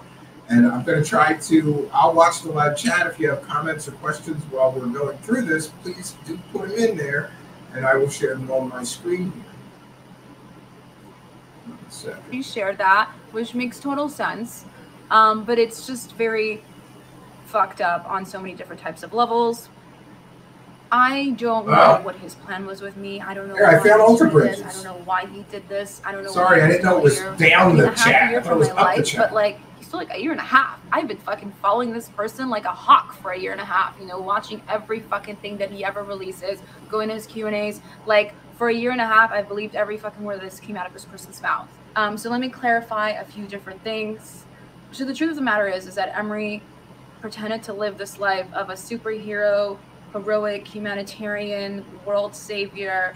This is a good breakdown. But the reality is that he's nothing like that, with high clearance security and all this fucking crazy shit that he's been selling and telling. And the truth of the matter is that Emery is, you know, just your average guy who does average fucking things. And in reality, with all the crazy shit that I have learned about him, it's like even below what the average person does. And, you know, like, after speaking to his girlfriend for quite some time, she is not the most sane person either. And, you know, you got to question it, right? Because you're like, if he's so fucking crazy, what are you doing with him? Well, I think the same could be said for this girl, but at least this girl, after finding out, you know, the side piece here, found out that all of his fake stories were fake. And I feel bad for her because she really believed that he was going on secret missions and, you know, he had top secret clearance. Why do all these guys, did all these guys just like watch too many James Bond movies and they want to be James Bond, you know, and have top secret clearance and stuff? It's kind of childish. And there's so many of these guys that are out there that are like this. I can think of 5 off the top of my head. They're saying all this crazy stuff about him, but what are you doing with him? And, you know, she thinks that she can fix him, which is, you know, sad and nuts on its own. But, you know, I don't think that any person that's completely sane and not out of their fucking mind can handle the insanity of living with him. I apologize for the language. and experiencing crazy Emery every single day. Like, you know, and I'm not gonna lie, like, you know, I've definitely caught many red flags just by speaking to her. And it's not, I'm not saying this like out of jealousy, because I don't fucking want him She definitely at all, is. like that. He literally stands for everything that I'm against. Everything. Bee Gees is here. Haven't seen you in a while. And, Shout out to Bee lying, Gees. cheating, drugs, alcohol, like just everything. It's just, it's insane to me. But you know, so I don't want him, and there's no jealousy factor. I'm like, honey, take it, take him. It's My all pleasure, yours. Booze. It's all yours, man. I'm good. Take the Okay, second so red I pill. just kind of want to go back and kind of explain what happened after I spoke to the girlfriend and the best friend. So Yeah, so she's been talking to the girlfriend, the main girlfriend, and the best friend, and getting even more juicy dirt, I'd say, about what's going on with him and behind the scenes stuff at his TV show, right? This guy does not sound like that he is capable of like even navigating daily life without a job. So I can't imagine being that, you know, addicted to alcohol and trying to work on top of it. Yeah. I spoke to the girlfriend and the best friend. Jaw dropped. So Sunday I found out Emery, the whole thing with Emery, that he was cheating. Tuesday we speak on the phone. He gives me shitty answers that I don't buy. It was like supposed to be his big reveal, and he did not. Wednesday and I think Thursday was the day that I spoke to the girls. So You're right, all around we arbiter. FaceTime, we talked. The next day, you know, she texts me, and she went from being really nice to a psychopath, which was totally expected. That's how girls are. Oh, that's the comment of the now, night, Rogue status. The wild thing about all of this is that Emery is such a good pathological liar that this girl doesn't actually believe that we had a relationship. Not only that, she also doesn't believe that we've ever slept together. And that is insane. Yeah. It's insane to me. But anyways, something that I did definitely notice was like this broken record between Emery and his girlfriend. Oh my God. Frank Magic wants to know, what about his side pieces in different space sectors? Do they have videos? And Rogue Status also with an excellent comment. You must meditate and raise your vibrations. That really means I have a giant coke problem. Oh, goodness. I want to remind everybody in audio podcast land, please find us on YouTube and come. You're hearing us. We have a great live chat. Everybody that participates in the live chat, we put up comments, questions. We talk to our audience. Just find us on YouTube. Put Truthseekers, one word, in the YouTube search bar. Look for us. You will find us. Come and join our live chats. If you're listening in audio podcast land, you're getting the show, but you're missing the live chat interaction, which I think is a great part of the show. And you would probably enjoy hanging out with the live chat. Please come and find us. Truthseekers on YouTube. Just look for the strange guy with the sunglasses. That would be me. Storyline in his head that he is the victim of every and any situation. That's the card that Emery plays. He plays that everyone's trying to kill him. Everyone's out to get him. He is the poor, sweet guy who did like nothing wrong, and everyone's out to get Emery. And Emery literally blames everyone for his shit except himself and never takes responsibility for it. Yeah, that's a narcissist or a sociopath. Not that I'm a psychologist. Let me say that. But I did. I've got some psychology books, and you can check off some boxes. Some people, some types of people, like sociopaths and narcissistic personality disorder kind of people, do not take the blame for anything. Nothing is their fault. They have no conscience. It's everybody else's fault when they fail, not theirs. They never take responsibility for anything. I got a person like that in my family. So I recognize it well. Now the girlfriend is a very interesting character, because what she does is she literally blames everyone for the shit that Emery does and puts her through, except Emery. Do you get that? So she will blame me and his manager and his best friend and his other friend and these people and this people, but never, ever, ever blame Emery. So they have this very interesting toxic dynamic where he blames her, and he blames his manager and me and everyone and his exes and all these people that fucked him over. Everyone's bad to Emery. And he even blames her, you know, and he never blames him. It's like the most, they have a very psychotic dynamic, most definitely. It's really sad. We got to bring Jerry Springer back just for this story. We got to put them all on the stage together. Let the side chick and the main chick punch at each other a little bit before you break them up, you know, right before you go to commercial. Unbelievable, honestly. But now, meanwhile, Emery's pretending like everything is, he didn't know that I was speaking to her. He was pretending like everything is totally fucking normal and fine. Like, hey babe, like, you know, I was like, are you coming to see me next week? And he's like, yeah, I'm coming to Miami. Like, I'm like, what? Like, and now he doesn't know that I know about his alcohol problems. And I'm trying to test him to see, like, does he even remember that we're, like, not talking? And he didn't fucking remember. And yeah, this is very common in alcoholics. They'll totally, and when they're blackout drunk and they say something, they'll not remember any of it. And he's like, yeah. Or do stuff. I'm coming to see you, you know, next week. And I'm like, okay, cool. And I'm like, this is fucking weird, man. Like, he's just trying to, like, pretend like I didn't just catch him cheat and everything is normal and he's just gonna come to Miami and he's just gonna see me. Yeah, because you're not a creep. Now I'm still trying to wrap my head around all of this, and so finally on Friday I'm like, I can't. I'm just gonna tell him that I fucking. Mario UFOs here. Shout out. So I tell him, and the moment that I tell him, he's like, again, yeah, let's see what he does. Rich from Goofon is here. Shout out to Rich from the Goofon radio show. He's still trying to make fucking jokes about this shit. He's making jokes about it. He's being sarcastic. And then he talks to her. And the moment that he realized that I actually talked to her, he loses his shit. And he tells me that he can't handle the insanity between. F is for It's time to go back. Hold on. Sorry. I always forget. I'm never going to forget this again, but I really should just, you know, download the video and make a version of it without the commercials so we don't have to deal with this. Sorry about that. But I just, if I'm not getting paid for the commercials, I'm not playing. And we want to keep our show as commercial free as possible, right?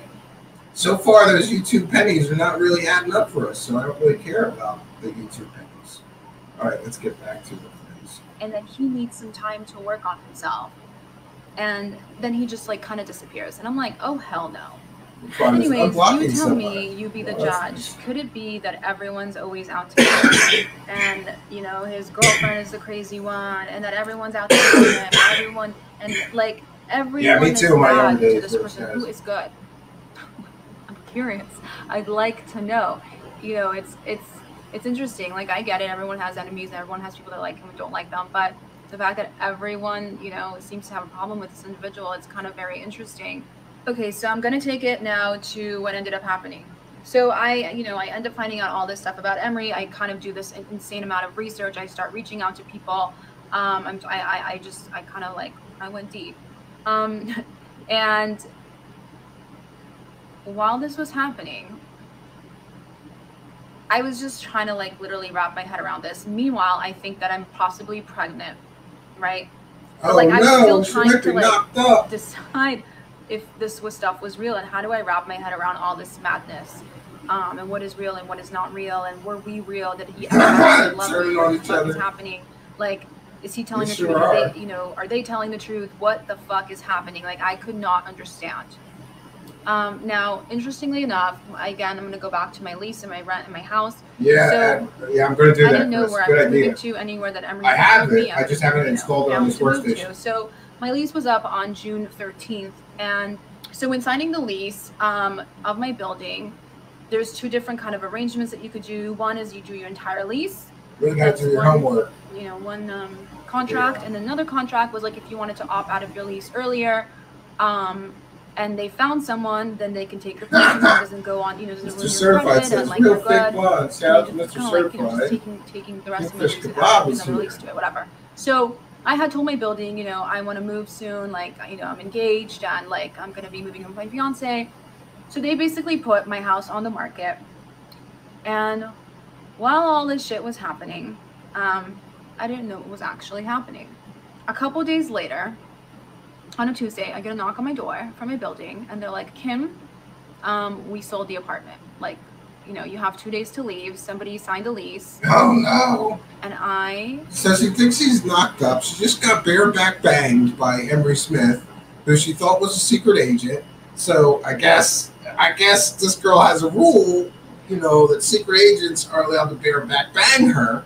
And she did. And then she thought she might be pregnant because she was ovulating when Emery Smith bareback banged her. And now she's getting thrown out of her house. This is terrible part of this soap opera. This is like the sad part coming. Lost my shit, because at this point I was like, do you guys understand? Like, at this point I was just trying to understand what is real, and does he love me, and do I love him, and what do I believe and what do I not believe, and I was researching and piecing the things together, but I wasn't even letting him know that I know all this fucking crazy shit about him. And like trying to decide, like, what am I going to do now? I need a new life plan, you know. And all of a sudden, like, I do, KB. I'm sorry, okay? I like stories that involve banging. Yes, I do. And I was like, wait, no, like, I need more time. They're like, we're sorry, like, and I already signed the paper, so it was like too late. So this day, I went nuts. I cried like 6 times. Like, Rich says she's a secret agent. Emery. Now I don't know where I'm gonna live. I'm fucking homeless. I don't know where I'm going, what I'm gonna do. I haven't even thought of a life plan. You know, I was supposed to release my book like, you know, like 2 weeks prior to that. Like, I was gonna release my book like a couple days after we met, and all of a sudden I'm like, oh my god, what? Like, I couldn't fathom what was happening. And on top of it, I thought I was pregnant. Yeah, this is a downer. Come on, honey. You're like blonde and hot. Like, you know, like, it's not that bad. You're blonde and hot. You're gonna be okay because you're blonde and hot. Like, I'm trying to feel sorry for her, and I do. But then I think blonde and hot. Like, she can knock on any apartment manager's door tomorrow and say, this is what's going on, can I get an apartment? And she wouldn't be homeless, but, you know, I'm pretty sure somebody would let her stay with them. I was very, like, sleepy, tired and sleepy that entire week. And I was having weird symptoms. And I was looking it up with my girlfriends, and we're like, okay, what does this mean? What does that mean? So we were looking up, and I was also nauseous in the morning, and oh no, she's got signs of pregnancy. No, you know, it could have been a mixture of different things. God knows what it was. But I was like a lot. I think so, a little bit. Yeah. I would like wake up, and 2 hours later I'd be tired. And it was like she really can. Rich says she could F her way out of murder. I can't handle this. You know, and literally Trump will call any minute to help. And I was like, that is the last fucking thing I can handle at this very moment. It gets better, V, but I understand. Finding out V's out. She's tapping out already. And a pathological liar, almost halfway through, V. And a million other things that I'm just going to keep private from this very, you know, for right now, is one thing. Meeting him was another thing. And now I'm losing my house, and I don't have a plan for my future because this wasn't my future. I thought by the end of the year we were going to have babies and get married and move in together. And, like, what the fuck? Like, I can't take a fucking pregnancy test right now. That would have just, like, I think I would have lost it. I would have had a full-blown meltdown panic attack, which I was already having, but no way. No fucking way. I was way too scared. I was, like, trying to avoid the fucking living shit out of it. So I was like, listen, like, let me pack my house. Maybe I'll get my period, but, like, I need to pack my house. I have a 3-bedroom. I need to pack my house. I need to figure out a storage. And I was losing my mind. I was like, I don't even know how to explain this to my parents. I didn't know how to explain this to my family or parents. I was so embarrassed. I was so humiliated that, like, you know, and my brother many times was like, what if you're getting catfished? And everyone's like, Khafit, you have to meet him. You have to meet him. And I was like, you won't know until you meet him. And then I'm like, oh my god, like, what a shit show. So I didn't even tell my family at the time. She might have made out better if she was catfish, because then she wouldn't have had to let some dude bareback bang her, right? And I just had to, like, fight and flight, right? I was like, okay, I have to pack my whole house. So Tuesday, You know, you would think that secret agents, you know, they got all those cool gadgets. They gotta have some condoms, right? I guess not, because Emery Smith wanted a bareback banger, and he did. cried like 6 or 7 times. I was having a meltdown. I'm like, I could be pregnant. I just lost the love of my life. I'm going to be homeless. I don't know what I'm going to do with my life. Where am I going to live? What am I going to do? What am I going to tell my family? Just crying. Meanwhile, I'm like, you know, renting a storage, buying boxes. Like, what the fuck? What am I doing? Insane. Yeah, we're gonna face So I packed forward. my It whole doesn't get house, better soon, literally real like quick. on Thursday, and I had to get that out of the way. Once I got that out of the way, my friends were like, Kim, you need to take a pregnancy test. I was like, no, like, I'm scared. I can't. I'm scared. I was literally scared. You need to And get the fact Space Force on that the I could have been case. pregnant Yeah, you need Space Force. with like an alcohol baby in my stomach, like that was like, you know.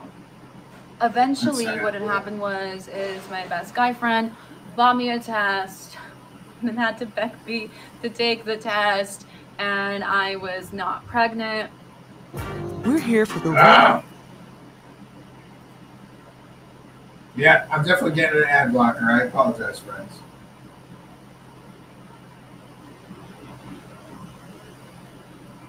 One second, friends. Just bear with me.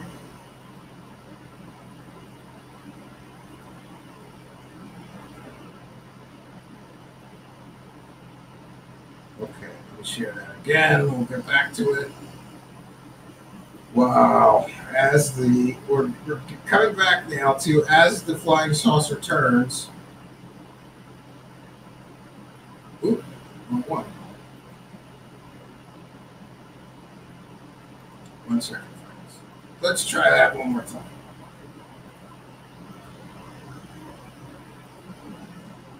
There we go. Does Emery work with Trump? Does he work with the UN? Lies. Does he have a team? Does he have this like high crazy clearance, crazy fucking life of like a president? Lies. You know, just so much of who He told this poor girl that he was a secret agent going on secret missions to save Earth, that he worked for Donald Trump and the science department of the Model UN. Dude, if you have to lie that deep to get in a girl's pants, I feel bad for you. I really do. he is a lie. And it's sad. Does Emery have a drinking problem? Most definitely, yes. Does Emery Well, have she PTSD? works I'm on sure he has a lot Instagram, of I suppose. PTSD. She's got a lot I of think deals that and books. it's and just things. PTSD that hasn't been taken care of, and is trying. I don't know. He's trying to cure it with alcohol. But is it 90% PTSD? No. Interesting. You know, this is a grown-ass man. Another thing that I want to like throw Yeah, out she there wanted to that, believe it. you know, might Yes. confuse people is, you know, Emery always drinks lots of waters on stage. He has these big bottles Oh, of here water. comes the He dirt. always look like he's hydrating himself. Well, those bottles of water do not have water in them. They have straight up fucking vodka in them. And so if you've seen him on the Q&As or in any fucking speaking programs where he's drinking fucking water, it's not water, it's fucking vodka. I thought I'd throw that out there. And apparently, Mr. Smith got drunky on one of his live Q&As, and then his manager wouldn't let him do any more live Q&As until he cleaned up. Is he actually drinking water or vodka when he appears to be drinking vodka? I don't know. This is coming from his girlfriend that he lives with, who said he does that. She's at all his live events. I'm inclined to believe that just based on what I know about alcoholics. Because when we were together, I bought all these water bottles thinking that he, you know, and he wasn't even drinking them, but I was like, what? You know, I thought that he drinks so much water. This is what I'm talking about. So much of the shit is just out of control. It's the fact that this man preaches one thing and is a living lie. He does the complete opposite constantly. You know, does Emery eat healthy? No. It's just everything about him is a lie. Now I do want to talk about Gaia real quick, and I guess what I think that I could say. So between you and me,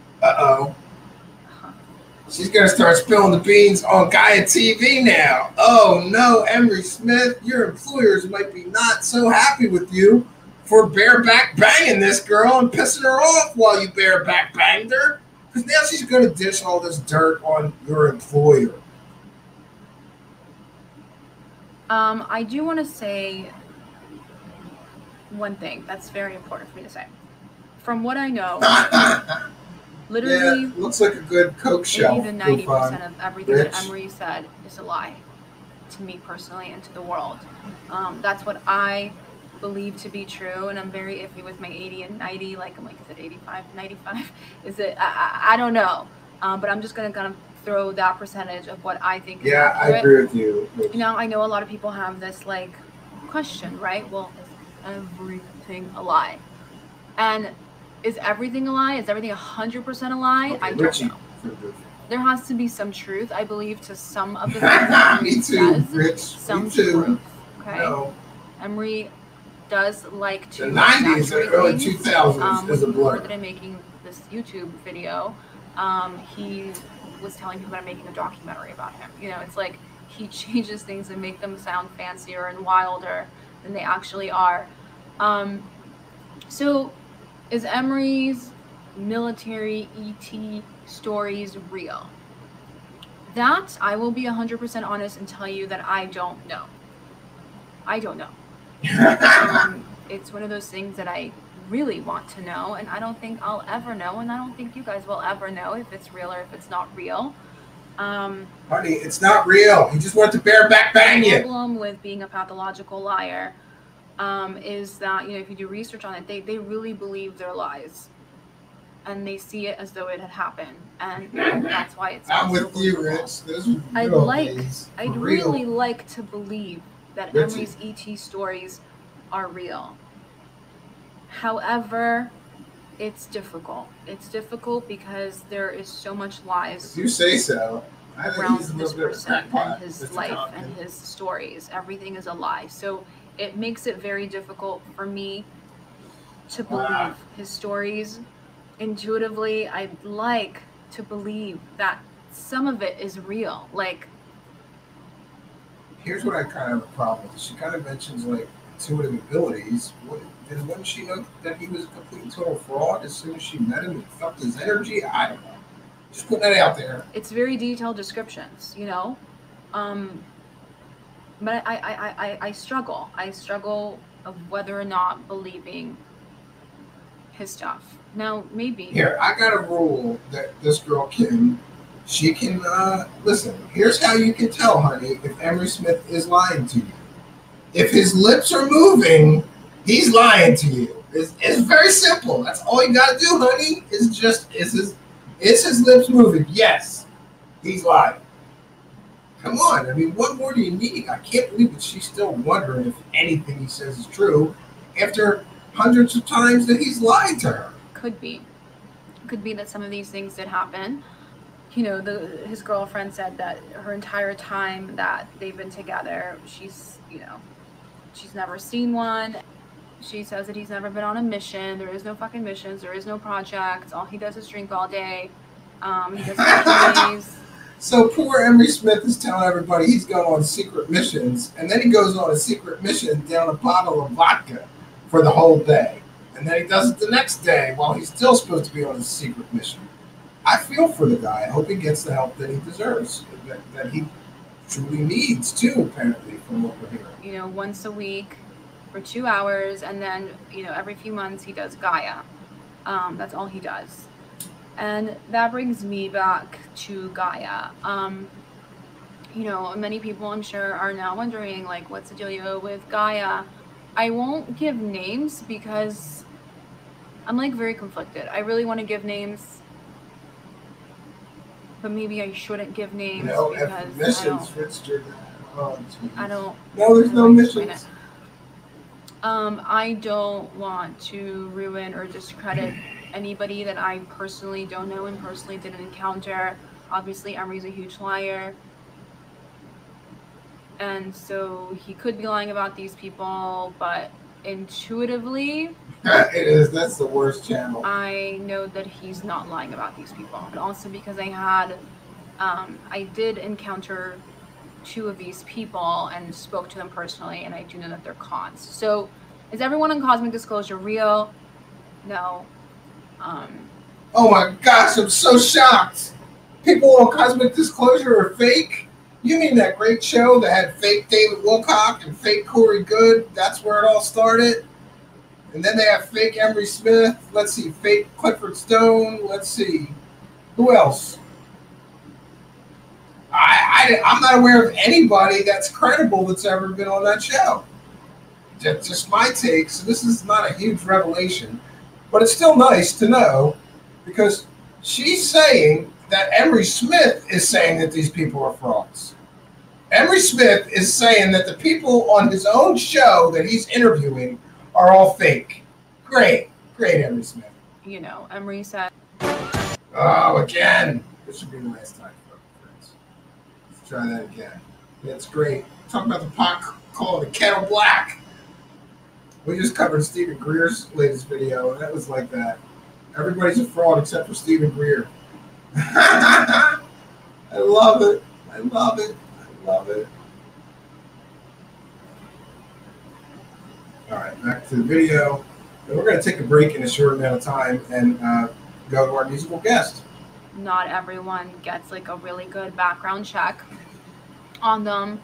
And he has said many times before I even found out about all this shit that a lot of them are cons. They're just con artists, you know, and great pathological liars that have great stories. And, you know, the people that he had mentioned. I would think that in order to be on Cosmic Disclosure, you had to take a test to find out if you were a narcissistic, sociopathic, pathological liar first. And if you can check all three of those boxes, they schedule you. They put you right on. Look at the history of the people involved in this Cosmic Disclosure garbage show. One of them I really believed for a long time was real. And then when he said that, I was like, oh. And it's like, oh, that's why that person stood out for me. You know, sometimes people stand out for like good or bad, but you're not really sure where you stand with them. So I just want to say that not everyone on Cosmic Disclosure is real. They might have really amazing stories, but it's not real. I know personally that this really bothers Emery because obviously, you know, it's his show and you know, it's his name on there. I think they made it up. There's other weird things that happened on the show.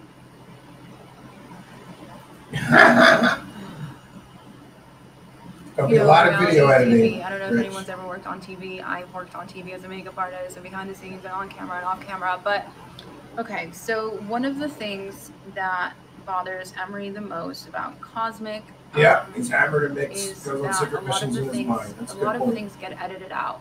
Meaning that a lot of times there'll be somebody in front of him who is a fake person, a con artist, and Emery would not be agreeing with him.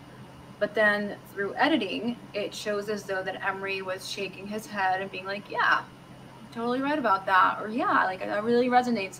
And that's actually edited and it's not real. It creates the illusion that it's real. And I know that really bothers Emery a lot. It's definitely made Emery. What do you know? One alien UFO con artist is upset that he has to interview other alien UFO con artists. Want to continue being on Gaia and being on Cosmic because he doesn't want to be associated or you know, connected with like lies. And that's so fucking weird. As big a liar as he is, that's stupid. I'm just saying what I was told. But like when I say that out loud, I'm like, but you are a liar.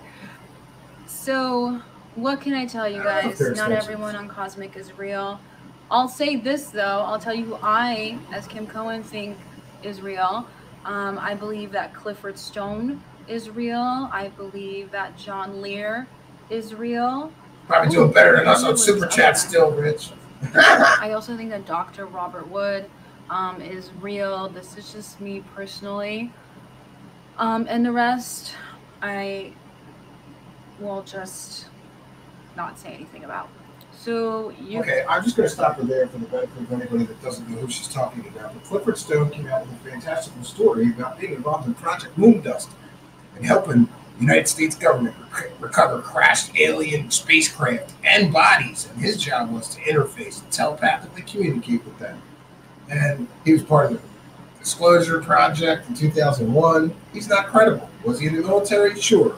Can he prove anything he says with even a single solitary shred of evidentiary support? No.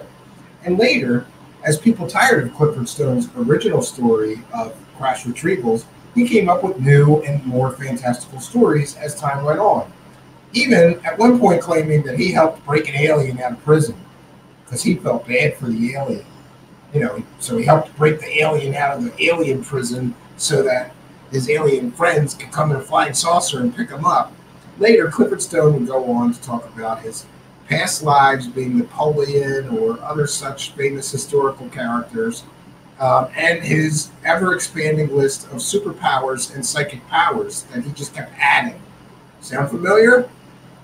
Robert Wood has been pushing the MJ-12 documents for, 20 years, and those have been largely discredited as fake and false. So even the people she thinks are real on Cosmic Disclosure are extremely problematic. You guys be the judge. You make your own decision and your own discernment on whether or not you want to continue on watching this sort of thing. Anyways, guys, that's the story about me and Emery and how I lost my house and how I was almost pregnant and how I was engaged to a con artist. It's very hard for me to believe and wrap my head around it, as I've said this numerous times.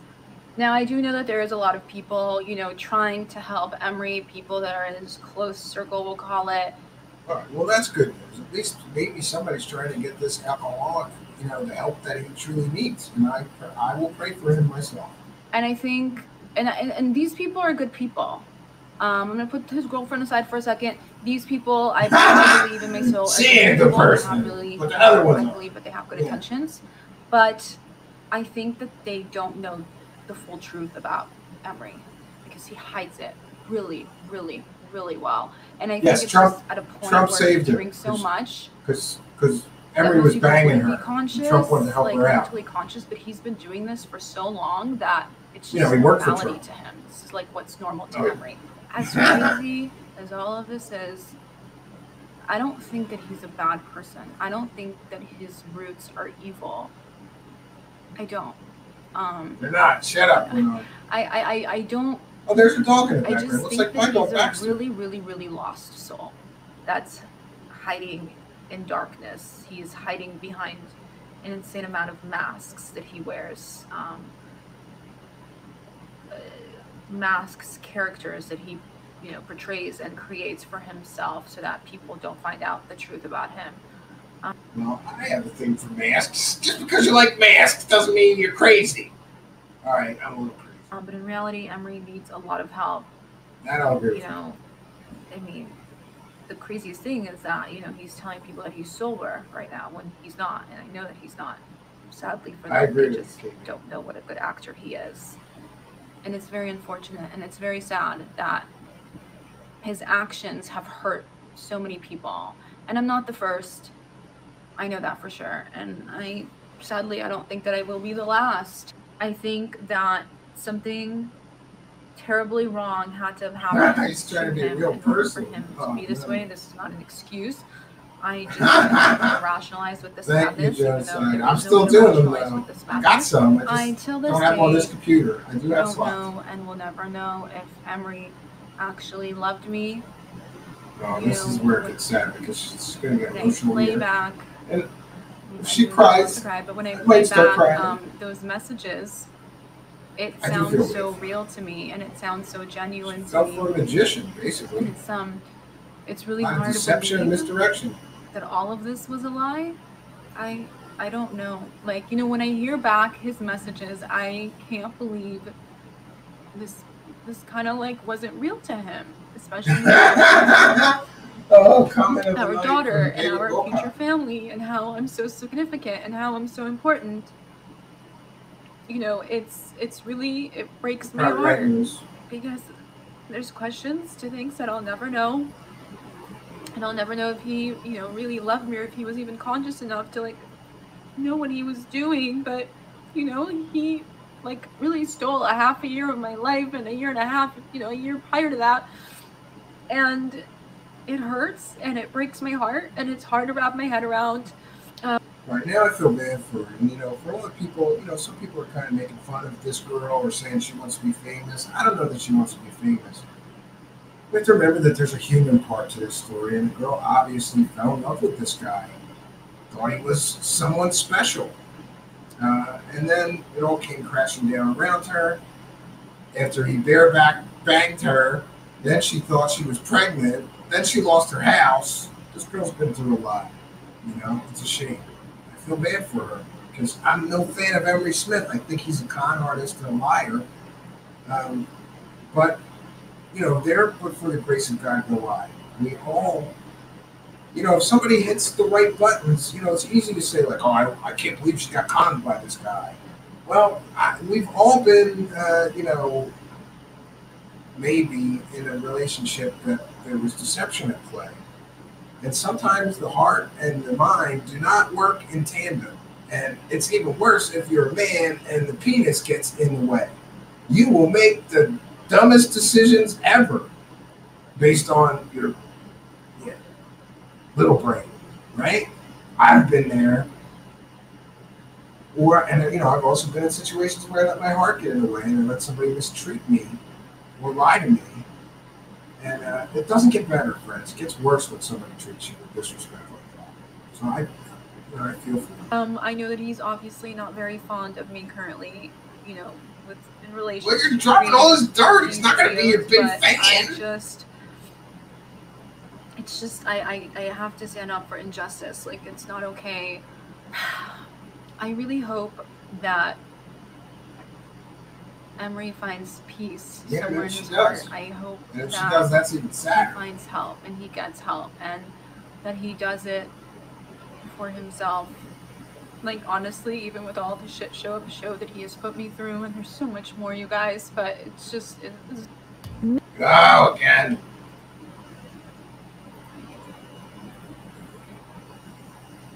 If I'm not getting paid for commercials, neither is anybody else. I am not rebroadcasting commercials. So just give me 1 second. We will get it past the point of those ads and bring it right back.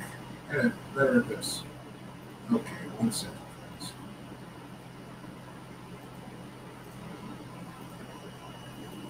All right, here we go. I just hope that he gets help and that he gets better and that he doesn't end up killing himself, because that's... Yeah, I mean, it's a valid worry that somebody might drink themselves to death. Do you know how easy it is for somebody to suffocate on their own vomit when they drink themselves into a coma like that? People have done it. What he has been doing for the last few years. I hope that he really seeks out help. I do, and I still have compassion for him, and it's like, I don't know why, but I do know why, because I know who I am, and I know what he meant to me. I really believed that Emery was the love of my life, and I sacrificed so much for him. And I don't think I've ever, in my entire life, I don't think that ever in my entire life that I ever loved somebody so much. And I believed everything he said. I need to stop crying. She really did believe everything he said. And that makes me definitely feel sorry for her.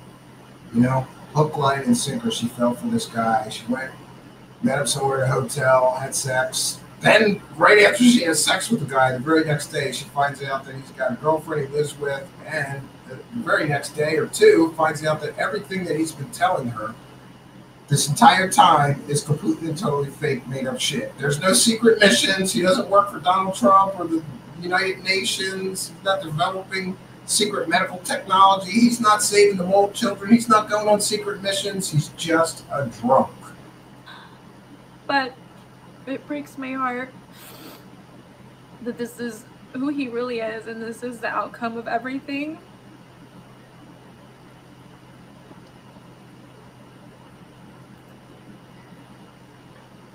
And it's obviously sad and hard to let him go. Again, like, it's not something I would have wanted. It's not something that I ever thought was gonna happen.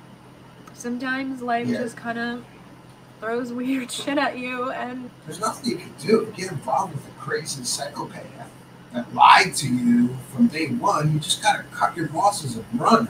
That's my advice. Cut your losses and run. I don't know why. She dodged a bullet here. She could end up with that crazy drunk weirdo living with her and sponging off of her, because apparently that's his pattern. He did it with this Olivia girl and sponged off her family, right? They couldn't pay their rent.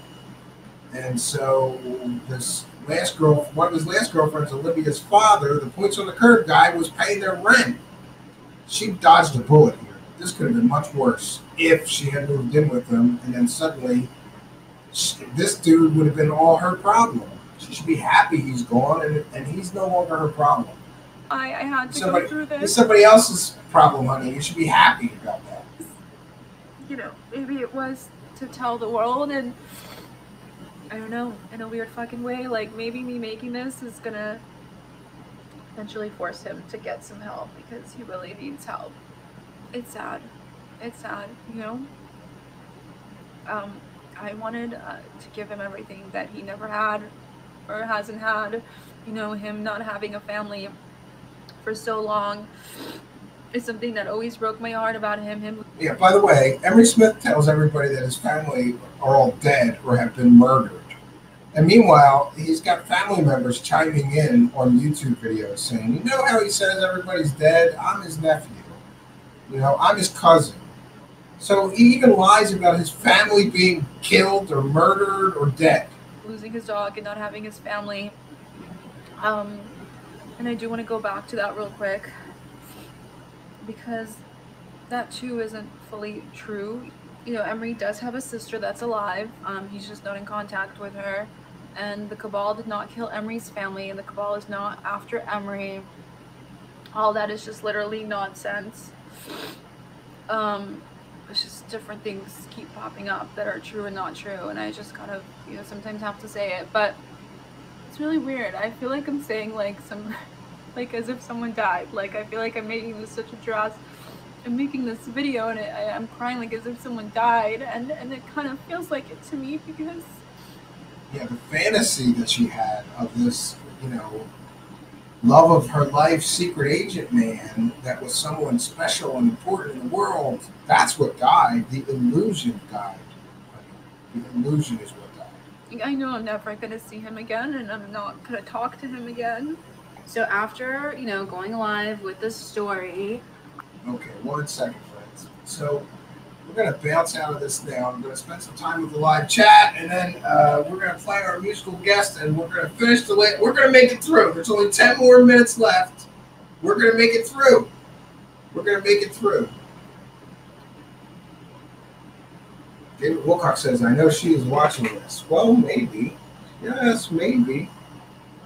Yes. Sand Blue says she pursued him and fell in love with an image. You're absolutely right. You're absolutely right. I think she fell in love with the image that he portrayed to her. Which a lot of guys do. You know, that fake you try to be, that's like, you know, a lot more like you think the girl wants than you actually are. I always try my best not to pretend very much. You know, I mean, I'm a lot more polite on a first date than I would be on a second date. You guys know I have sort of a strange sense of humor, so imagine me out with a brand new girl that doesn't know me, or, you know, my sense of humor could not go well. Do you think Emery is watching this? Of course he is. He's such a narcissist, he couldn't not watch this. He could not watch this. So, friends, boy, which one am I going to play here? All right. 1 second. I'm going to change our banner for our musical guest. We have a musical guest tonight, Dance or Die, and it's a song called Aliens Electric. Somebody sent me. I thought, well, this is very appropriate. So the artist is Dance or Die, and the song is called Aliens Electric. So we're going to take a short break here so we can play our musical guest for tonight, Dance or Die, with their song Aliens Electric. We'll be right back, friends. And we're going to finish. We're going to make it through. There's only 10 more minutes of this. We'll be right back.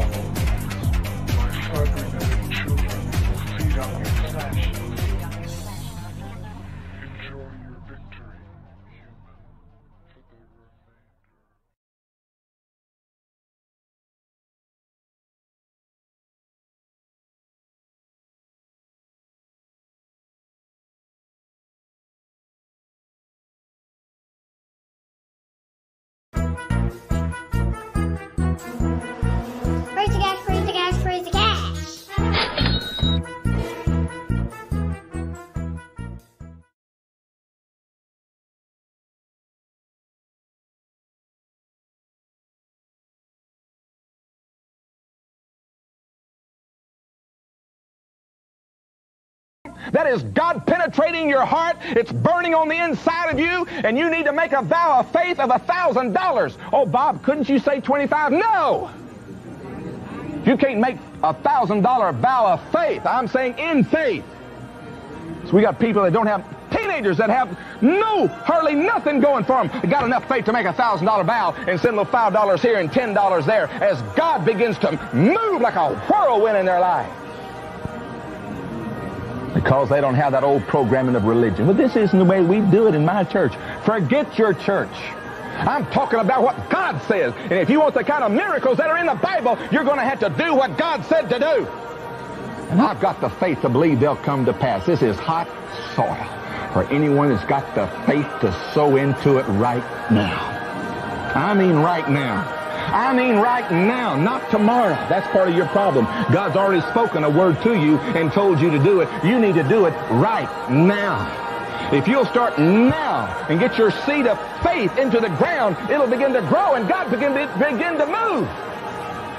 Thank you, Lord. Thank you, Lord. Thank you, Lord. This is somebody's day of harvest.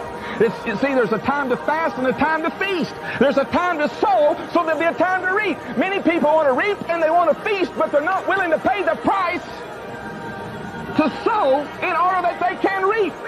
You can't see what's not seen until you let go of what is seen. And I'm talking about your money, because your money is you. It's your blood, it's your sweat, your tears. It's driving down the freeways, it's going to work, it's believing, it's you. And letting go of it makes room for the new. Lot's wife didn't want to go on, and that was the end. Thank you, Lord.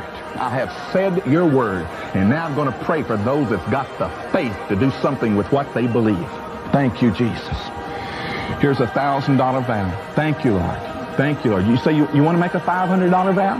Then do it. Then do it. If that takes faith for you, do it. You want to make a $100 vow or two? If that takes faith, see, I like 1,000, because I know I got you. I got you.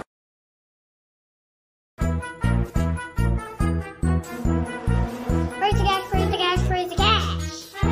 Thank you for your kindness. Thank you for your generosity. Praise the cash, praise the cash, praise the cash.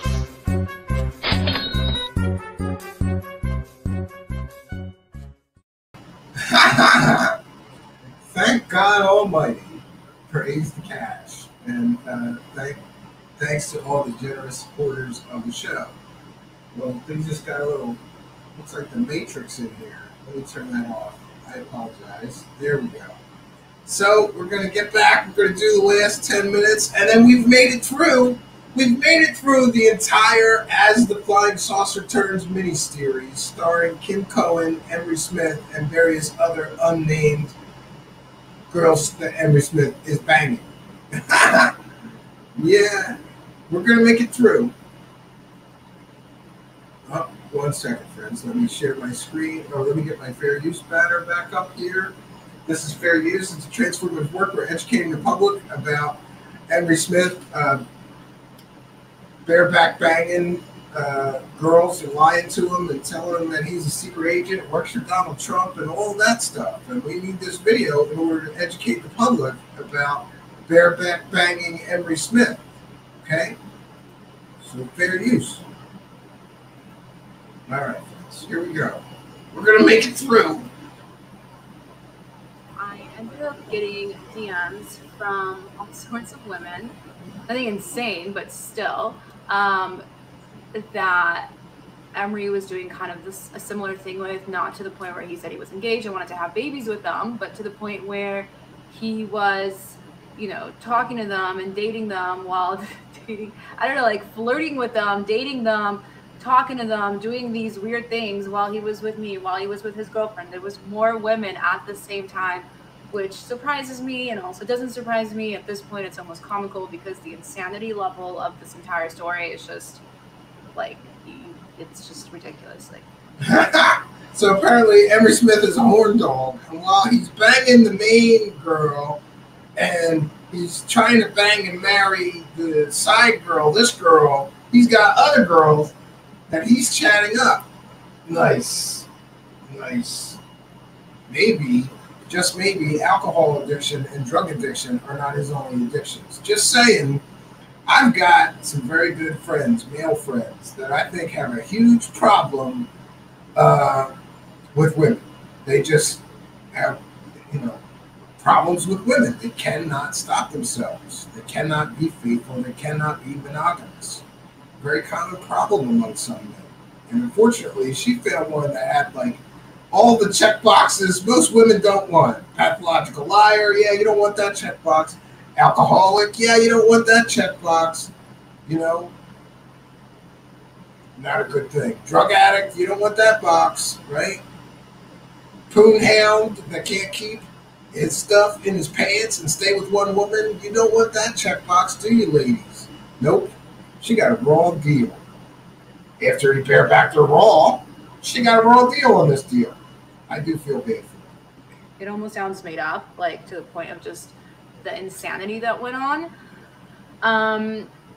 So again, it doesn't surprise me, but it does surprise me. I'm like, what the fuck? And again, like, does the story ever fucking end with this human?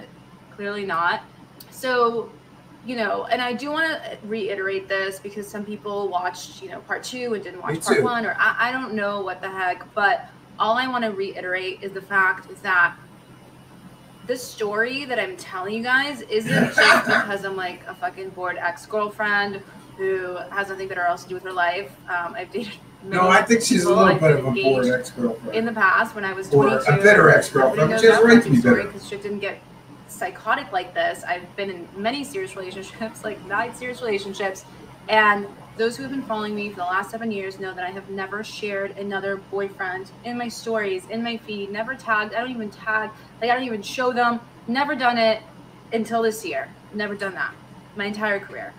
Because I do think that certain things are personal, but the reason why I decided to share this story with you guys, the story wasn't meant to be shared because I am a sad ex-girlfriend or anything like that. It's been a couple of weeks now. I've moved on. I'm not interested in this human like ever again. But it's not just the gist of the cheating. It's this person who comes off as one thing, who comes off as a whistleblower. I mean, his job is being a whistleblower. What the fuck's a whistleblower? A person who tells the truth and comes out with the truth. That's what he's supposed to be. And the irony in that is that the man is a pathological liar.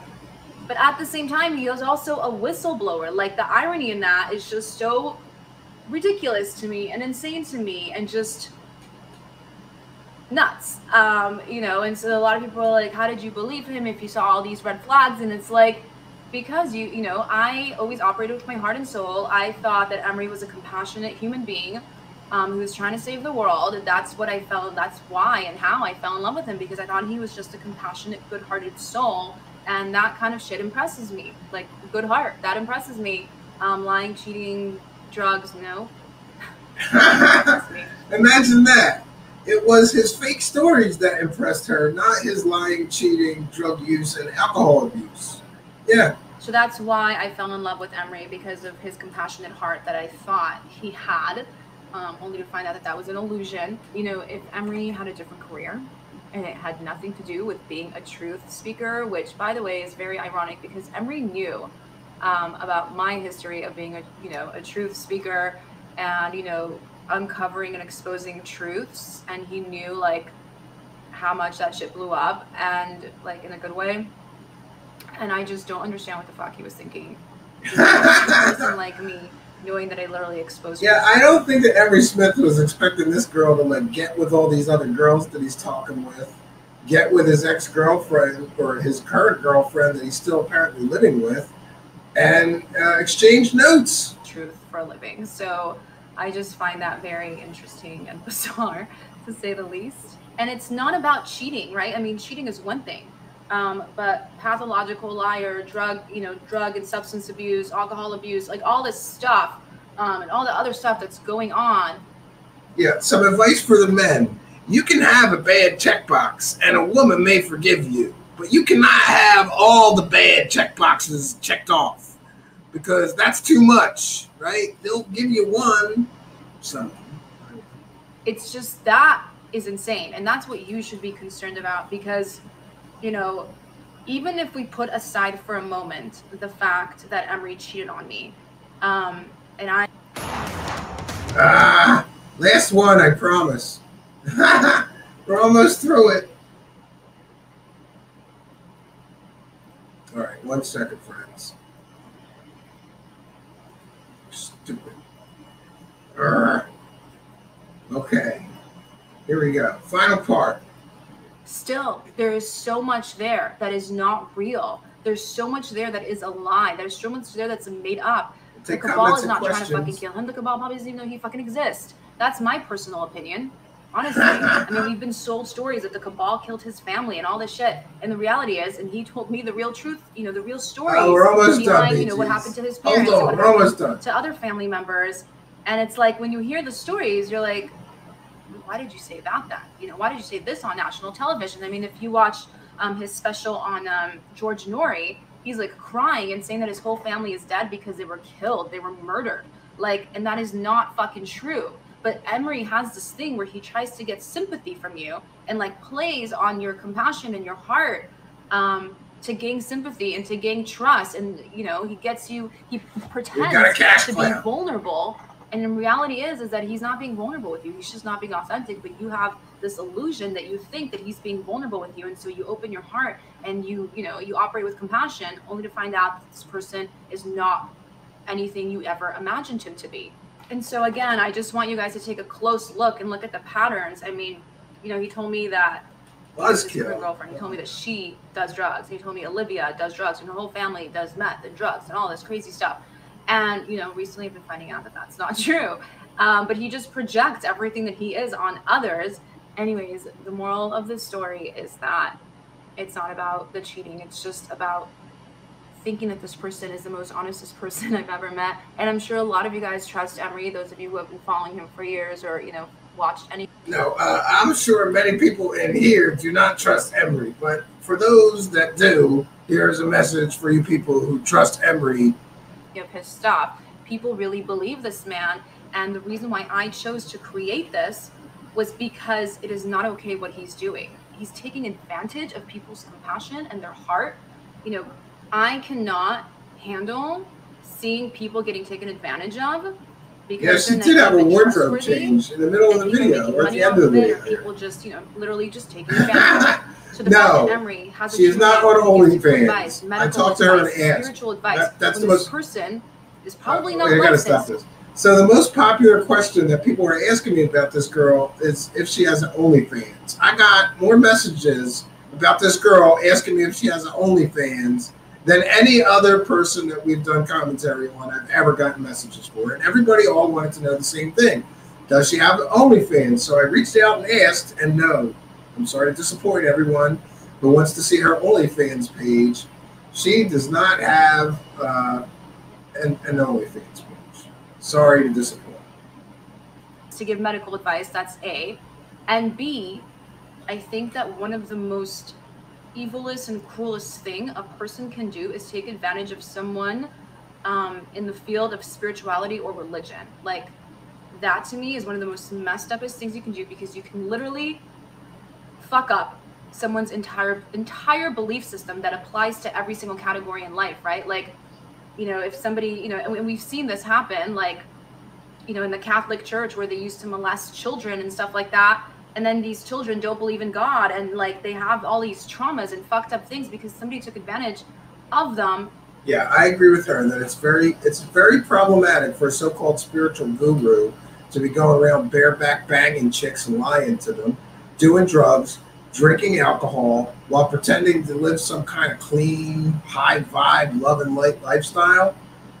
It's very betraying, and it's disingenuous, and it's just, this guy's living a lie, and he's profiting from that lie that people have believed in a spiritual and a religious, you know, circumstance.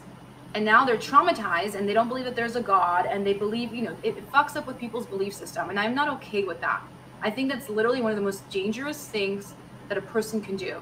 Is yeah, me too. I don't have the attention span for two. Consciousness and spirituality, when in fact they don't do any of it. In fact, they do the complete opposite of it. Honest, that's wrong. No, that's wrong in my opinion, and especially making money from that is fucking times 2, times 10. That's just wrong.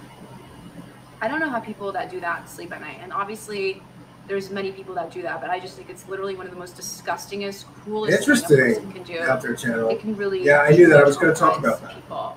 So again, back to the main point of this. I trusted Emery. Chris wants two of her. Trust Emery. You know what, Chris? Money for. Why don't we go to Emery Smith? Because he's got to have access to alien cloning technology. And we can make a Kim Cohen for every one of us, right? I think that would be cool. We could just clone her and keep cloning her. Anybody that wanted one could get one, right?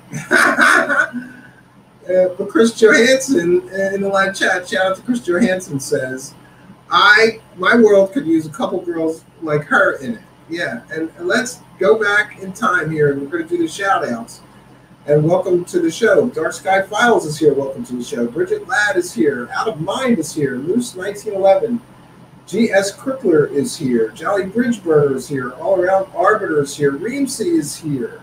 Grandmaster UV is here. Jonaside is here. Bernard Conkin is here. Bee Gees is here.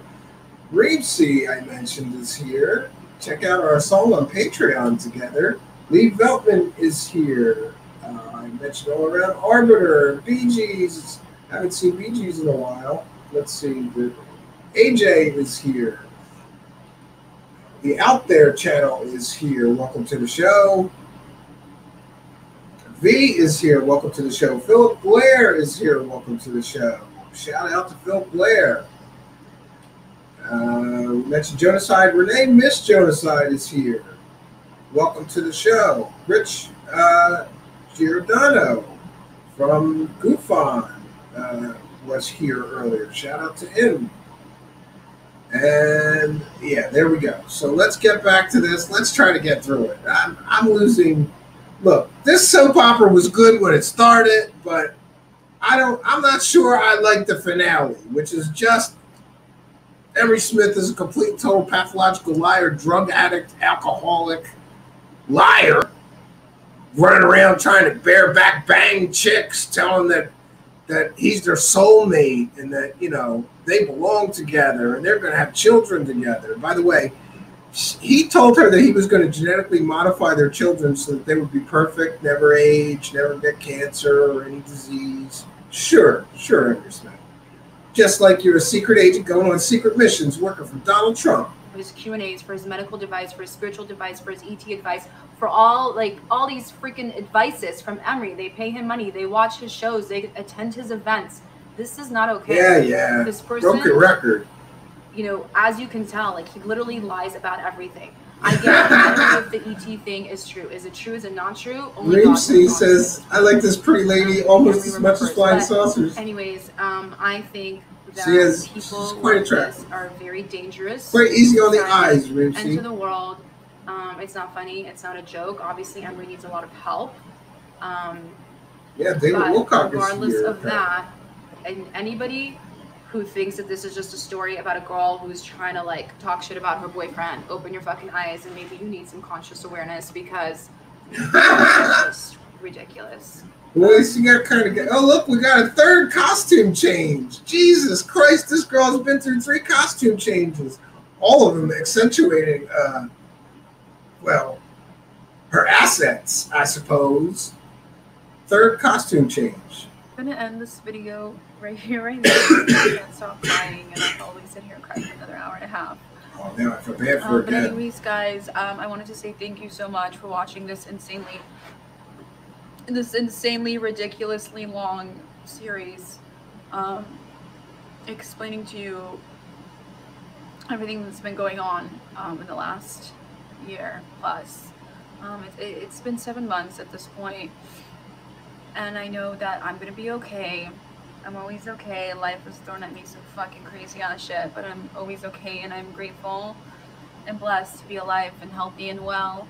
I really wish. Reamsey is admiring her decorator. I hope he finds what he's looking for. I hope he finds himself. I hope he finds God.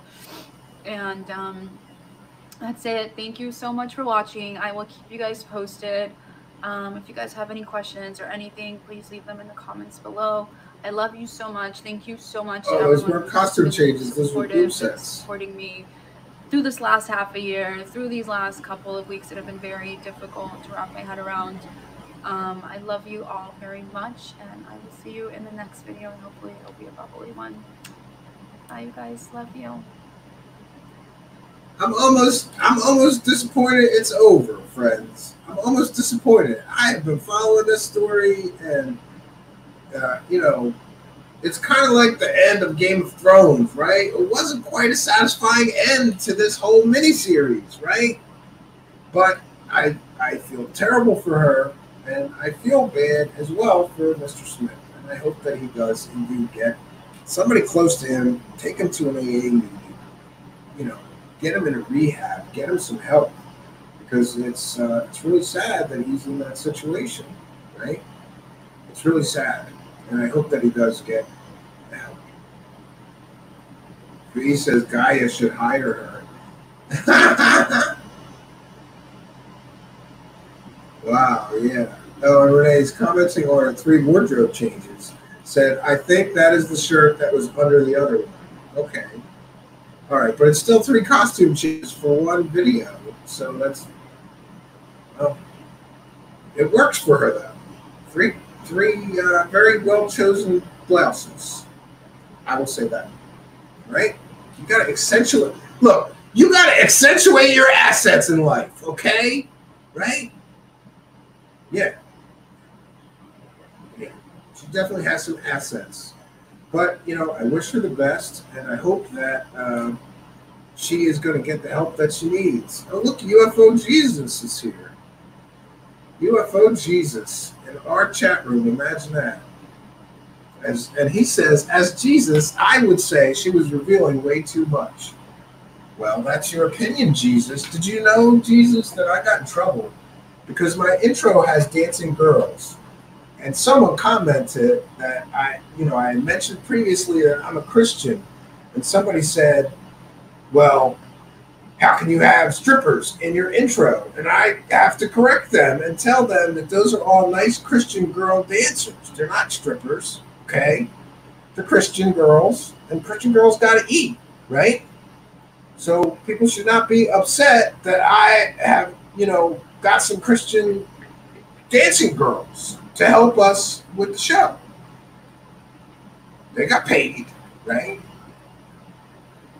Yeah. She will be on UFO Jesus next dancing. Oh boy. If I forget UFO Jesus out there channel, if I could get her in a cage and yeah. Oh no.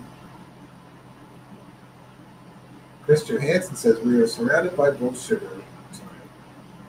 V says my favorite girl is no longer dancing. V, you know what? Confession time. You know, bless me, V, for I have sinned. It's been this long since my last confession. No, I have a confession about dancing girls. If I were to go to a gentleman's club, I love V to just sit and watch them dance. I love that. It's very, you know, it's fun.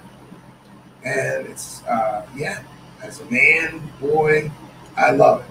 But what I do not like about gentlemen's clubs is I don't want to couch dance, and I sure don't want them to talk to me because it ruins the entire fantasy that I build up in my brain while I watch them dance.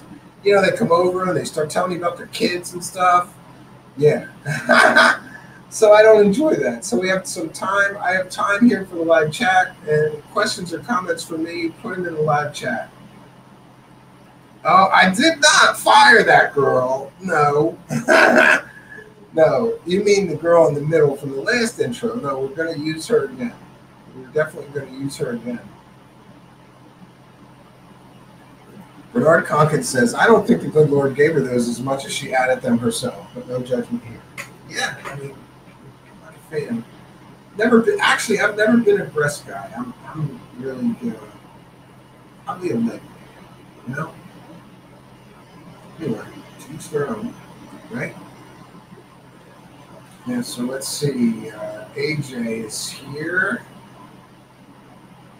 My name is Genocide says belly dancers awesome. David Wilcox says he needs to meditate on this. Oh no. Oh no. Yeah. Oh, Reemsy with a super sticker. I did not see it, Reemsy. I apologize. Thank you, Reemsy. The kind and generous $10 super sticker purchase. I appreciate your kindness, your generosity, and your support as always. Longtime supporter, thank you both for this and for your previous support. It really, really does. It really does help. Keep the ball moving forward here. That's what we're trying to do. Gain some momentum and keep the ball moving forward, right? So, Reemsy, thank you for kindness, your generosity, and support. Anybody else? We're going to be signing off soon, so get those super chats in before we're out of here. I hate it when I miss one. We read every single one, but we will. If you give it during the outro, then I shout it out on the very next show. But thank you, Reemsy, for helping us here. As we say, praise the cash, praise the cash, praise the cash. Thank God Almighty, praise the cash. There are people all over the world helping us to continue the show. All over the world. Thank you, Reemsy. Praise the cash. Praise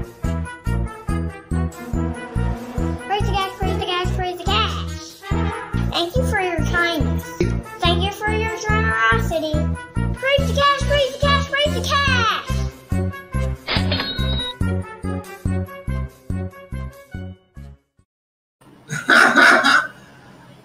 So you've heard of a cash cow, Reemsy. We got a cash clown. And every time some cash comes in, we get a cash clown praising the cash, Reemsy. I think this is a genuinely good idea.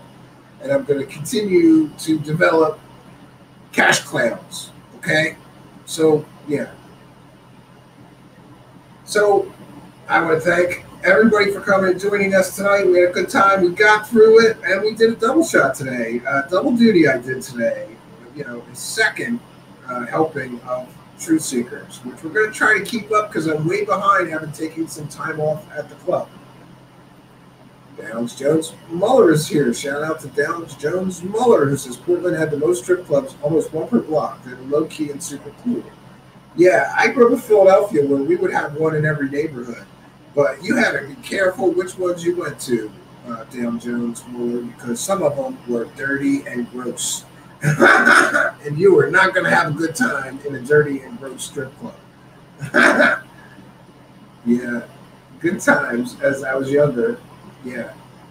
By the way, I got thrown out of my own bachelor party at a strip club because we booked it someplace, and then one of my musician friends was dating one of the strippers there. And they didn't allow boyfriends at all. Like if you were the boyfriend of a stripper, you weren't allowed to enter the club. So we basically got thrown out by a bunch of mob-looking guys, and it was scary. But we ended up in another one, which was kind of like, we went to the worst one in Philadelphia on purpose, like the scummiest one. But we drank and had a really good time.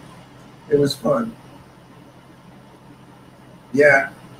So we are gonna bounce out of here. We've done good work today, folks. We've done the best that we could do, doing 2 shows.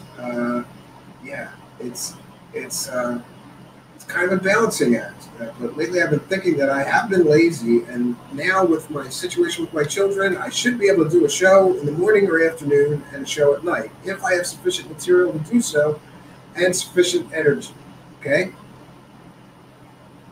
Yeah, Reemsy says, I like to go to the Gentleman's Club and kick back cocktails and watch the pretty lights and hear lively music. Yeah, it's a fun night if you go to a good one, right? You get entertainment, you get some cocktails in you. How do you not like that, right? You're making me want to go find a strip club, Reemsy. I haven't been to one since the pandemic. Yeah, maybe that has something to do with our intro here, right? Maybe it's like some deep psychological longing or something I missed through the pandemic, maybe? I don't know. Whoa, that sounds good to me. North Beach, San Francisco has great gentlemen's clubs, $100 cover charge and free chicken wings.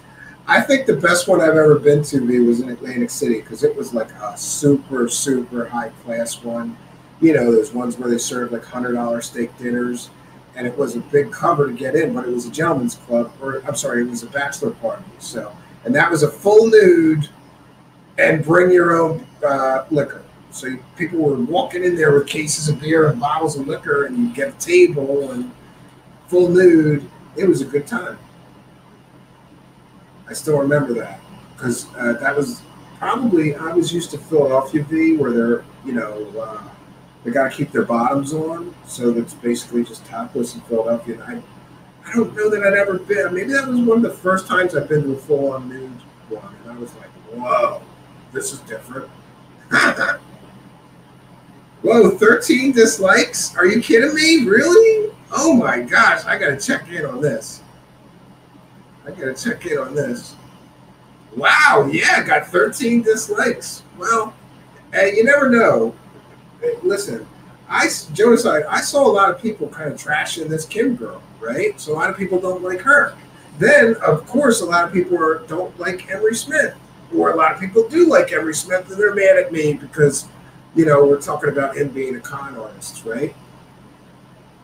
That's the highest number of dislikes. What do you mean, rookie? That's like the highest number of dislikes I've gotten in months, Jonaside. Maybe there's a message in there for me that I should pay attention to, right? Renee says burlesque shows are the best. Yeah, I like burlesque shows. As a magician, I've done a lot of shows where they had one or two burlesque girls. I used to do a variety show at the Manhattan Arts Center in Times Square, New York. And I was the magician, and there would be two comedians, me, and two burlesque girls, and two singers. And that would be the whole show. And we'd each do like 15 minutes. It was a good time. V says, I love burlesque, Miss Jonaside. I did one for my bachelor party and took a class. Well, that's interesting. Reemsy says, they have ladies who dance with their black legs at the Venus Club, but they do not take off all their clothing. Well, it's still fun, though, right, Reemsy? I would think so. Yeah, Phil Blair, I got sticker shock, too. $100 cover charge. No, thank you, right? And that's before you even get to the $20, 2-minute lap dances, right? He says, I gave a thumbs up, even though I dislike both Emery and Kim. The downvotes are their friends. Yeah, probably. 14 dislikes because David Wilcock would look so cool. The mustache would be more believable, too. Yep. Reemsy says, before the Riviera closed in Las Vegas, they had the best dancing ladies who wore beautiful clothing with feathers and sequins and shiny fabrics. I always went to that show. Yeah. I have done a lot of shows with dancing girls. Maybe that's another reason why I like dancing girls in our show intro here, right? It's just nice. Who doesn't like beautiful dancing girls, right? I like it. I definitely like it. All right, friends. It's been a long day. We did a double shot today. I'm going to bounce out of here, drink some cold beers, and work on some things. Coming up, we have Linda Moulton Howdy Doody making her worldwide debut as guest host of Truthseekers. That's right, friends. You heard it here first. Linda Moulton Howdy Doody will be guest hosting Truthseekers, okay? Very soon. I've got it all together just about. I'm going to do some screen tests and share it with the Patreon folks first and work out a few bugs, and then she'll be good to go. We've also got a couple of different guests coming up, which I'll share more about tomorrow. And we may have Bernard Conkin. Bernard Conkin is trying to race me to 2,000 subscribers. I'm not paying attention, but then again, I am. Hold on. Let's look at this, Bernard Conkin. You're supposed to come here and do a show on alchemy. Let's make it happen. Let's get it. Yeah, I have 1,971 subscribers. I'm trying not to look at it because I was looking at it every, couple times a day, like, come on, get it to 2,000. But now I just it's going to coast in there, Bernard Conkin. I'm okay. Oh, and by the way, Bernard Conkin, thank you very much for reminding me. Please, friends, there's two ways to support us. If not with a couple of bucks, then the other best way to support us is by liking, commenting, and sharing these videos. Share our channel address or video links with your friends on social media. DM them, PM them, tweet them, retweet them. Get these out there in the internet. Every time somebody retweets one of my videos, I smile. Every time somebody sends their friend a video and I get an extra subscriber, I smile. Every time that count goes up a little bit, I smile. We're really trying to grow the show. And the very best way to grow the show is for people to like, comment, and subscribe. Leave a couple of comments, right? Or, you know, leave some questions. If you have questions for me, put them in the comments section of this video.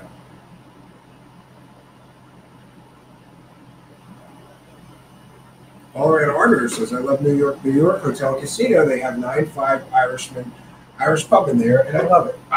The only thing I miss about my old neighborhood in Philadelphia, all around Arbiter, is my Irish pub. There's just nothing like it here in the suburbs. Not an old, good, traditional Irish bar. So I do miss that. FGF has been married since 16. What were you thinking, bro? Couldn't even imagine. Get married at 16. Could barely take care of I could not even take care of myself at 16. FGF 72. But listen, the hour is growing late, so now that I've reminded everybody to try to help us by liking, commenting, and subscribing, I could remind everybody, if you want to make a donation or become a Patreon supporter, it's in the About section, in the links here on our page, in the About section of our YouTube channel. And I want to remind everybody listening in podcast land, once again, you're missing half the fun. The live chat is half of the show, the interaction here. So go over to YouTube, put Truthseekers in the search bar, and look for that weird guy with the sunglasses. That would be me, your host, Stephen Campion. Come over to the live chat. Come and subscribe here. Hit that notification bell, and you'll know when we're doing a live show and a live chat. You can come, ask me questions, interact with me, comment on what we're covering that night. We read every super chat. We share many, many comments and questions on the screen and interact with the live chat. All of you people listening in audio podcast land are most welcome. And by the way, for those that don't know, you can now get every episode of Truthseekers anywhere you get your podcasts. That's right, anywhere. Podcast, anywhere. Spreaker, Apple Podcasts, we're everywhere now. So if you do want to listen to the audio version, please do check us out on Spreaker. The link to that is in the About section of our video. All right, friends. I got to tell you, I'm always happy when there's an audience. We had a great audience tonight. And I'm always happy when there's a good audience. Thank you so much for coming here and for being a part of my great audience tonight. This was a fun ride down a strange rabbit hole. I have to say that, right? Just a fun but crazy ride down a rabbit hole. Everything unravels at the end, right? And I'm left wondering, you know, sort of what's next for the participants of As the Flying Saucer Turns. What's Emery Smith going to do next, right? Is he just going to roll on and pretend that he didn't get revealed to be a complete and total fraud? What's next for this Kim Cohen? Is she really trying to get famous? Or was this just about getting some things off of her chest, helping other women in the community from being taken advantage of, and helping those people who were suffering from some kind of, mental defect that believe that Emery Smith's fake alien superhero science fiction stories are real? Time will tell, friends. So, thanks for joining us. Thanks to all of our donators, supporters. Thanks to everybody who is retweeting, tweeting, sending these links out, and helping us spread the message. Until next time, friends, my name is Stephen Campion. Good night. God bless all of you.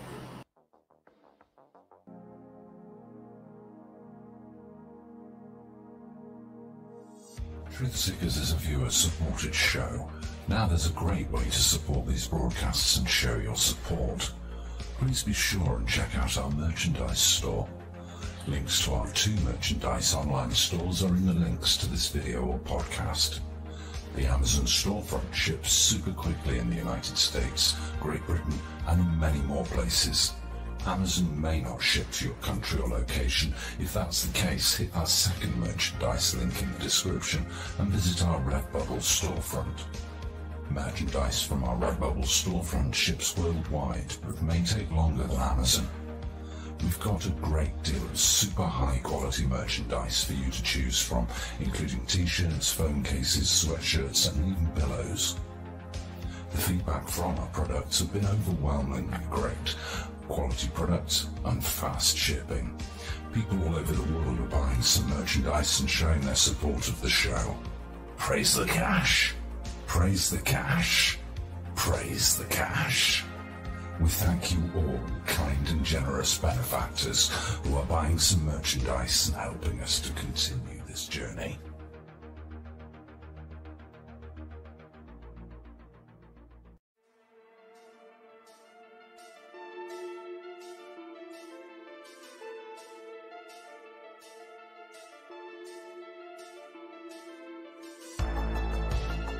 Thanks for being here. This is Truthseekers with your host, Stephen Campion.